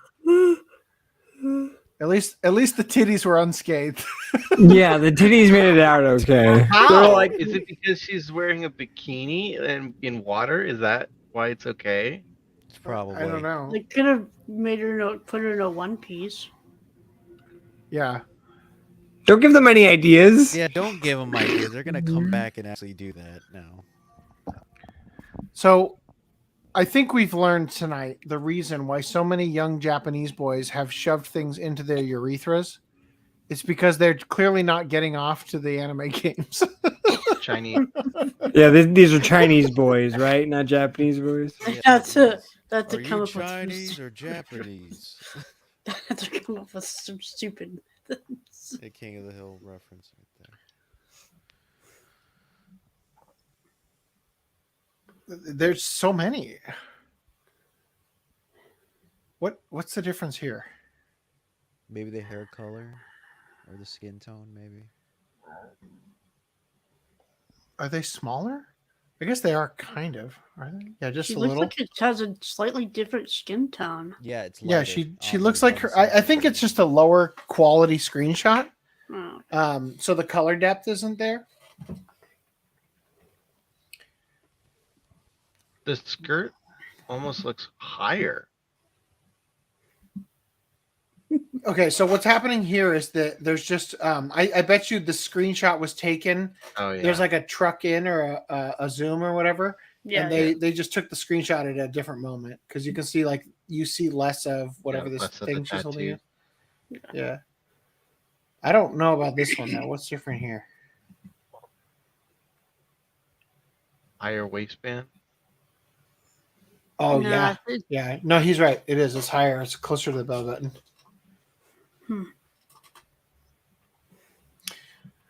In other news, Japan gets cucked for once. Baldur's Gate 3 for PlayStation 5 removes nudity and more in censored Japanese version. Allow me to pull this off screen for a minute because for some reason Sankaku Complex has decided that nipples can be shown. You're a coward. Spike Chunsoft, the publisher for Baldur's Gate 3 for PS5 in Japan, has announced changes made to the Japanese version, which include the removal of explicit content to meet CERO standards. That's their version of the ESRB. According to the publisher, changes will be made to the Japanese release of Baldur's Gate 3 on PS5, which contains expressions prohibited by the entertainment rating organization CERO, so content such as nudity and excess violence will be censored. Changes include the following. Deleted the explicit content option in the menu. An option in the overseas version allows the game to show genitals and display nudity in movies. Now, granted, the Japanese can't show genitals. It has to be mosaicked. Their virgin eyes must not be tarnished.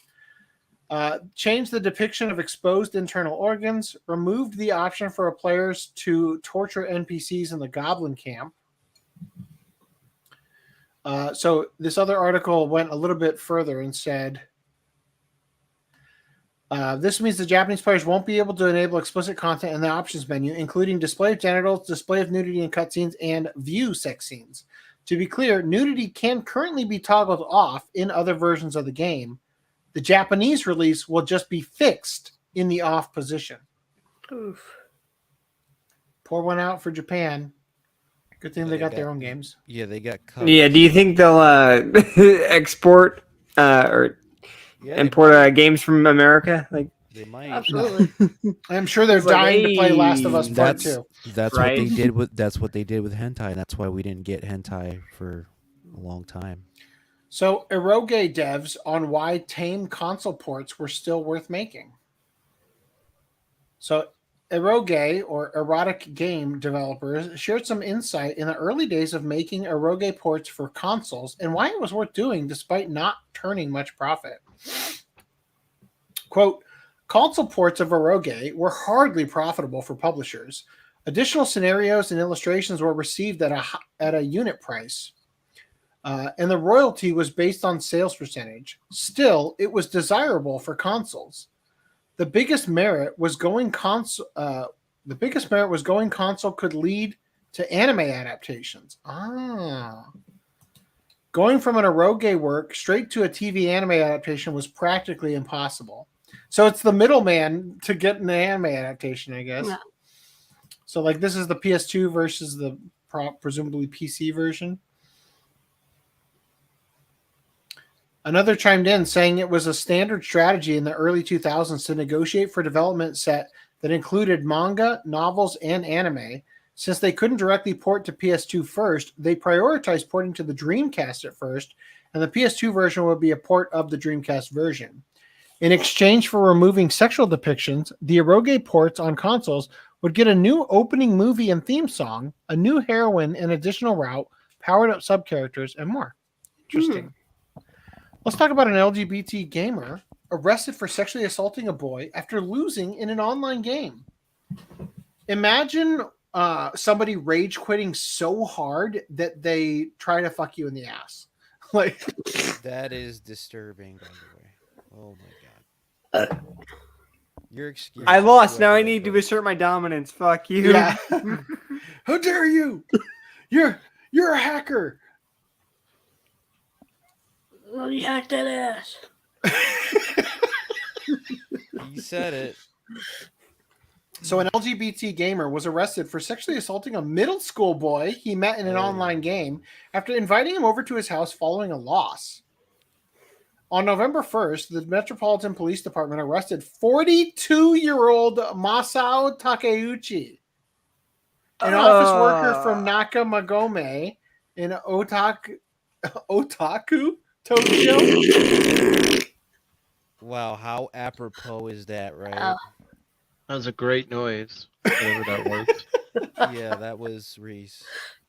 You want me to do it again? No. There'll be Do it more again. opportunities, don't worry. So they arrested 42-year-old Masao Takeuchi, an office worker from Tokyo, on suspicion of having called a middle school student he met through an online game, to his home and sexually assaulting him.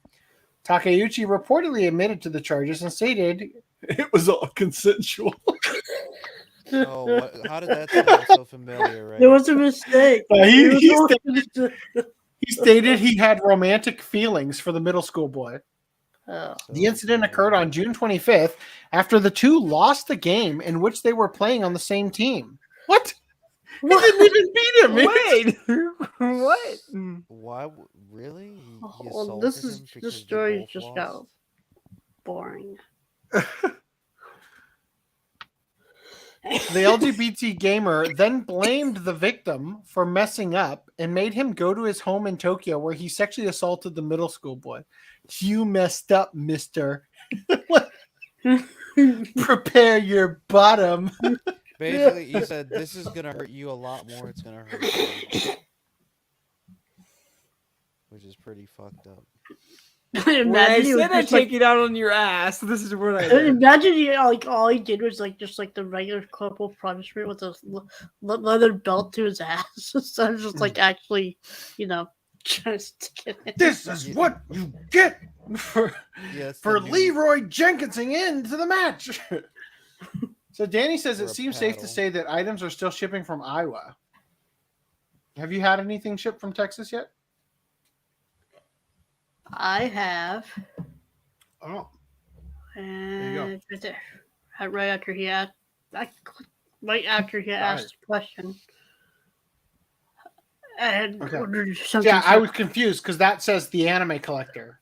It doesn't say Reese anime- 2753. right there at Danny. Reese colon. See Reese colon right there. I see. Thanks. Okay. I see it coming from my account is the problem.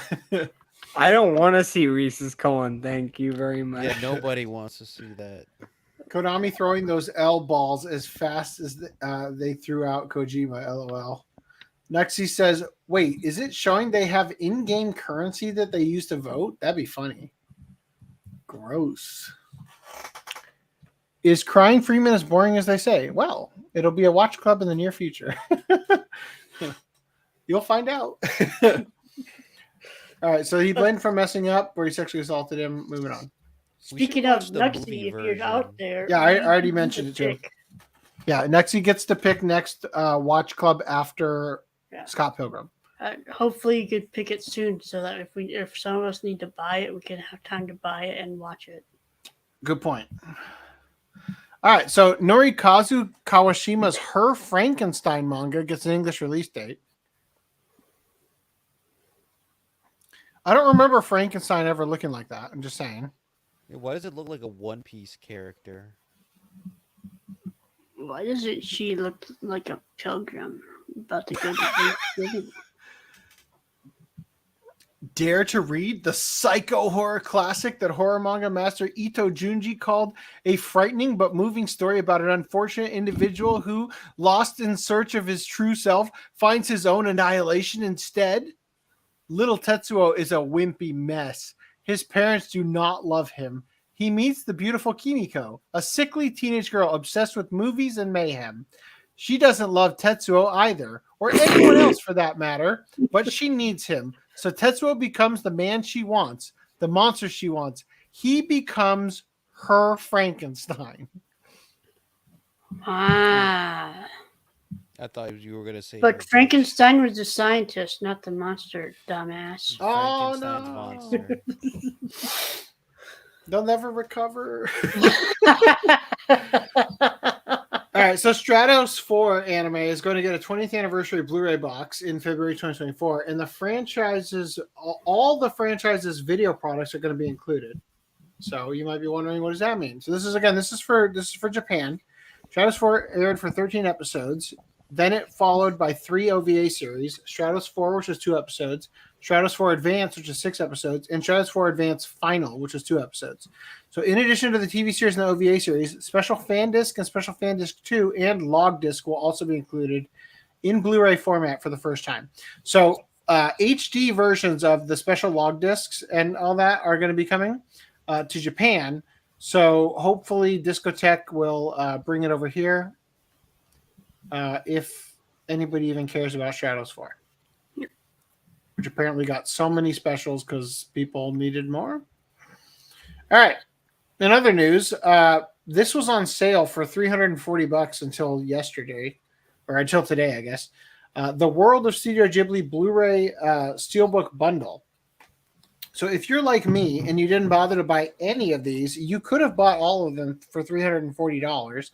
Which at first seemed like a really good deal until I counted that there's only 16 of them and not 34 plus. So, You mean yeah. you counted wrong? There's 18? 18. Yes. Thank you. Thank you.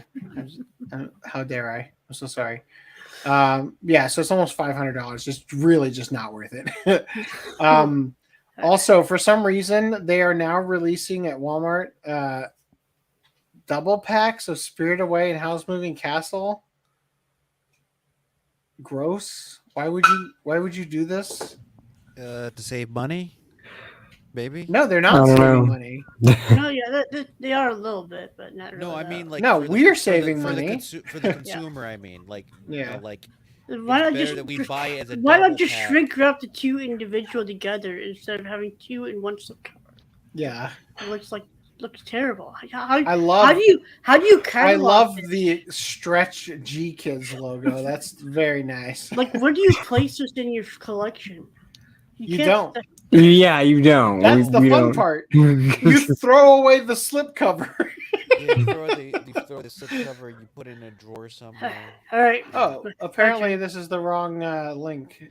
My turn. Great, good job, me. Go ahead, Reese. You have the floor. I had these 2 lined up already, so there we go. Nice. So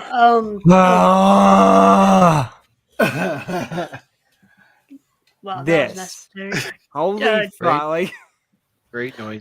What? You don't want to spend near $600 for a piece of absolute dog shit? yeah, What? like the fact they didn't even give you like a month to get the money together to buy this. Anyways, it comes out literally like beginning of next month.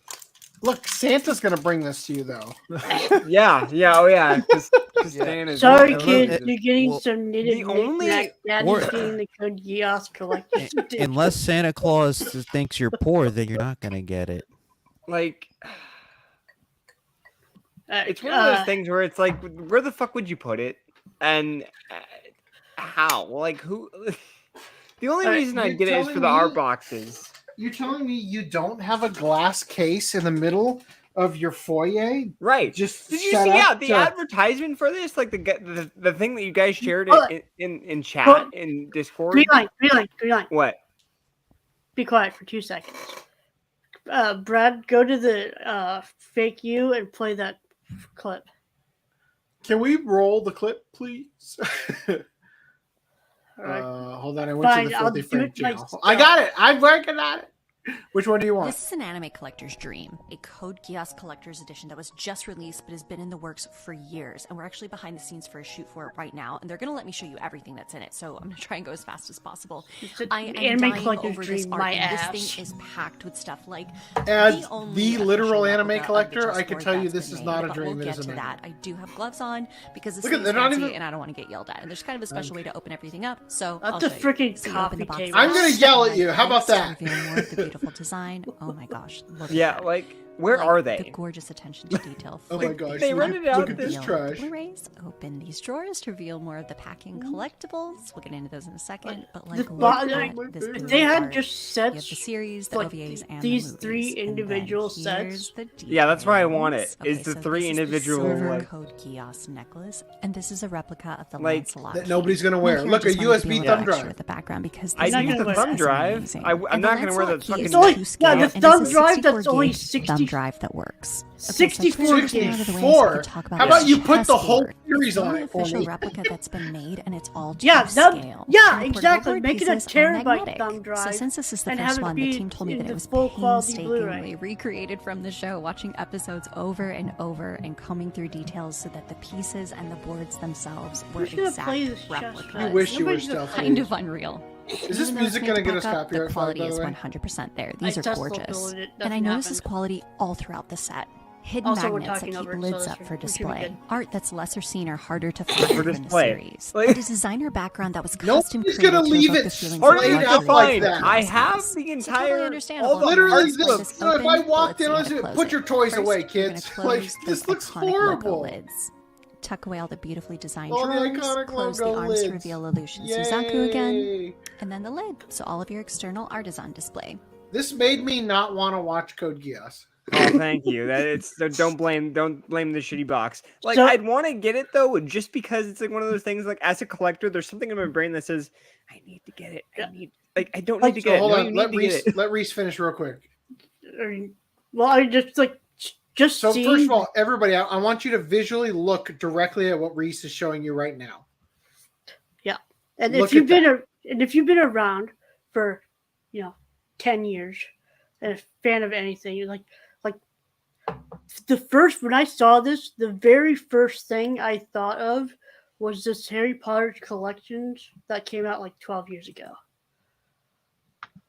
Yeah, I remember. Yeah, that one.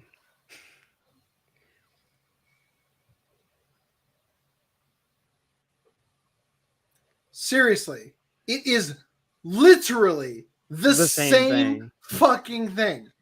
Mm. Yeah, somebody at Crunchyroll was like at somebody else's house, or we're at their house, and Yeah, they pulled out that literally. dusty ass like collection. We're Exactly. Like, hey. Somebody at Funimation / Crunchyroll has this set. Like, this was gifted to them for Christmas one year when they were young enough that they still actually thought it was cool. And they weren't actually a collector because they're not. They're clearly fucking not collectors. They work at Crunchyroll where everything is streaming and that's how they watch their anime. They do not collect things. So they thought this was such a cool idea and they pitched it and said, we could do this with Code Geass. Look, I want to make a chessboard. Look, I took screenshots from the show. We could painstakingly 3D print it. Yeah. Fucking awful. Yeah. It doesn't even look as good as the Harry Potter one. Like, Right. Yeah. It's like hard to find artwork for the show. I have all 3 art books. That artwork is easy to find. Yeah, like It's even clam. the freaking Harry Potter one, like the bottom of it is like completely sealed up. Like it has that one thing that door in the front. Like this one, the door's closed together, like from the side, but you can still catch on something. go back to the Harry Potter one real quick. I want to know where the You fuck see they how- were. Yeah, like see how the top the front comes folds down. Yeah. Yeah, It'd be copyright infringement otherwise. So, you know. Right. but also like this one, it had like a couple like a hidden thing like where the top of the door is. It just blows my mind how much shit is in the Harry Potter one splayed out. Like, look at that. How many discs is that? 4 plus 4 plus 4 plus 4 plus 4. 31 discs, I think, total. Fucking Jesus. Like, look at all that stuff. Like, I actually am finding it hard to believe that amount of stuff fits in there. Yeah. And then I look at the lack of stuff provided for this near $500, more than $500 box set. Sad thing is, I just got my tax returns, so I was just like, I was thinking, Be strong, Green Line. I know. Think of how many bunny girl figures you could Shove put up on your ass. screen at inopportune moments from me in the future. But yeah, like I saw comments on Twitter like $500 just for some Blu-rays and a big ass box, and like Crunchyroll store. Oh, there's more than just a Blu-ray in there. It's the entire series. There's also a thumb drive you're not going to use, and a necklace you're never going to wear, if they gave and it, a like, chessboard you're going to ruin if you try to play it. You're never gonna play anyway. Like who honestly plays? But wait, there's more. Did we mention a sticker sheet that we didn't include? Like, right? I don't know. Because Like, you're 7. Yeah. Just so like a 64 thumb drive. Seriously, for $500, but like you can get a terabyte one for like $20. Yeah, seriously, and how much of the cost? How much of the cost in this set is that thumb drive? Nothing. Nothing. Yeah. I mean, maybe to print the casing or whatever. Yeah, like the That's- casing probably cost them more than the actual USB thing. And I bet you, if you were to pull on it, that USB thing is literally just one of those. Like we have thumb drives where I work that have our like company printed on them, and you can pull the little thing off of it, and it's just an extended version of the metal USB thing, right? Like I probably have it in my bag. Actually, I'll show it to you right now. But for me, it'd be like, it's just like, well, you're a Code Geass lover. Why didn't you buy that? Because of this. Like, Because it's it's like big, it's takes ridiculous. up space. You're I'd never take the gonna want to boxes. touch it. I'd take the boxes that come in it and display those. But Yeah, that everything stupid else. like housey thing for it. I promise you, it literally just slides off of this thing. It's. I bet you it You're looks thinking it's that cheap? exactly like this underneath there, and it is literally just stick it in the stupid thing. That's it. I Yeah. promise you, that's what it is. That's what she said. Yep. Mm. Who just joined? Kisa.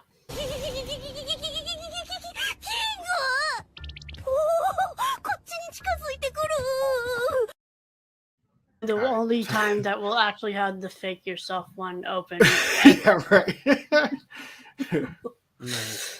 All right. Anyways, moving on. I'm done crying about the stupid Back to right stuff. Crunchyroll. Yeah, that's a All right. scam. That's a scam, by the way. That ain't worth it. Yeah. Would I mean, you the guys sad- get it though if it was hold on. Lupin? The Hell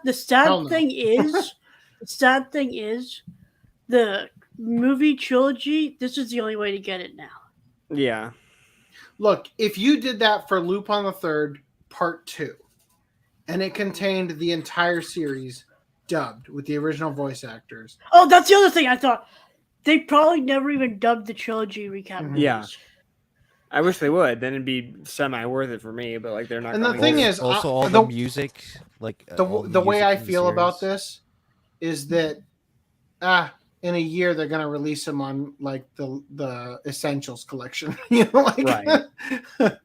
Well, I mean, at the very Same least, discs. you can expect it to be, not like the. Maybe it'll turn out like the Speed Racer Collector's Edition that they came out with. These are probably the exact same discs that they. How much did they drop the price on that? I sent it to you guys earlier. It was like $50 for the Speed Racer head that used to be like $300. Yeah, Like it's ridiculous. nuts. It's just like, yep, nobody fucking wanted that thing. Yeah, and now they literally. can't get No, rid of but it. see, this is how this works, though. Like what Crunchyroll / Funimation are doing is they're trying to induce FOMO, right? It's sold out. Yeah. So there's a limited quantities, right? The actual cost to produce that set is like $25. Sell it for $500.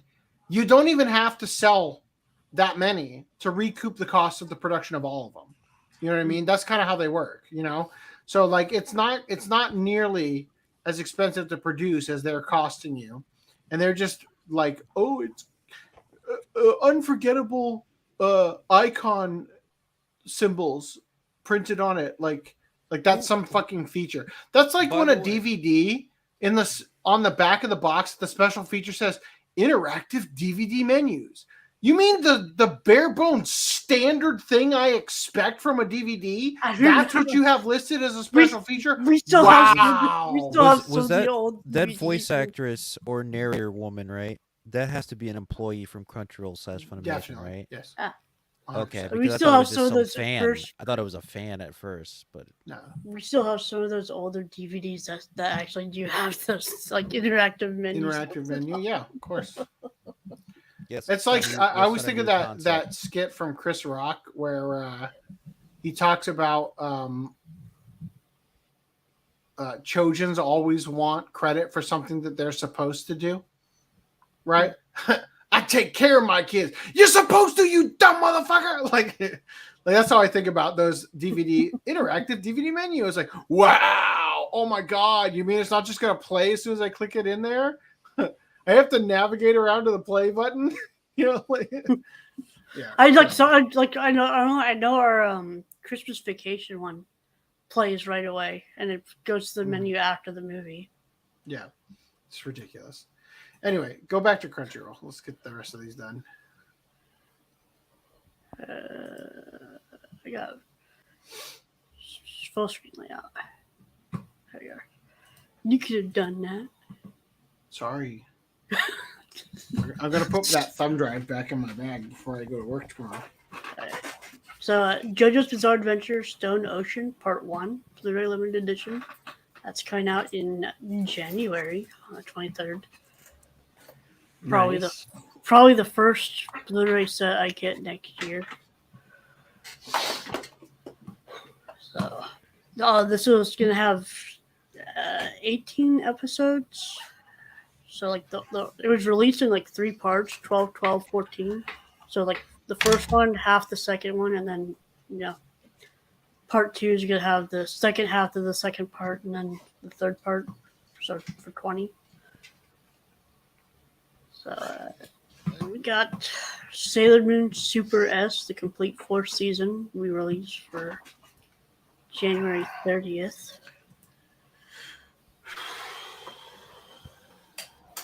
And then Naruto. I hate this site. Every time I scroll It's over, so awful. Every time I scroll over this stupid thing goes. Yeah, it's absolutely terrible. Yeah, but you would think with the money that Sony has or Funimation or whatever have, right? You'd think they'd hire competent people to actually have a good layout. You'd for think the they would site. have just held on to Right Stuff, the brand that people have trusted for more than 20 years. Yeah. Well, 30 years that's that had a fully functional website Uh-huh. that they didn't have to pour over 19,000 or whatever products to Crunchyroll. Yeah, but that's logical sense, guys. That's Crunchyroll isn't logical. Like literally, you could have just bought the domain for CrunchyrollStore.com and rebranded the Right Stuff anime.com website to use Crunchyroll logos and just done that. That's what that could have been so easy. Yeah, that could have been changed over in a weekend. Yeah. In an afternoon even, So this is set to and So previously what's on the spines? Okay, kunai The ninja like tools, together. the Okay. kunais, yeah, crossed kunais. Like the first set only had one kunai. No, filled in. well, yeah, but the original Naruto had shuriken instead of kunai. Yeah. That's Oh what yeah. I was asking. Yeah. So previously I was when we had set one up for pre-order, I was speculating whether they would have whatever number it ended at for to when the changeover from 4x3 to 16:9. And apparently like this one just didn't even bother to do that, so they got a couple episodes of the 16:9 at the very end here. Really? I could have sworn that it was all 16:9 for Shippuden. They should have done both. Should have done What? 4x3 and 16. Oh no, yeah. No, like the first I think 53 episodes. Really? Is 4x3, and then Huh. Crazy. So that probably means that they're going to be pillar boxed. Yeah. Because the way Like you all- encode stuff, it's going to be the same. All 4x3 Blu-rays are pillar boxed. No, but I mean, like, it's going to be hard coded pillar box. Yeah, First yeah, is- they are all hard coded pillar boxed now. Yeah. Lame. Lame. Okay. Because Blu-ray has to be in 69. I mean, So, like, does like it? if- yeah, you rip like any of your like Lupin Part 3 on Blu-ray or like Yeah, Serial but like Killers there Lane. are cinematic aspect ratios that are even more narrow than 16:9, and I don't think they're hard coded pillar boxed always. Yeah.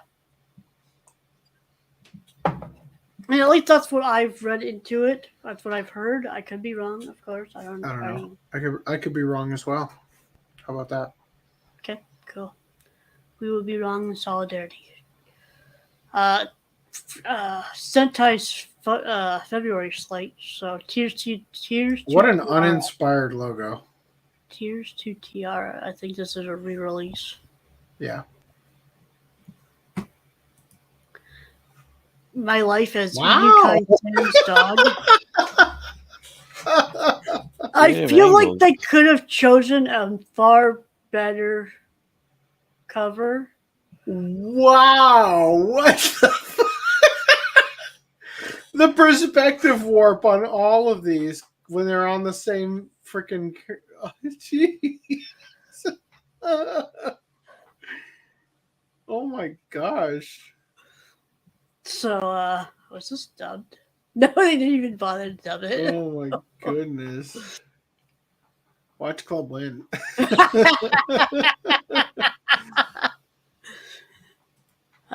Kubo won't let me be invisible. Yes. Is so hard to see because of the way this layout is on. Yeah, right? Like Umarchan R? Didn't that already? Oh, now they're doing a premium for it? Are you for real? Are you kidding me? How many years has it been? 2. They're doing an LE. The fucking first season is the stupid Garfield box. They're going to do an LE that's supposed to go next to that? Yeah. Oh, they didn't even get bothered to give. So apparently, you get like an eye mask, a chip clip, stickers, and apparently all that costs For $112. you can have a couple of stickers like you're a goddamn 5-year-old. Yeah, that's not worth it. I'm sorry. You're They're gonna never have to give worth me it. more than that. Like no, like an IMAX and this chip clip better be made out of pure silver. It needs to be gold plated. Sticker set. IMAX chip clip to the sticker set in a chipboard box. No art Chipboard book. box is made out of meteorite. Like, Jesus. oh my gosh, I am not buying that shit. No way. God, I freaking hate you. Terrible website. I've somehow gotten stronger when I improved my farm-related skills. I'm glad to see this got a physical release when I thought it hadn't started airing yet. Like, articles are still coming out about it on Crunchyroll, so I just assumed it hadn't come out yet. Really? Yeah. It was one of the things I skipped on.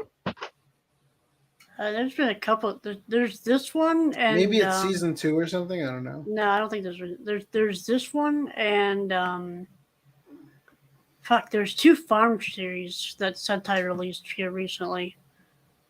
Man, indulge me while I search. I'm with Reese though. I could have sworn, there was another farming series by Sentai. Yeah, I'm gonna go find it. It was a much better one too. Because I was thinking about picking it up. This one, Yeah, Farming farming. Life in Another World, yeah. Yeah, this is the better series. And by much better, you mean much bigger titties. Yeah, also It's like not, I can see why it's Yeah, better. that's the bigger and better. also it's altogether. not rated PG. I don't think. Yeah. T for teen. It's TV 14. Yeah, T-shirt 14. Well, Cultivate a new life. oh. All right, let's get on to these. Let's get on to these other articles here. Let's get out of this cancer website. In other news, Crunchyroll is partnering with Walmart. No. So Crunchyroll and Walmart have announced a nationwide partnership to stock anime merchandise. These days, you can find anime just about anywhere, from streaming to store. The medium is everywhere, and the anime fandom is adding to its ranks by the hour.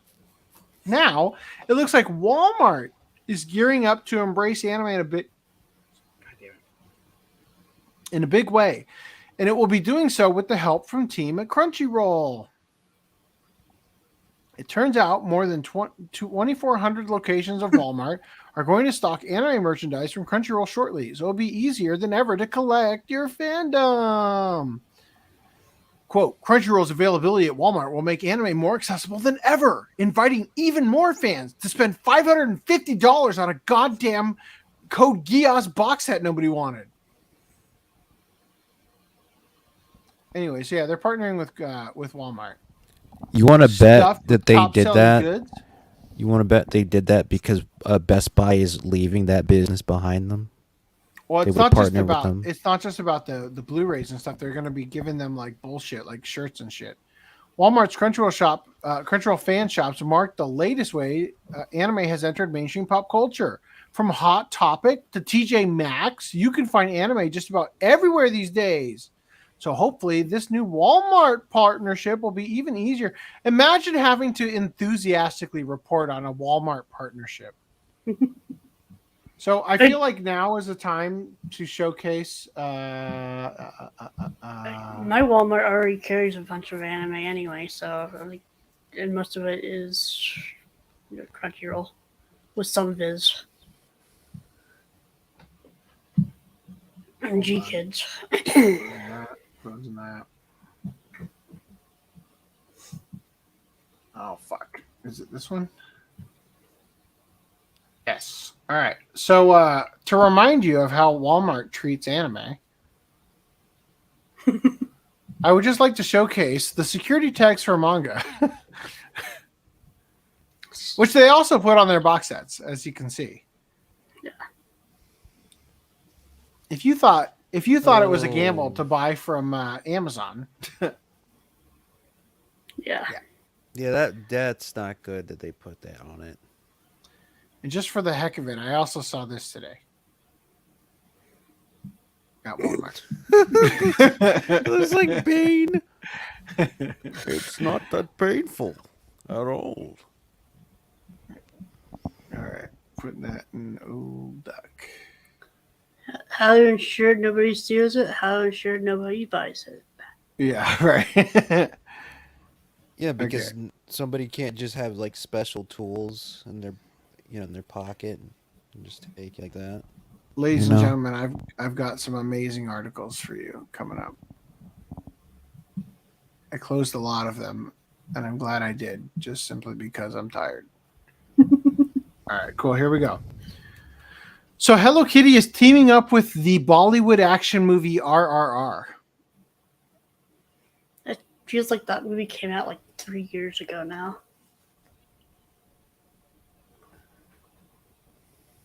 It's like practically a gang sign. You can own this. You can actually own this. That is a real physical product they made. Oh, you get it? No, but you could. Gang sign Hello Kitty. Like, I just can't believe that this is a thing. They got rid of Megumi Hayashibara and replaced it with RRR. They replaced it with RRR. Anyway. Also, a giant Clodsire Pokemon plushie comes with up to 32 Whoopers in Super Side. Yeah, Whoopers, is that a Whopper for Japanese people? For some reason, you can order it with up to 32 Whoopers. Here's the 12 Whoopers. or the truly devoted 32 whoopers? For some reason,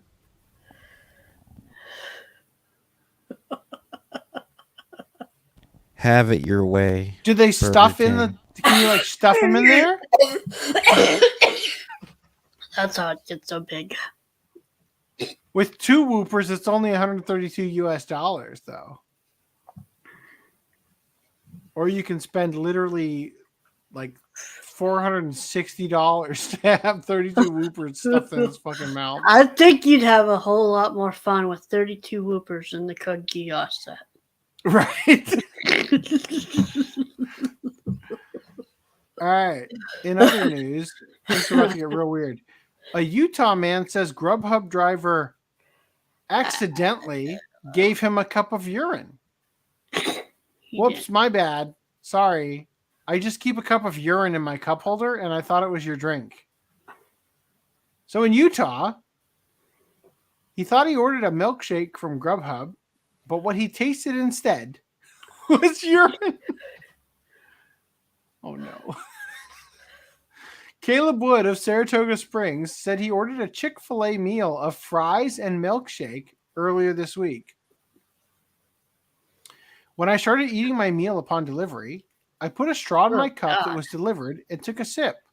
I soon discovered the cup delivered to me from Grubhub driver was a warm cup of urine. I didn't realize it was warm when he picked it up. Like, what the?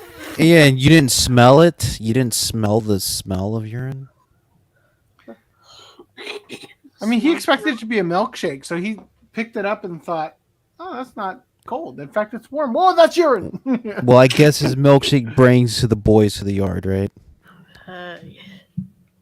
So Wood captured the delivery on his home security camera. The footage was shared with ABC4. Please tell me you have footage of the delivery driver throwing your milkshake in a bush and pissing in your cup because you didn't tip.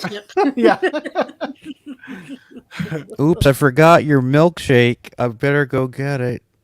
The footage was shared with ABC4. He also shared footage of himself confronting the driver, whom Wood called him back to his house. Oh. Do you realize this is pee? Wood said to the driver while holding the tall styrofoam cup in his hand. According to Wood, the driver admitted to confusing 2 styrofoam cups in the vehicle. The driver, Wood said, told him that he works long hours and doesn't take bathroom breaks, so he'll relieve himself in his car. Wood said that drinking the urine made him sick. When he reached out to Grubhub, Wood said that the Chicago company took 4 days to get back to him. Imagine not getting back to the guy who drank pee because he used your service in a matter of microseconds. He says while drinking amber liquid out of a glass cup. Oh my goodness. He said that the company refunded part of his order, which was less than $30. You didn't even get a full refund for drinking some random driver's piss. They refunded like $18, the actual cost of the food, Wood said. They didn't refund the delivery fee or the tip that I gave. So he even did give him a tip. Probably not enough. They probably gave him like two quarters. I like the idea that Grubhub's like, look, man, the least you could do is tip the guy who pissed in your drink. We took immediate action with the driver and ended his contract with us. That's horrible. He works so hard for you that he has to piss in a cup in the car and you fired him? We're following up with the customer to apologize and are coaching the representative who was previously in touch with the customer. You want to bet they didn't fire the guy? They probably just said that for PR reasons. He's probably not the first person to do that.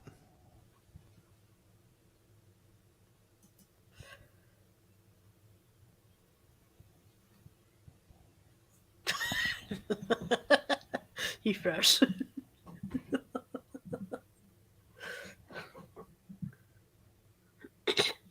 You're muted. We can't hear you, dude.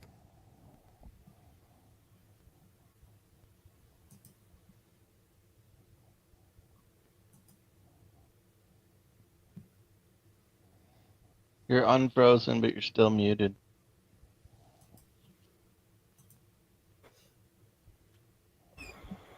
Okay, can you hear me now? Yeah. We can hear you now. My wife got Yes. that boot, and when she tried to leave the room, she hit the light switch, which cut off the power to the to all this stuff. All right. So anyway, back to screen sharing. I can't believe this. I'm disappointed the article ended this way. I need more discussions about urine and stuff and drinking it. What? An off-duty pilot, Joseph Emerson, breaks his silence and says he tried to shut down plane's engines mid-flight while high on magic mushrooms to, quote, wake up from a bad dream before later stripping naked and urinating on himself at a police station? Nice. Well, that sounds like the exact thing I need for this article to not leave me with a bad taste in my mouth, similar to the urine that guy drank. So the off-duty pilot who almost brought down a passenger jet while tripping on magic mushrooms has broken his silence over the imaginary journey that almost ended in tragedy. Joseph Emerson, 44, said he took the psychedelic drugs 2 days before the fateful flight on October 22nd while on a weekend getaway to remember his late best friend. The Alaska Airlines pilot and father of two says he was in a sleepless stupor for the next 48 hours, questioning reality while suffering repeat panic attacks. In an interview with the New York Times from county jail, Emerson offered a disturbing glimpse into the bizarre near catastrophe.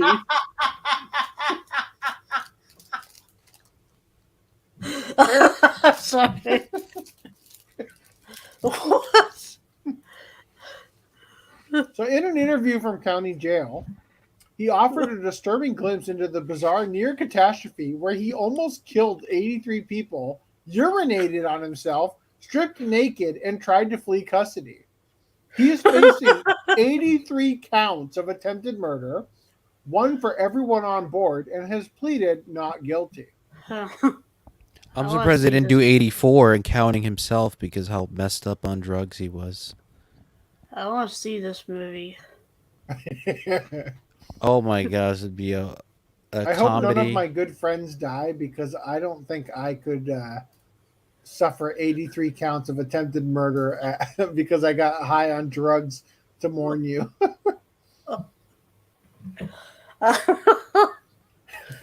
Emerson said he had been feeling his grasp on reality was shaky for 2 days prior to the flight and had texted his wife moments before takeoff how desperate he was to simply return home, telling her, "I just want to hold you."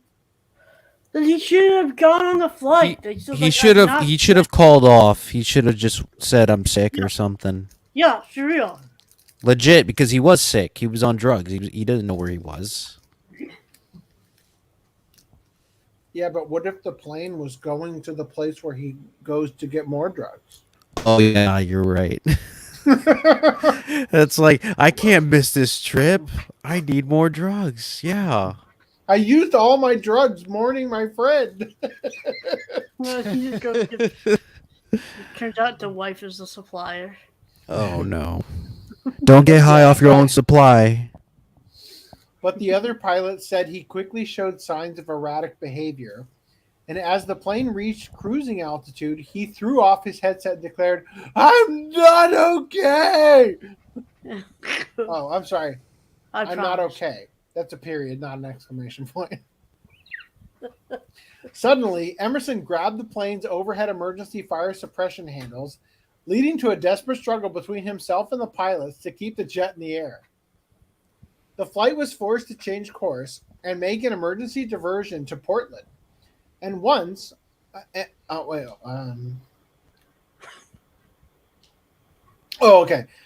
he was. The flight was forced to change course and make an emergency diversion to Portland. And once on land, Emerson was charged with 83 counts of attempted murder, a charge for all of his near victims on board. He is in his screwed. first interview. I'm a little disappointed. Like the COVID restrictions that airports did. But you can't, like you can do a thermometer check of your pilots as they come in, but not recognize that they're high on shrooms. Yeah, the logic in that is really amazing, right?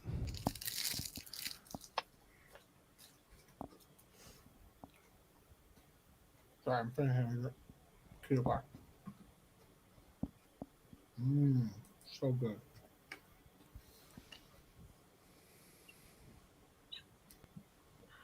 Ah, wonderful. Delicious. Stuck in my teeth.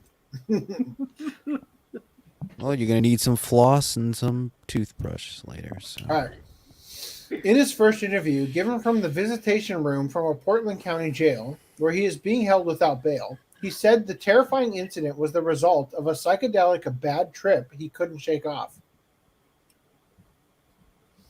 He said he and several friends went on a weekend getaway to Washington State's Methau Valley. Perfect place. I wonder what kind of drugs they did. A lot of drugs. All the drugs. Ayahuasca included. Any meth? Yeah, Any maybe meth at cocaine, Methau Valley? cocaine, heroin, you name it. You're missing the joke, King style. Yeah, the joke is going over again. To honor his best friend Scott Pinney, who died in 2018. Pinney, the best man at Emerson's wedding, died while jogging during a work trip in Hawaii. Fucking how? You're going to need to give me a lot more details than that. He's probably still high. Was he quote unquote died suddenly? Or did he get attacked? Like a shark like jumped out of the water and ate him. Wait, so you think while he was in his hide, like some animal or something tried to attack him and that's why he did all that shit? That'd be amazing. I don't know. His friend, the best man at his wedding, died while jogging during a work trip in Hawaii. Oh shit. Okay. And that's the all that they give us. Like, not how. How do you die jogging? And the pilot said he has worn a necklace containing his friend's ashes ever since. Well, at least you didn't snort them. Oh my god, it'd be like South Park, remember that? It'd be like Cartman just drinking like chocolate milk to Kenny. After the men took the magic mushrooms together, which he had been assured would not make him fail a drug test and wear off in a matter of hours. Nice. Emerson said he was consumed by a terrible feeling. Get to the goods. I need to know what happened at the police station. Dude, he looks like Edward Norton with hair. A little bit. Without hair? You mean? No, with hair. That picture. Where he's like wearing the uniform. He looks a little bit like Edward Norton, sort of. I can kind of see it, yeah. A little bit like from Fight Club. Okay. He said he became paranoid and thought his friends may have been planning to hurt him. I felt fearful of them, he said, adding that he also, quote, started to have his feelings that this wasn't real. The feeling of dissociation remained for days, where he relived past trauma in his mind and grew baselessly worried for his family. Dude, they gotta make a movie off of this and have Edward Norton play him. That'd be the greatest casting choice. He kind of reminds me of Ben Bailey, the cash cab. Yeah, maybe him as well. Ben Bailey. I thought of a lot of traumatic things in that time where I was like, am I dead? Is this hell? He added. Emerson said he barely slept a wink until he was on board the flight, still racked at the feeling that he was dreaming, or at least not in touch with reality. Moving through the airport and on board, the pilot said nothing made sense, including a growing sense that the airline staff seemed to be using the wrong protocols. After a text message played in his ears through a spoken text-to-audio message. Jesus Christ. What is he talking about? Words from God. Yeah, the text message of God is telling me I have to take off my clothes and urinate on myself. The voice is talking to me. Sir, that's Siri. Like, he flew into a frenzy of confusion and panic and says he believed he yelled for help from the pilot and got no reaction. When nothing happened, he said he became convinced the only way out of his haze was to wake himself up in any way he could. In a timeline of what happened next, it is alleged that the pilots grabbed hold of his wrists after he pulled the emergency stop and shunted them back into place before the engine cut off in a terrifying near miss. Emerson then left the cockpit quickly and walked down the plane, where he still thought he was dreaming, as nobody on board seemed to be aware of or have any reaction to his attempt to bring the plane down. On the ground, police rushed to the Portland runway after a pilot warned, quote, "We've got the guy that tried to shut the engines down out of the cockpit. He was cuffed and restrained to the jet, but had enough space to move around that he chugged straight from a pot of coffee as he continued to act erratically." Just splash the hot coffee in your face if you need to wake up. Yeah, he literally needs to smell that coffee. He needs to smell the coffee. If he's already naked, just pour it on his junk. He'll wake up then. Oh my god, that'd be the worst feeling in the world. Flight attendants have since said, "Oh no, no, The hiccups." You're not a fish. You're not a fish. You're not a fish. Breathe. It's an out-of-body experience. I'm going through his trip." All right. So the flight attendants have since said he repeatedly questioned if people on the plane were real or if he was in a nightmare. That motherfucker is not real. Oh my god, I remember that. She was like, "That ain't real." Emerson said he was also able to reach his phone and send a text to his friends from the getaway, where he told them, quote, "I'm having a mental breakdown and tried to turn off both engines on my flight home." In a separate text to his wife, he simply said, "I've made a big mistake." Emerson's bizarre episode continued when he got on the ground, as he stripped naked, tried to jump out of a window, urinated on himself, and attempted to masturbate in crazed efforts to wake himself up. Burying the lead, are we? Oh man. He again asked officers if the situation he found himself in was real. When he was told that what he had done, he responded, "If this is real and all of that was real, then I have done something to me that is unfathomable."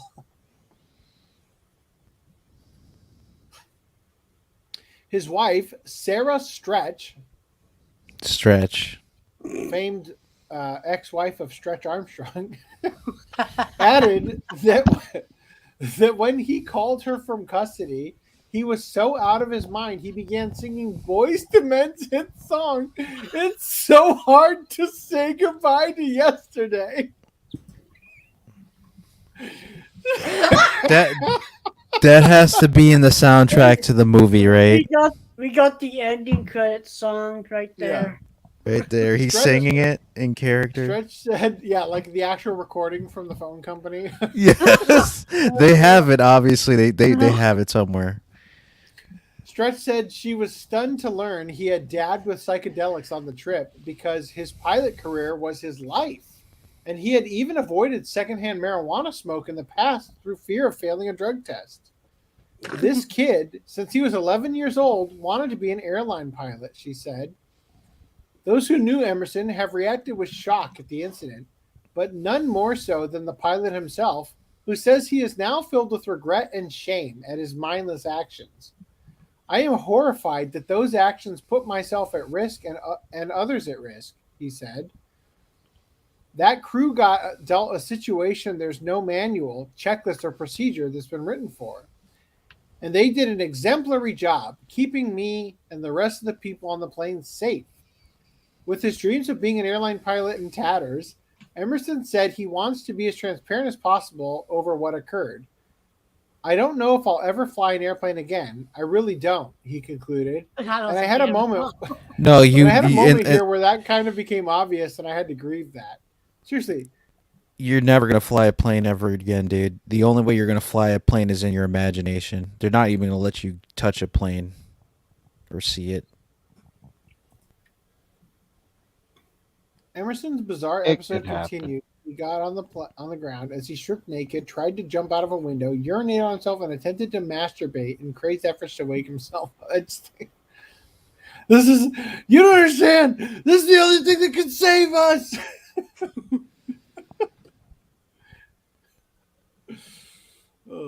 They need to make this into a film right now.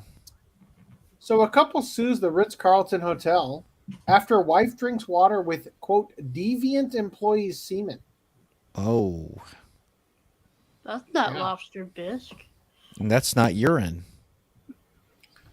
A woman has sued a Ritz-Carlton hotel after being served a bottle of water which she claims contained one of the employees' semen. Referred to only as Jane and John Doe in their lawsuit, the complaint alleges they were sexually assaulted and exploited as a direct consequence of the hotel's own negligence, claiming that they felt horror and trauma following their stay at the Ritz-Carlton Half Moon Bay Resort last November.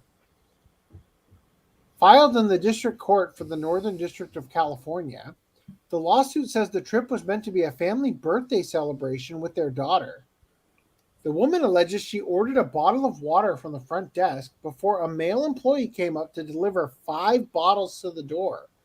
Everything seemed in order, except for one bottle was filled entirely with semen. But here's the question. And still completely warm. But here's the question: is it sexual assault though? Yes. Yeah, 100% it is. All right, I'm just asking because I'm like, wait. I'm asking for a friend. Oh, come question on. would be- Get the fuck out of here. The question would be, I'm just Did the- saying, like, did this the is Grubhub this is a driver- disgusting, prank, right? But oh, I you're, don't think it's a prank. I think it's a sexual act. It is a I'm raping not of the disputing that it's not a sexual act. I'm just mouth. Do you think that the Grubhub driver who accidentally, quote unquote, gave the guy his piss instead of a milkshake, was that sexual assault? no. I think he's a disgusting bastard. But this is clearly sexual assault. Yeah. So the complaint alleges they were sexually assaulted and exploited as a direct consequence of the hotel's own negligence. It was negligence that got the semen in that bottle. Get the fuck Claiming outta that they here. felt horror and trauma. I thought it following was their a stay genie in a bottle. at the Ritz-Carlton Half Moon Bay last November. Yeah, that wasn't that what's her name? No, Not Gwen Stefani, Christina Aguilera song. Genie in a bottle. Yeah. I only think of the one that radio station did, Weenie in a Bottle. That is commonly misappropriated as being a Weird Al song. I got my weenie in a bottle and I can't get it out. Okay, anyway, the woman alleges she ordered a bottle of water from the front desk. Hashtag buy a tank. Yeah, hashtag should have bought a tank. Yeah. The woman alleges she ordered a bottle of water, not urine, a bottle of water from the front desk before a male employee came up to deliver 5 bottles to the door. Everything seemed in order, and she went to sleep at peace, having been earlier greeted at the hotel with the kind of comfort and seduction one would expect from one of the most well-known and well-regarded luxury hotel brands in the world. What kind of seduction did you get met with? Get a little too much seduction in your water bottle. Yeah, did you have a guy laugh like Beavis and Butthead as he left the room? In the middle of the night, the woman went for a sip of water, but the texture of the drink was strange. When she alleges she realized the taste and texture may have been semen, she woke up her husband to take a sip and confirmed that. Why would you do that? Why would you have your husband drink cum? Honey, you know what that tastes like, right? Why So she would woke you up her do that? husband and they contacted hotel management and later the police. Jane Doe was mortified, terrified, embarrassed, and humiliated and pregnant. Right. The hotel reportedly sent the water to a lab for testing, and 2 months after their stay, a representative from Ritz-Carlton phoned the couple to confirm that the water indeed contained semen. It took You 2 are the months father. to do that. Failing to identify or approach the staff member responsible, all the couple were offered in compensation was a few measly Marriott reward points, which could only be used for another anxiety-inducing stay at a Ritz-Carlton property. They really couldn't. And it expires next month. They really couldn't give them like free hotels for like a year or two. I think that's effectively what they did. That means that they have to stay Yep. in a place where No, they but might come in contact with more semen. but a reward points, right? I got your reward points right here. Reward points, right? Like that's essentially like an app thing. That's not really gonna do much. Enough So a for all the say. latest news, politics. Oh, great! Thank you for that. Okay, accusing the hotel of refusing to cooperate with police in an investigation of the November 2022 episode, the legal team alleged that the hotel has not turned over the defiled water bottle to police to run DNA tests, so they can cross-check sex offender registers. Just look at the staff, dude. Like, you don't have to register. Every single member of staff here, we need you to jerk off in the spot. Right. Yeah, like they're gonna fucking do that, right? The employee behind the offense, quote, remains unidentified, uncaptured, and his ongoing sexual deviance is unabated. Erect and large. Not to be confused with mass and baited, right? The attorney alleged he could have assaulted countless other guests with his actions, they added. Yeah, right. Guests like, with less discerning taste buds. Jane Doe has taken regular tests for viruses after ingesting the semen last November. you mean Her you mean husband- STDs, not just a regular virus. Eyes. And her husband claims he has had to seek therapy because of the distress associated with knowing what occurred to her, and yet at the same time not knowing what may befall her in the future if she ultimately tests positive for some kind of AIDS. Dude, you He can't got do AIDS, full blown AIDS. John Doe alleges he has been frustrated by the feeling that he cannot kiss his wife anymore. No. That he cannot protect his wife from sexual assault and feels powerless to stop the assault by some Yeah, deviant. yeah, it's called being a cuck, like Reese said. What if it turns out he jerked off in her water? Yeah, that would be the big plot twist ever. What if he did that just so he can get free shit for the hotel for life? Right? He's like, you fucking perverted bastards. We want free hotel rooms forever.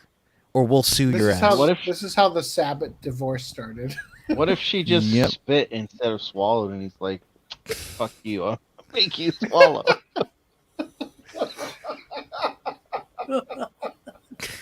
Like Yeah, that's the money shot. That's where the money shot is, in the bottle. How dare you? The whole saga has negatively impacted their intimacy and the emotional depth of their relationship. The Mirror big has plot contacted the Ritz-Carlton. She spit it out into the cup. Yeah. And then forgot about it. Yeah. I think that's the most likely outcome. Oh my god. Yeah. All right. In other news from the Mirror, my husband's semen made me vomit when I saw it in the Trend today. fridge. Same woman.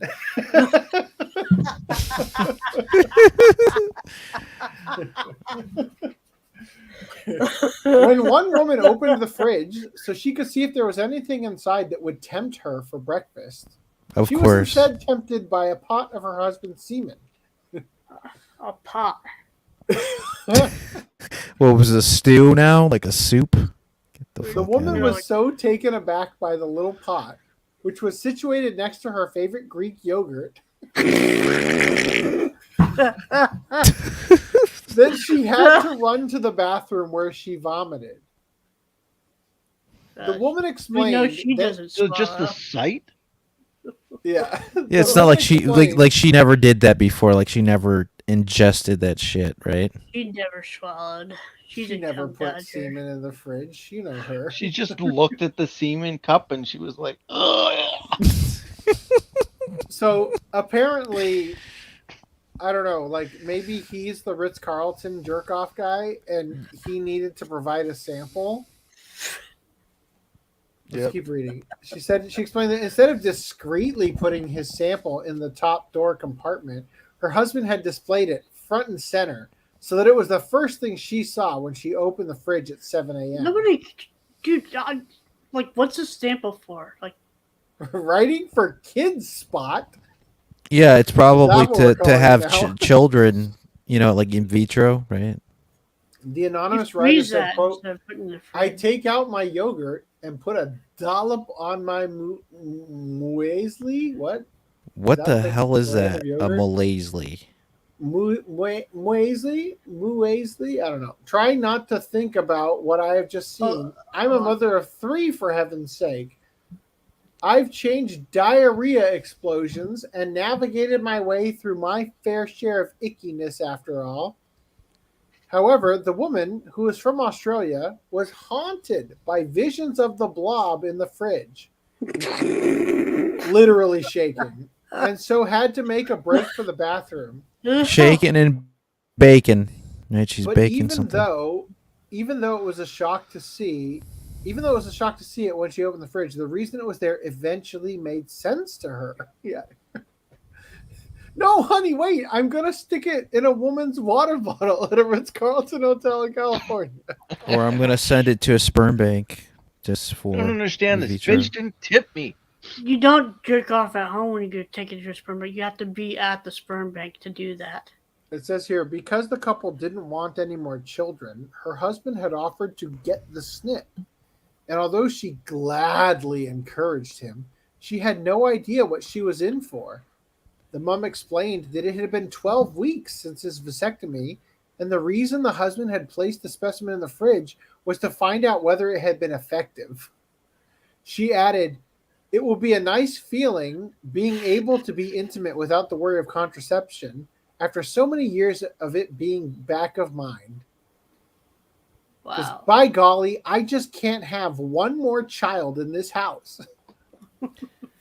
Despite the ill placement of the specimen, which caused a huge physical reaction, the mom was secretly thrilled about it. She a freak. Wow. Because it meant her contraception journey was almost at an end.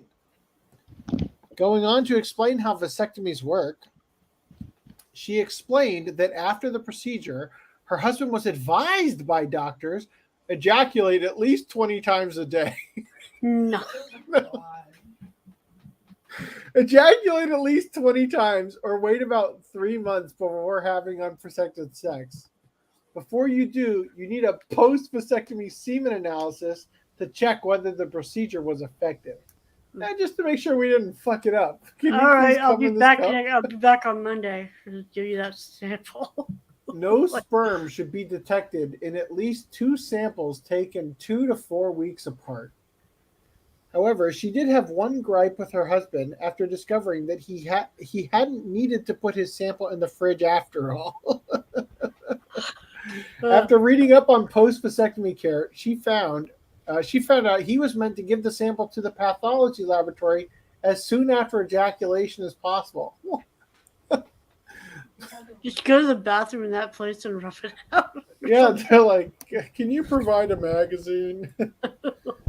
Thank you, husband. I've wasted my breakfast for nothing. And even more irritating, I might never look at Jalna yogurt the same. What is this muley before? Like, all right, there's an article. Moving on. A tourist caught by customers smuggling 5 liters of dog semen.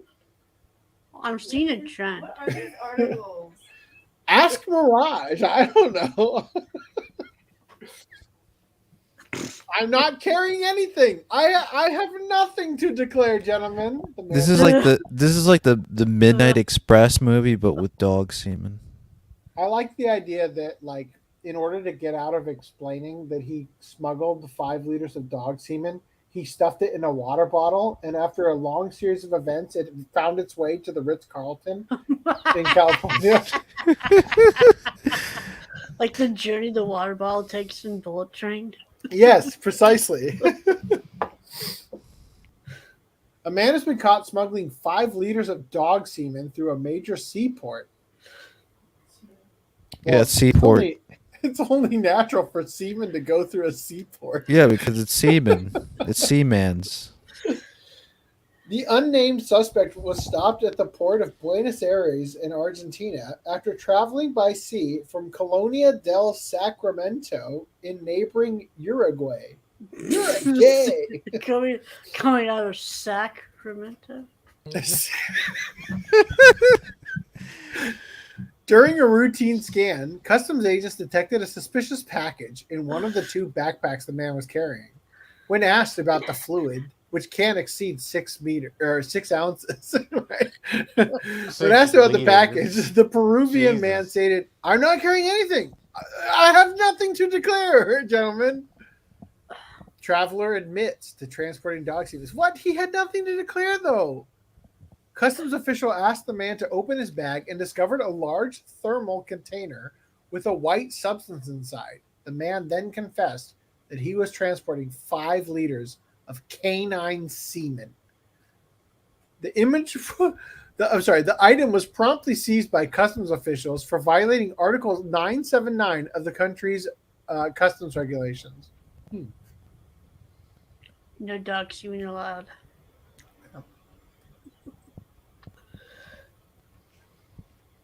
Perfect placement for the loading wheel. Isn't that kind of funny? Man. Yeah, you give He John looks like the Legend Monopoly that. John Legend was the guy who got pulled over for the dog semen. It makes sense now. Yeah, for a second I'm like, oh, is this him? And I'm like, wait a minute, that guy looks really familiar. It's John Legend, the singer. The importation of animal reproductive material requires a certificate of veterinarian inspection issued by the Argentine Food Safety and Quality Service. Frozen canine semen is typically used to preserve a male dog's genetics for breeding purposes. Is it? Really? Is that what it's for? It's not for sticking in a water bottle? It is unclear if the Peruvian suspect faces charges for allegedly smuggling the material into the country. In May this year, a Uruguayan traveler was found with 60 sachets of pig semen at the border between Argentina and Uruguay. The animal semen was found in the lining of a suitcase in the suspect's Volkswagen pickup truck. Wow. The semen contraband is serious. Imagine being so desperate to smuggle semen, you don't think to just stick it in your ass. Well, if they did that, like a normal smuggler. Yeah, like a normal smuggling mule.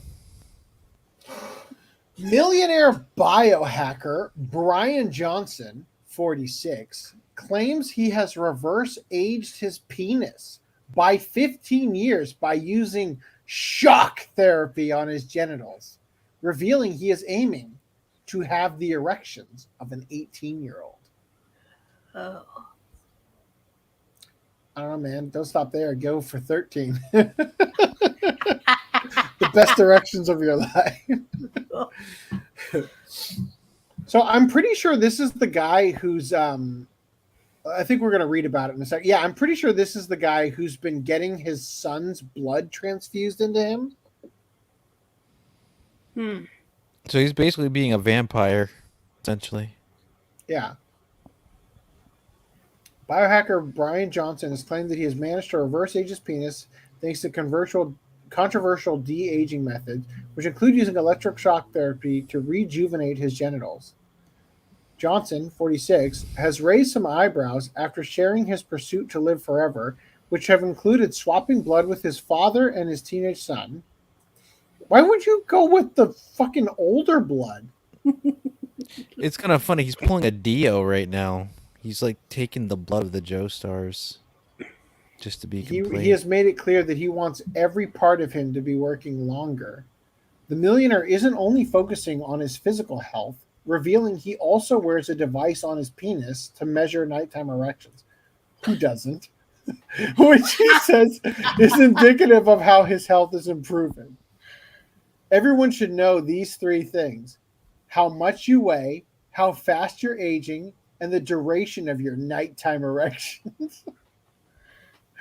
The Health Junkie told podcast host Steve Barnett when he appeared on the episode of the Dairy of a CEO. Should that be the Diary of a CEO? The Dairy of a CEO sounds funnier, though. Yeah, it appeared on the Diary of a CEO podcast. How do you fuck that up so bad?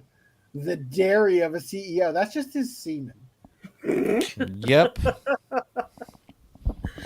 According to the biohacker, whose goal is to have the nighttime erection duration of an 18-year-old, the data is really important because it represents overall health. This data is so important. It represents psychological health, sexual health. Sexual health. What the? Psychological health, sexual health? I don't even know. This guy's a loon. The measure of sexual function, he explained on the podcast, could help predict other health outcomes like cardiovascular fitness. Cardiovascular health, for people who are not familiar, you can go to the gym and build big biceps or whatever, but people are not familiar that nighttime erections are actually a meaningful health indicator. Amongst other therapies he uses to reverse his age, Johnson explained that he's used to focus shock wave therapy to improve his erections during duration while he sleeps. He looks like, you know, when a vampire is super pale, that's what he looks like. Yeah, I'm telling you, he's a vampire. That's actually what he looks like. He legitimately looks like he's not getting enough sun. Look at him.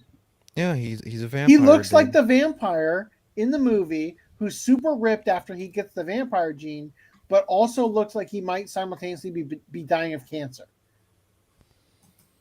Yeah. Yep. So there's this technology. You have a wand, and you sit in a chair, and then the technician uses the wand and basically shocks your penis through the acoustic technology. He compared the unusual method to healing a torn ligament or injured joint. I mean, honestly, if you apply electroshock to a penis, yeah, it probably gets stiff. Try any muscle in the body, honestly. Yeah, but wouldn't that affect the testicles though from doing that? So he would be doing damage down there. I don't know. It says you're creating micro injuries, so then it rebuilds. And so this technology is used for all over the entire body if you're trying to heal an ACL or you're trying to rejuvenate the knees, the joints, shoulders, or just trying to get better erections. So it's a technology that's a broad range of applications. It's also used for erectile dysfunction, which I definitely don't have because I'm as healthy as an 18-year-old. He sounds like a psychopath. I see. So you don't want... Oh, that's a sponge. I thought it was a box. You don't want your erections to be a sponge, nor an open banana, nor a closed banana. It must be a cucumber. This is the erection hardness score, the EHS. I thought it was going to be an eggplant. So this is his I want mine infographic. to be a steel rod. This is his infographic. Baseline measurements. Current age 49. Total nighttime erection 2 hours and 12 minutes. Desired erection 3 hours 30 minutes. Bro, you don't want an erection lasting more than 4 hours. It'll start to atrophy. That's probably why you're in this problem. That's probably why it starts to fail as you get older, is because it's the whole time you sleep, you're just rock hard all night. Yeah, you also don't want to have heart problems because that's one of the symptoms to Viagra and Cialis. That's creepy. Wow. This is the old man that he's getting blood from? Yeah, that is the weirdest photo. Like, You know, a little bit more than just blood from that guy. Yeah, this is really... Give me some other your body fluids. very, very homoerotic. Yeah. For family, which shouldn't be a what do you thing. think of this image? Is this an okay family photo for 3 generations of men to pose for? No, why are they holding each other? Yeah, this is incest. You'll notice that the billionaire covered his own dick, so his dad had to choose the abs to put his hands on. Yes. I have no sexual dysfunction. Let the record show I am not I am not incapable of getting it up. I score perfect in every category. But we were wondering if you take this therapy, this focus shock wave therapy, and if you would just basically rejuvenate the penis and increase nighttime erections. It's for science. Johnson says that so far Science, he's been bitch. shocked by the results. I'm now 2 months in, and my subjective experience is that it's as if my penis has gotten like 15 years younger. So we're still in the early stages. We still need to measure. We need data before we're going to believe anything subjectively, even though you said subjective experience. He went on to show Bartlett the device he uses, hooked up to his own junk, which looks like a square AirPod case with a stretchy band attached. Wow. He explained he puts it around the base of his penis and assured Bartlett that once he's asleep, he doesn't even feel it. Look, dude, if your body's not doing it on its own, does it even count? Throughout the night, when you become erect, the expansion of your penis will be captured by the device, and it will show how many erections you had, and for what duration, and what strength. 2 soft bananas and a hard banana. Yay! In August, Johnson shared an update on his penis rejuvenation program, revealing that he had succeeded in achieving several of his goals. Perfect erectile function and a perfect erection hardness score. Yes! Who thought that's a good family photo? I've achieved perfection. At the time, he noted that his nocturnal erections were akin to those of a 49-year-old. Well, I thought he was 44.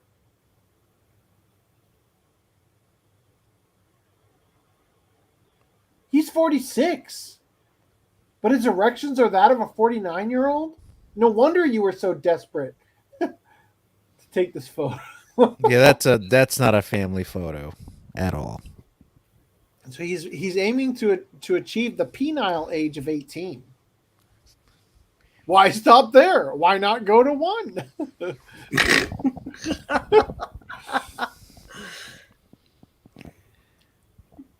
Further beyond. Negative. I haven't had an erection this good since I was still in the womb. Dude, Nicolas Cage should play him in a movie. I'm not even joking. Nicolas Cage to be the creepy dad. His quest for youth started in 2020, and since then, he has spent an estimated $6 million. His regimen, which costs about $2 million per year, which includes swapping blood with his father and his teenage son. But why? Does his dad have the erections of an 18-year-old and he wants that for himself? Because he needs blood transfusion because he would die, dude. That's why. That's probably the reason. He needs enough blood. He can't take his son's blood, all of it, because he'll die. So he needs to get some of that old blood. Do they swap each other's blood, or does his blood go in the trash? Gobbling down 80 vitamins and minerals a day. That sounds awful. And eating 70 pounds of pureed vegetables a month. Johnson has made millions off his online payment platform Braintree, which I've never heard of, which in a span of just 3 years garnered nearly $5 million in revenue. In 2012, profits ballooned with Braintree's $26 million acquisition of Venmo, and by the following year was bought out by PayPal for $800 million. He has since developed a company aimed at improving the quality and access to high-tech brain scans meant to spot oncoming disease early, earning him a mountain of revenue to put towards his health endeavors, such as devices to measure nocturnal erections and a blood plasma exchange with his teenage son. A team of more than 30 doctors routinely measure his blood, heart, liver, kidneys, brain, blood vessels, and sexual health. He claims he now has the heart of a 37-year-old, the skin of a 28-year-old, and the fitness of an 18-year-old. Is he trans age now? He looks more like Matthew McConaughey than Nicolas Cage. I'm not saying the look wise. I'm just saying Nicolas Cage would play like this insane because I don't know Nick Cage can play the old dad. Matthew McConaughey can play them, and then I don't know. Like, Jared Leto plays the teenage son, right? No, it has to be Tom Holland. Yeah, Matthew McConaughey. I'm thinking the long-haired son from Cobra Kai. Oh, Robbie, the dude who played Robbie. All right, a couple more articles here. Man accused of masturbating in Target claims it was a dildo, not his actual penis. Ha ha! Just a dildo, dumb shits. In an affidavit, police contend a dildo in Target. Police contend video evidence suggests the phallic object in Deshaun Brown's hands was indeed connected to his person. A 25-year-old man arrested inside of an Iowa Target. Hey, I just saying. He's 25? I thought he was 35. Look, dude. Sometimes you need a thrill, and that thrill gives you the erections of an 18-year-old. Inside of an Iowa Target, Reese, you were almost the victim of a sexual assault. I don't shop at Target. Thank you very much. Yeah, he's gonna mistake you for somebody that's not an adult. It happens. So he was arrested inside of an Iowa Target for indecent exposure, but he maintains that he was not masturbating inside the store. Instead, he claims he was merely handling a sex toy inside the Iowa Target. Like that's not better, right? That like it's still bad. It's still indecent exposure. Deshaun Brown was taken into custody on October 12th and subsequently released after posting $3,000 bail. An arrest affidavit obtained by the Smoking Gun contends that Brown, 25, was captured on surveillance cameras walking around the Target in downtown Iowa City while masturbating. Iowa City, okay, yeah. Are you sure this isn't Reese? Is this a photo of you? Yeah, and also is this guy not? Is Damon Mills not close to him because you know these two can't meet? It's too dangerous. The affidavit claims Brown was physically touching and stimulating his genitalia and pubic They're both area creeps. That's the point. for the purpose of sexual arousal. Contradicting the footage, Brown told officers that the object in his shorts was not his penis, but a dildo. The affidavit counters his defense, suggesting video evidence indicates the phallic object in his hand was indeed connected to his persons. Further, the document accuses Brown of not just concealing his actions under his clothing, but also exposing himself to shoppers. Look, man, I'm just saying, how come the video is not here for me to decide for myself? Recently, just 3 months prior, Brown's name was added to the state sex offender registry. Do they have precogs working at the Iowa? This addition was a result of a probation sentence he received lasting 2 years from a December 2022 incident. Tell me about the incident. Yeah. In that case, Brown faced arrest for indecent exposure when he was seen on camera masturbating at a laundromat in Iowa City. Okay. Right. Got it. So there's a mistake. It was just a dildo. I didn't violate parole. He's just serial masturbator. All right. I've got another article for you guys. St. Louis daycare accused of running a toddler fight club. Edward Norton at it again. I meant for the fighting with the Hulk hands to be a stress release exercise, former teacher said. Wow, this is exactly a fight club. You're having a referee pull the fighter away. This is a fight club. They just got their shirts and shoes on. Hey, this is the Fight Club movie, Fight Club, where they have their shirts on for certain people. Not everybody has to take the shirt. Meanwhile, the adults are like placing bets. Place your bets. I'm placing my bet on Timmy. Yeah, they're gonna do Project Mayhem too. A daycare center in St. Louis encouraged toddlers to viciously brawl with each other in a fight club, according to a lawsuit from the mother of one of the children and video of the incident that was released Wednesday. See, this is why I couldn't work in these situations, because it would start as a joke, but then become like a real thing. Like you would be like you would sarcastically tell him, like, go beat him up with the whole can. And then it would start happening. Like, are we doing this? Yeah? Get the phone. I gotta film this shit. They're brawling for real.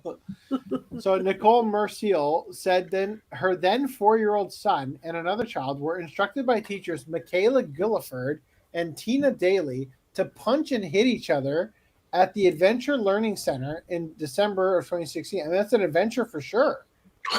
Yeah, according to the suit filed earlier this year. Merciel of St. Charles, Missouri. I thought it was St. Louis. Okay. This is probably near St. Louis. Accused the daycare in court documents of permitting another child to intimidate and harm her son while directing a fight club. Man, there's a lot of shit happening here. Oh man, fuck. Wow. That was an appropriate use of the Second Amendment right there. I'm going to try and post that before YouTube decides that was too patriotic. The video shows Mercedes youngest son and another boy wearing incredible Hulk toy fists and punching each other while a teacher looks on. One of Mercedes' sons recorded the episode on his iPad and sent it to her. Fuck, really?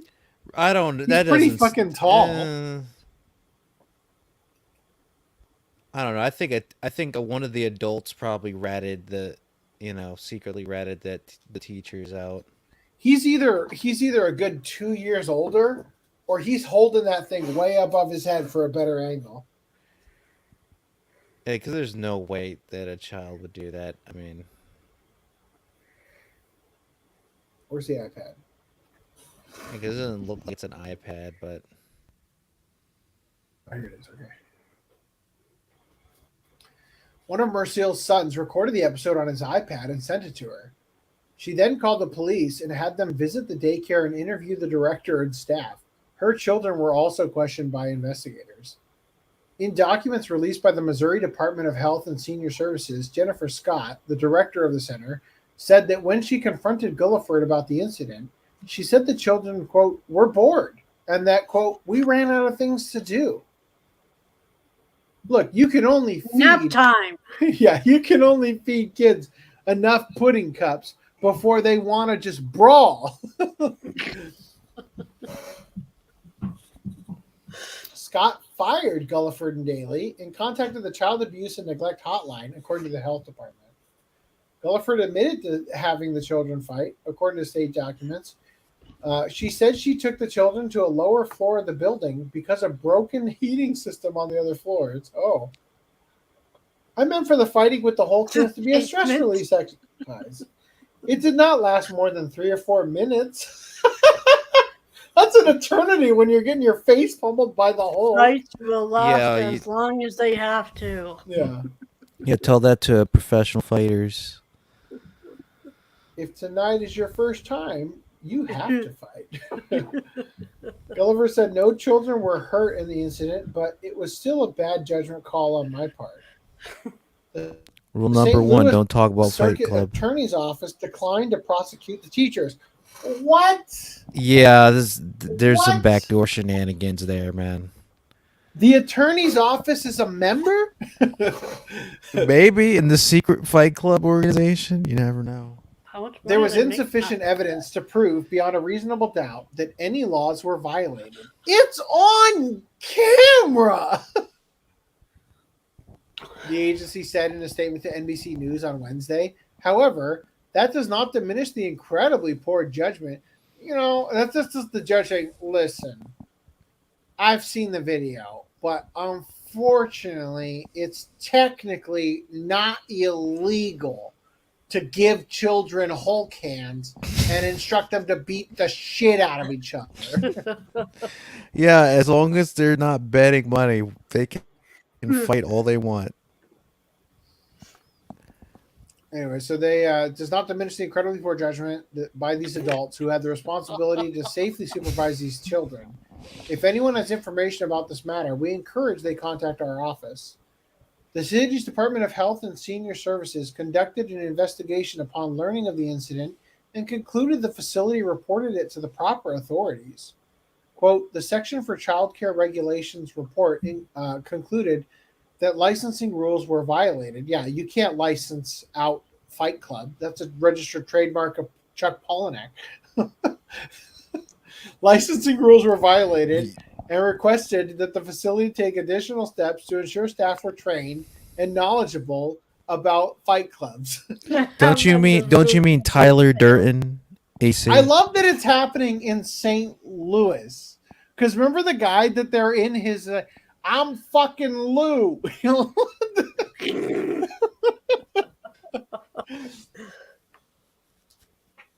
The St. Louis Department of Health and Senior Services said in its report, the facility completed the corrective measures in April 2017.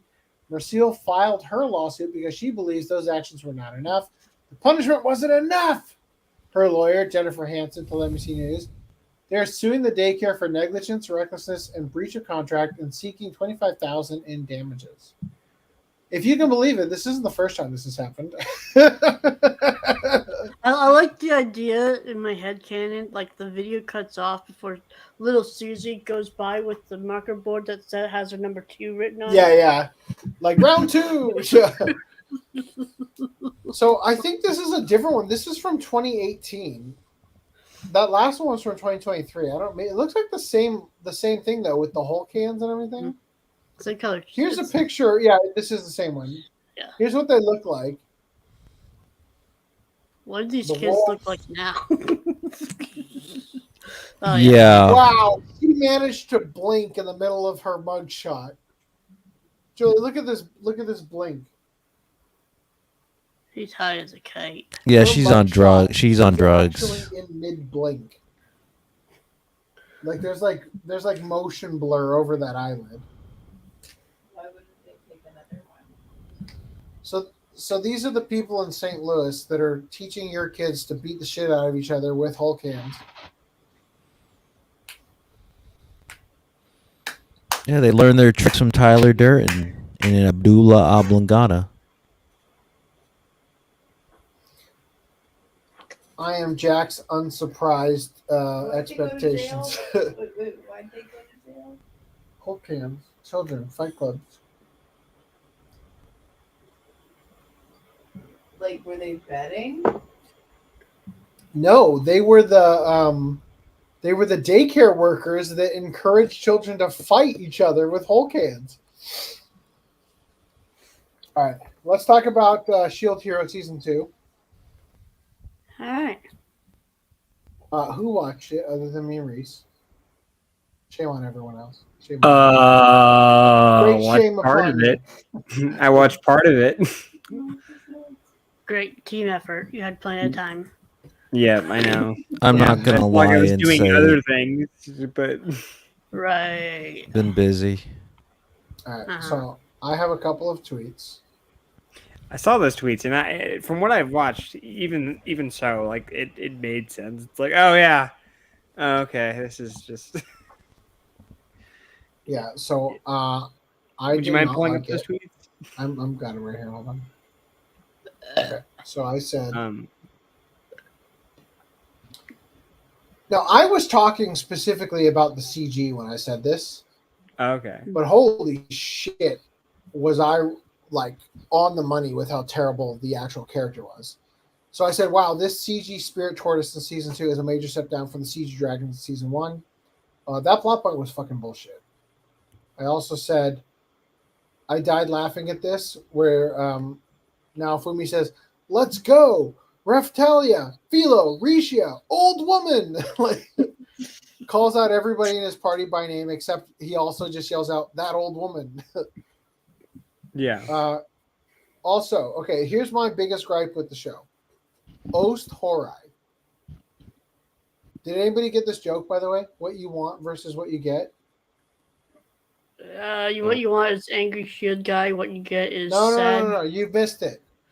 This is the Rising of the Shield Hero original soundtrack, the OST. Instead, you get Ost Horai, spelled OST. Okay. Like, this character was so lame, and everybody. Okay, actually, I said, well, I posted this. Tries first episode, binges entire season. Yep, it's trash. Blue Hero said third season gets better, and I said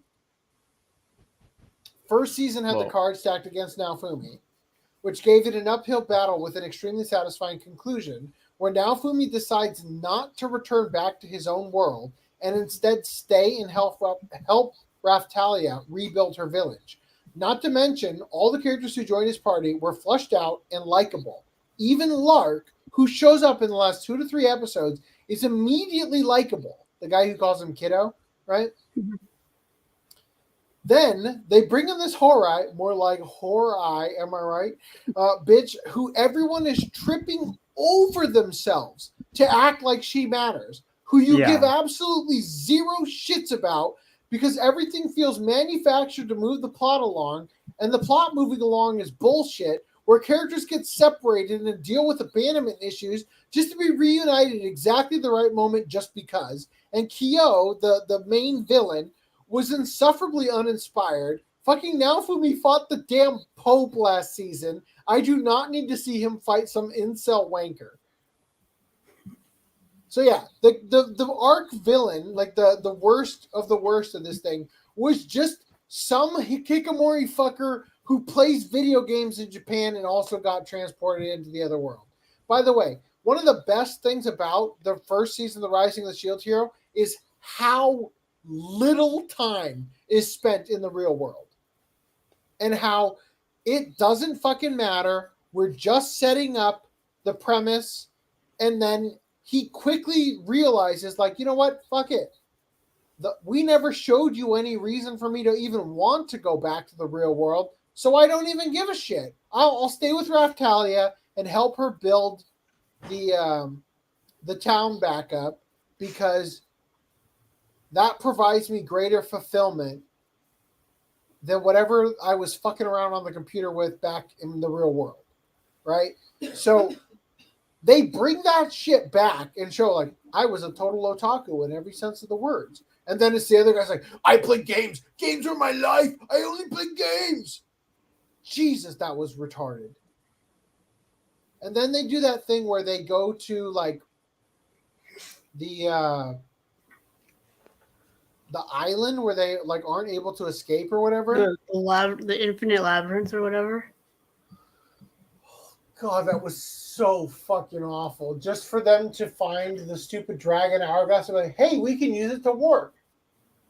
Because that's a thing that needs to happen now. Just a new mechanic. Let's just throw it in. Well, yeah, but it was only just for that world, not for the one. Yes, but it feels shoehorned in. And then the character that was there, what was her name? The girl who knew Glass and was friends with Glass. She's like, I don't know what these things are. What are the waves? It's like, oh my God. It's like, it's just really bad. And then they go to Japanland just so that they can have a different variant to everybody's costume to show you Raftalia in a kimono so they can sell more merch. Right? Am I wrong? She came down in a bubble dog. I watched season 2, episode 1 and episode 2, and I could not finish it. Yeah. I don't blame you.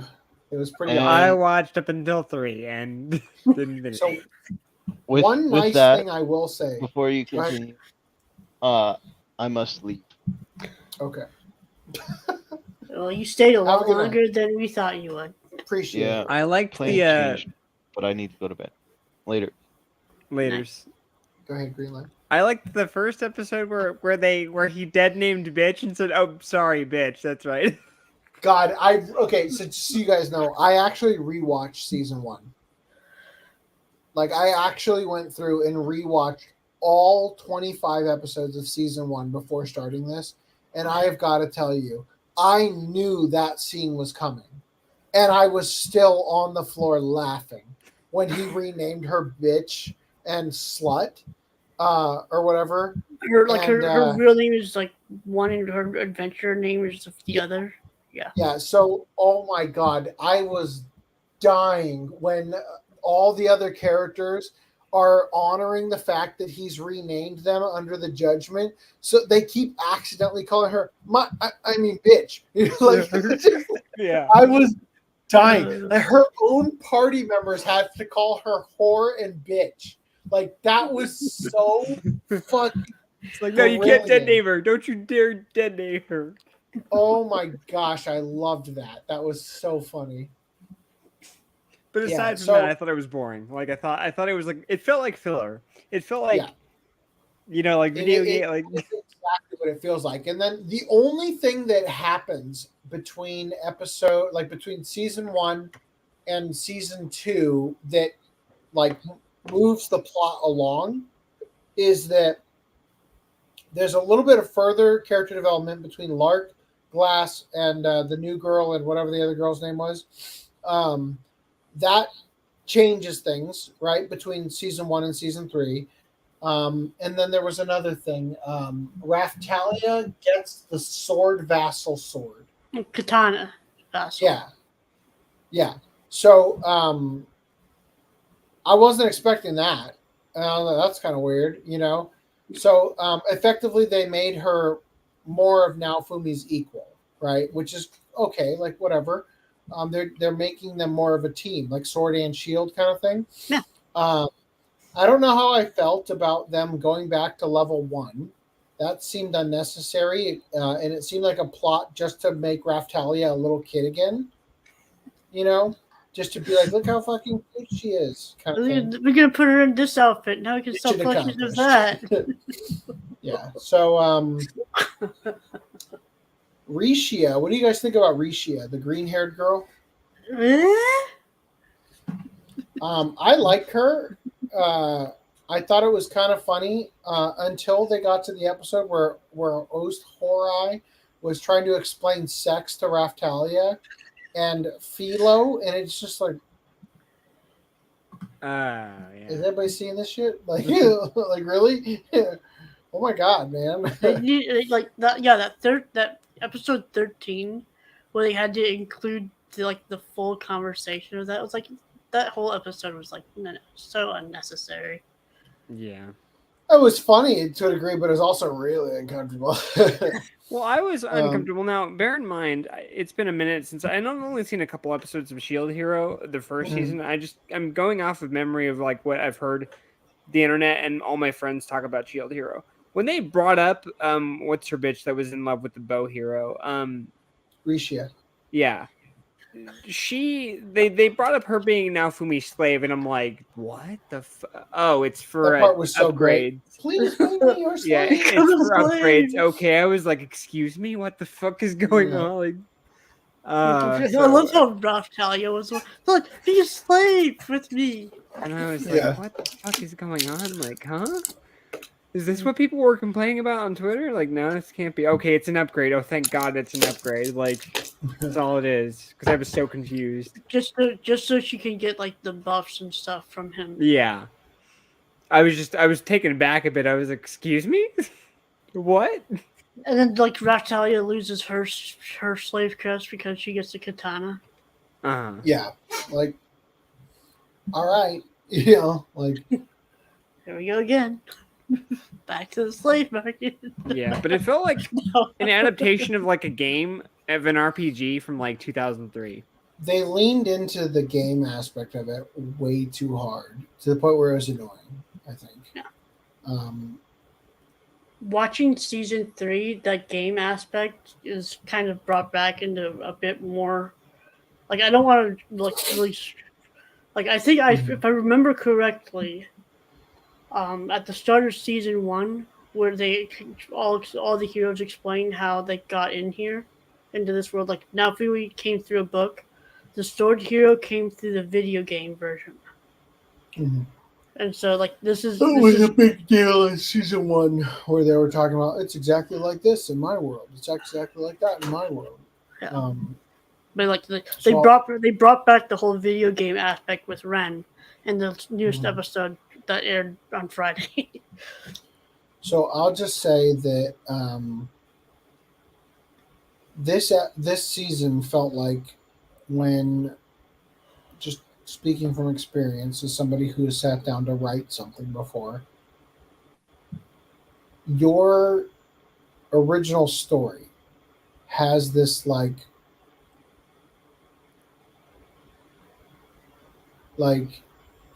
when you sit down to write it, you actually it just flows out of you, right?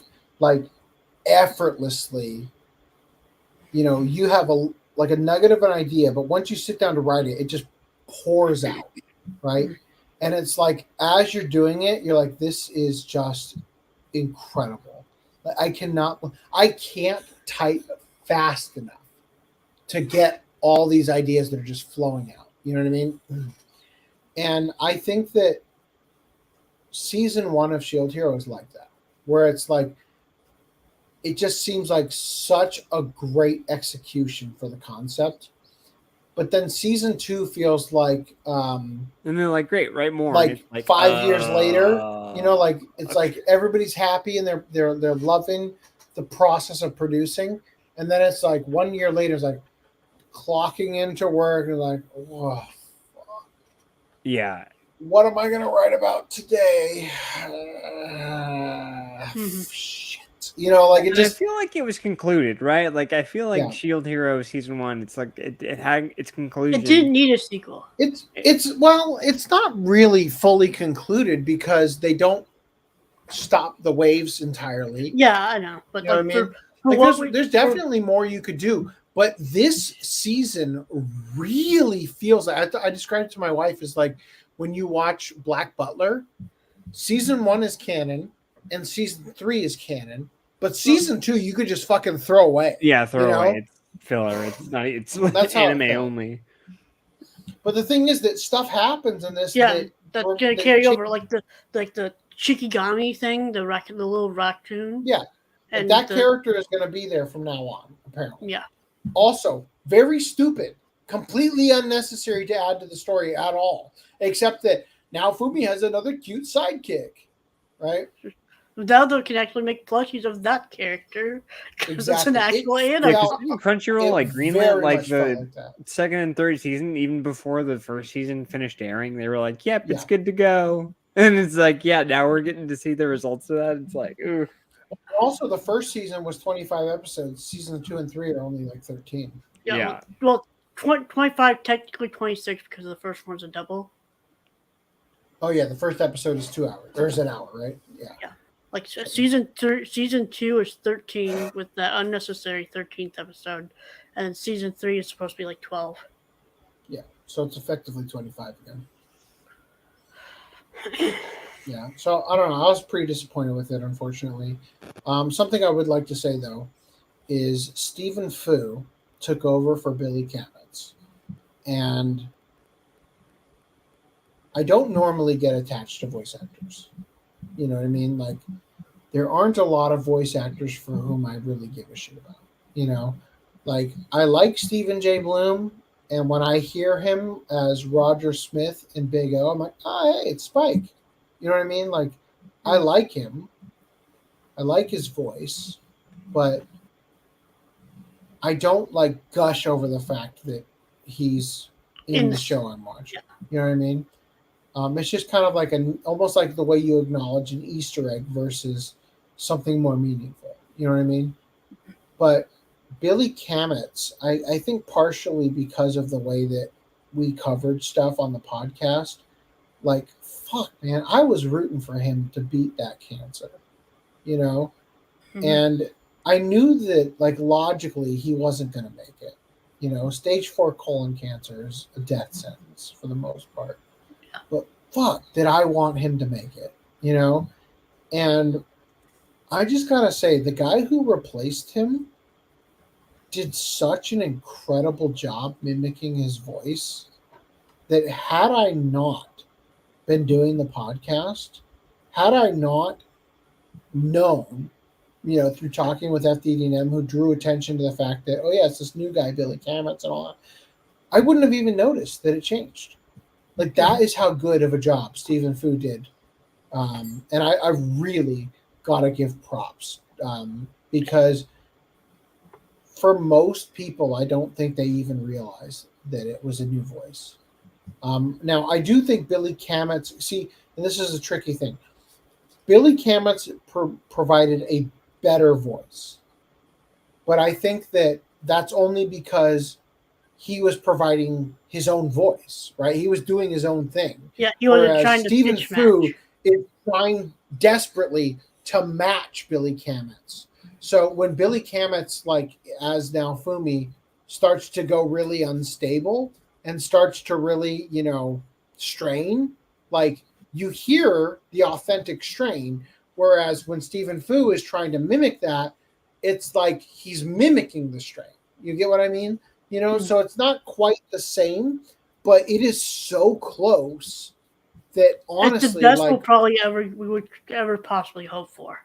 Yes, absolutely. And I just say it was actually like it kind of cut like a knife watching it, because I mean it's going to hurt either way, but it almost was like even worse because of how good he was. Like the bittersweet nature of it was amplified, because simultaneously, like it felt so meaningful that somebody put in so much effort to sound like Billy Kametz. But at the same time, it hurts even more because it's not Billy Kametz, it's just like, it's one of those things. Like, and again, I really feel like I care more about Billy Kametz than any other voice actor, just simply because through covering it on the podcast, I was legitimately praying for him, off podcast, and just like really hoping for the best for him. Same with Greg Ayers, but or Chris Ayers rather. But I don't know. I really thought, I really felt like Billy was gonna somehow be a part of like that 0.5% that survives it, Be and the full shield chat and get through it. Yeah. So anyway, in some ways it's nice because at least Billy got to voice the good season. You know what I mean? he got one of the best JoJo seasons. Yeah. Honestly, like I'm gonna miss him, honestly, as a voice actor. I don't even think necessarily that he's bringing anything that any other particular character or any other voice actor's not bringing, but just something about the way that he devoted, like the way that he performed the roles that he was in. He just seemed like, like I guess it just didn't feel like he was acting. You know what I mean? It felt like it came so natural, that I just like that part of it. I think I really liked. So anyway, do you guys have any more thoughts about Shield Hero? Not particularly. I mean, I liked the second half more than the first half, for sure. Of season 2? Of season 2, yeah. I thought the stuff with the turtle was such a drag.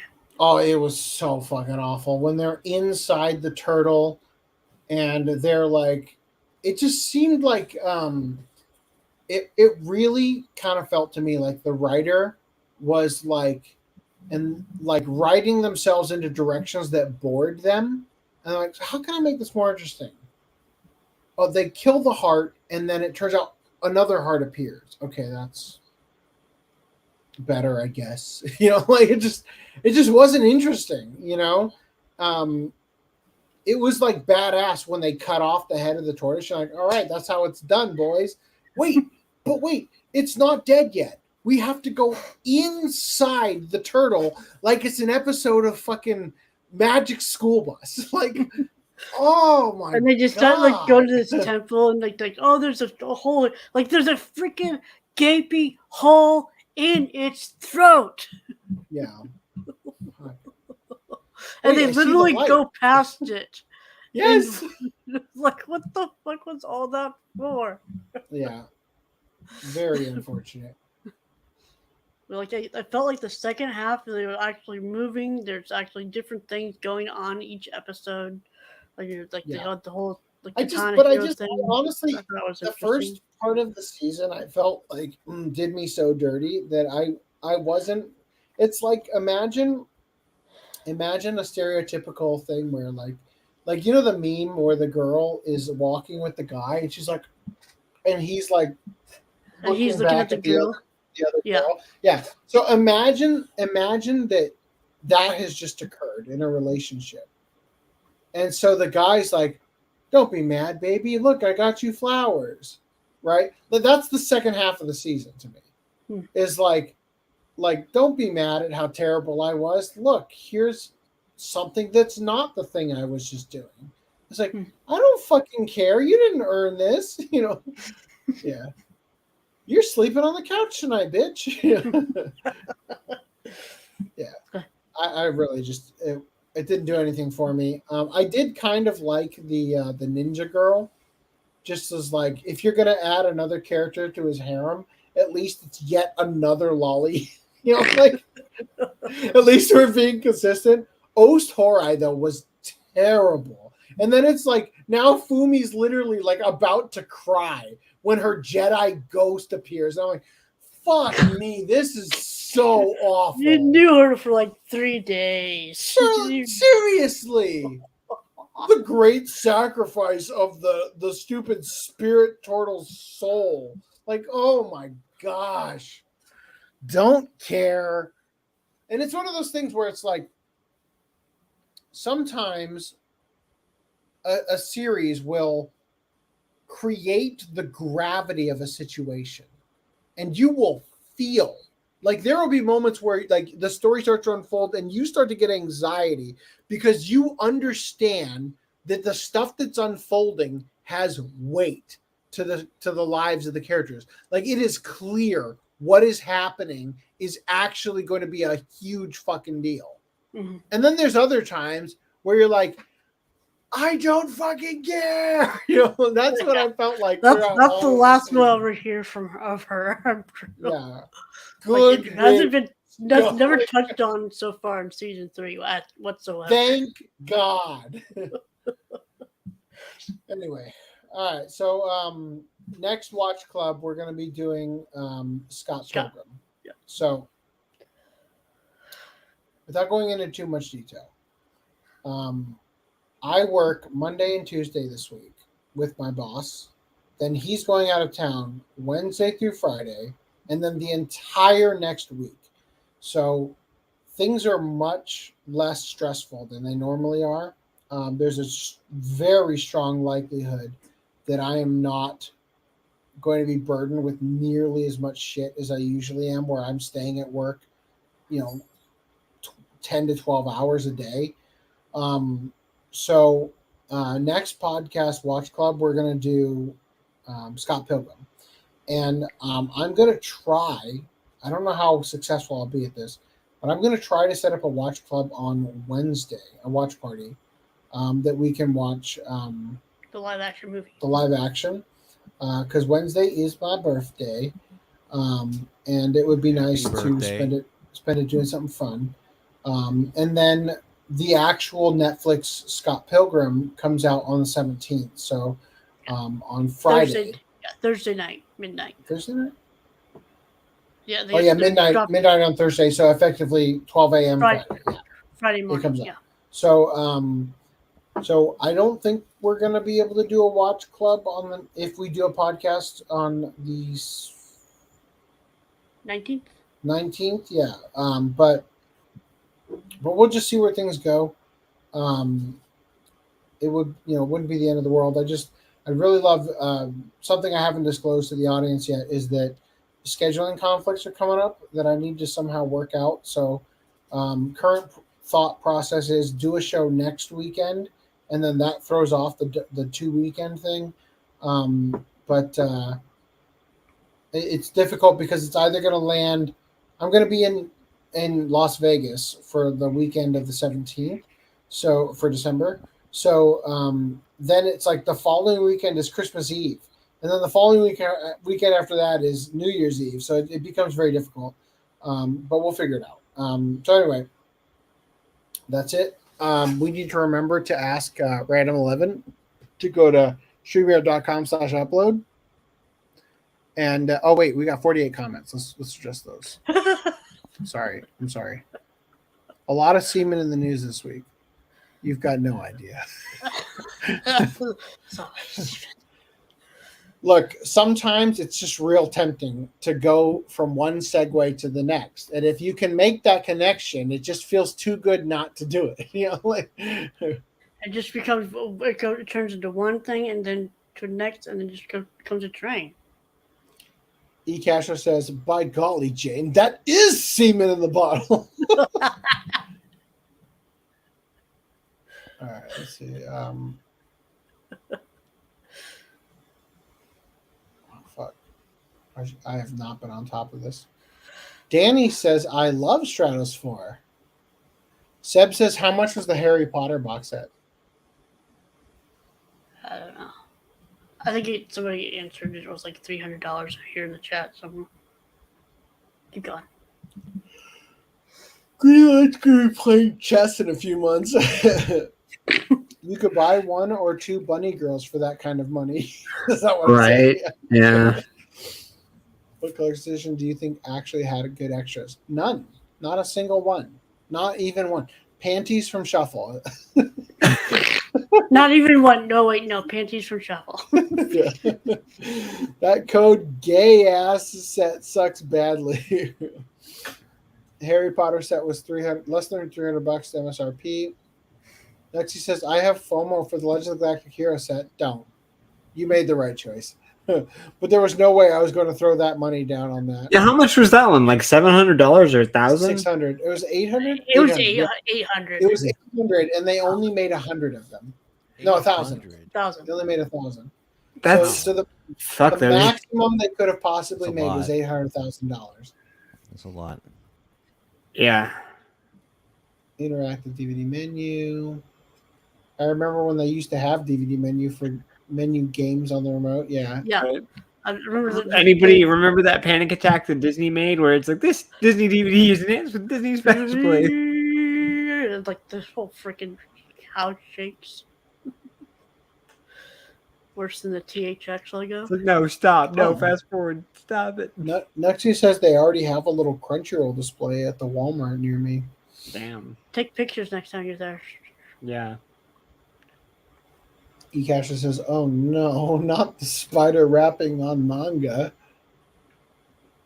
You should be able to tell that what's in the styrofoam cup isn't a milkshake. Yeah, Seriously. it would carry differently.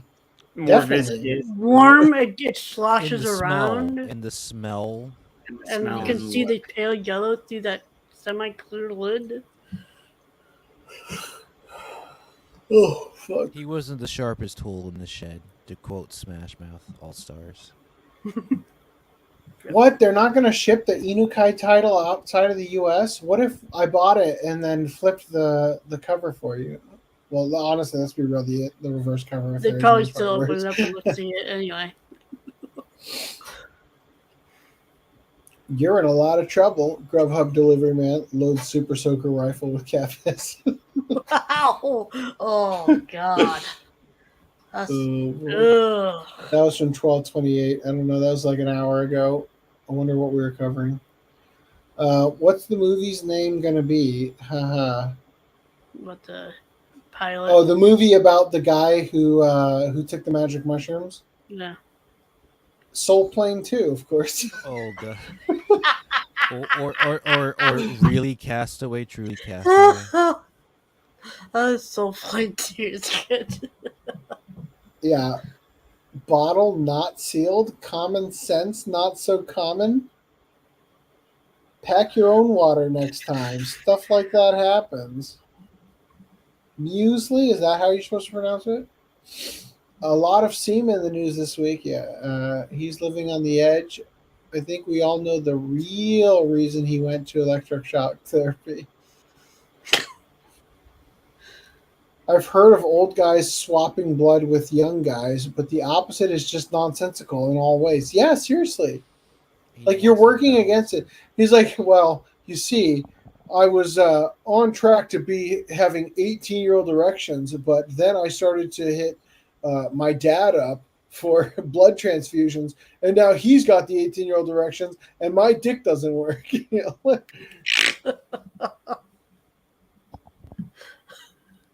Yeah, so he brought it in, the dick in his pants. The black guy at the Target or wherever. In a long enough timeline, all toddler camps become a fight club eventually. UFC scouting for new athletes in the daycare. Oh, no. Diggs, by the way, says, hey, what's up? About to end the show. I hope you enjoyed. Oh, hi from Florida. Cool.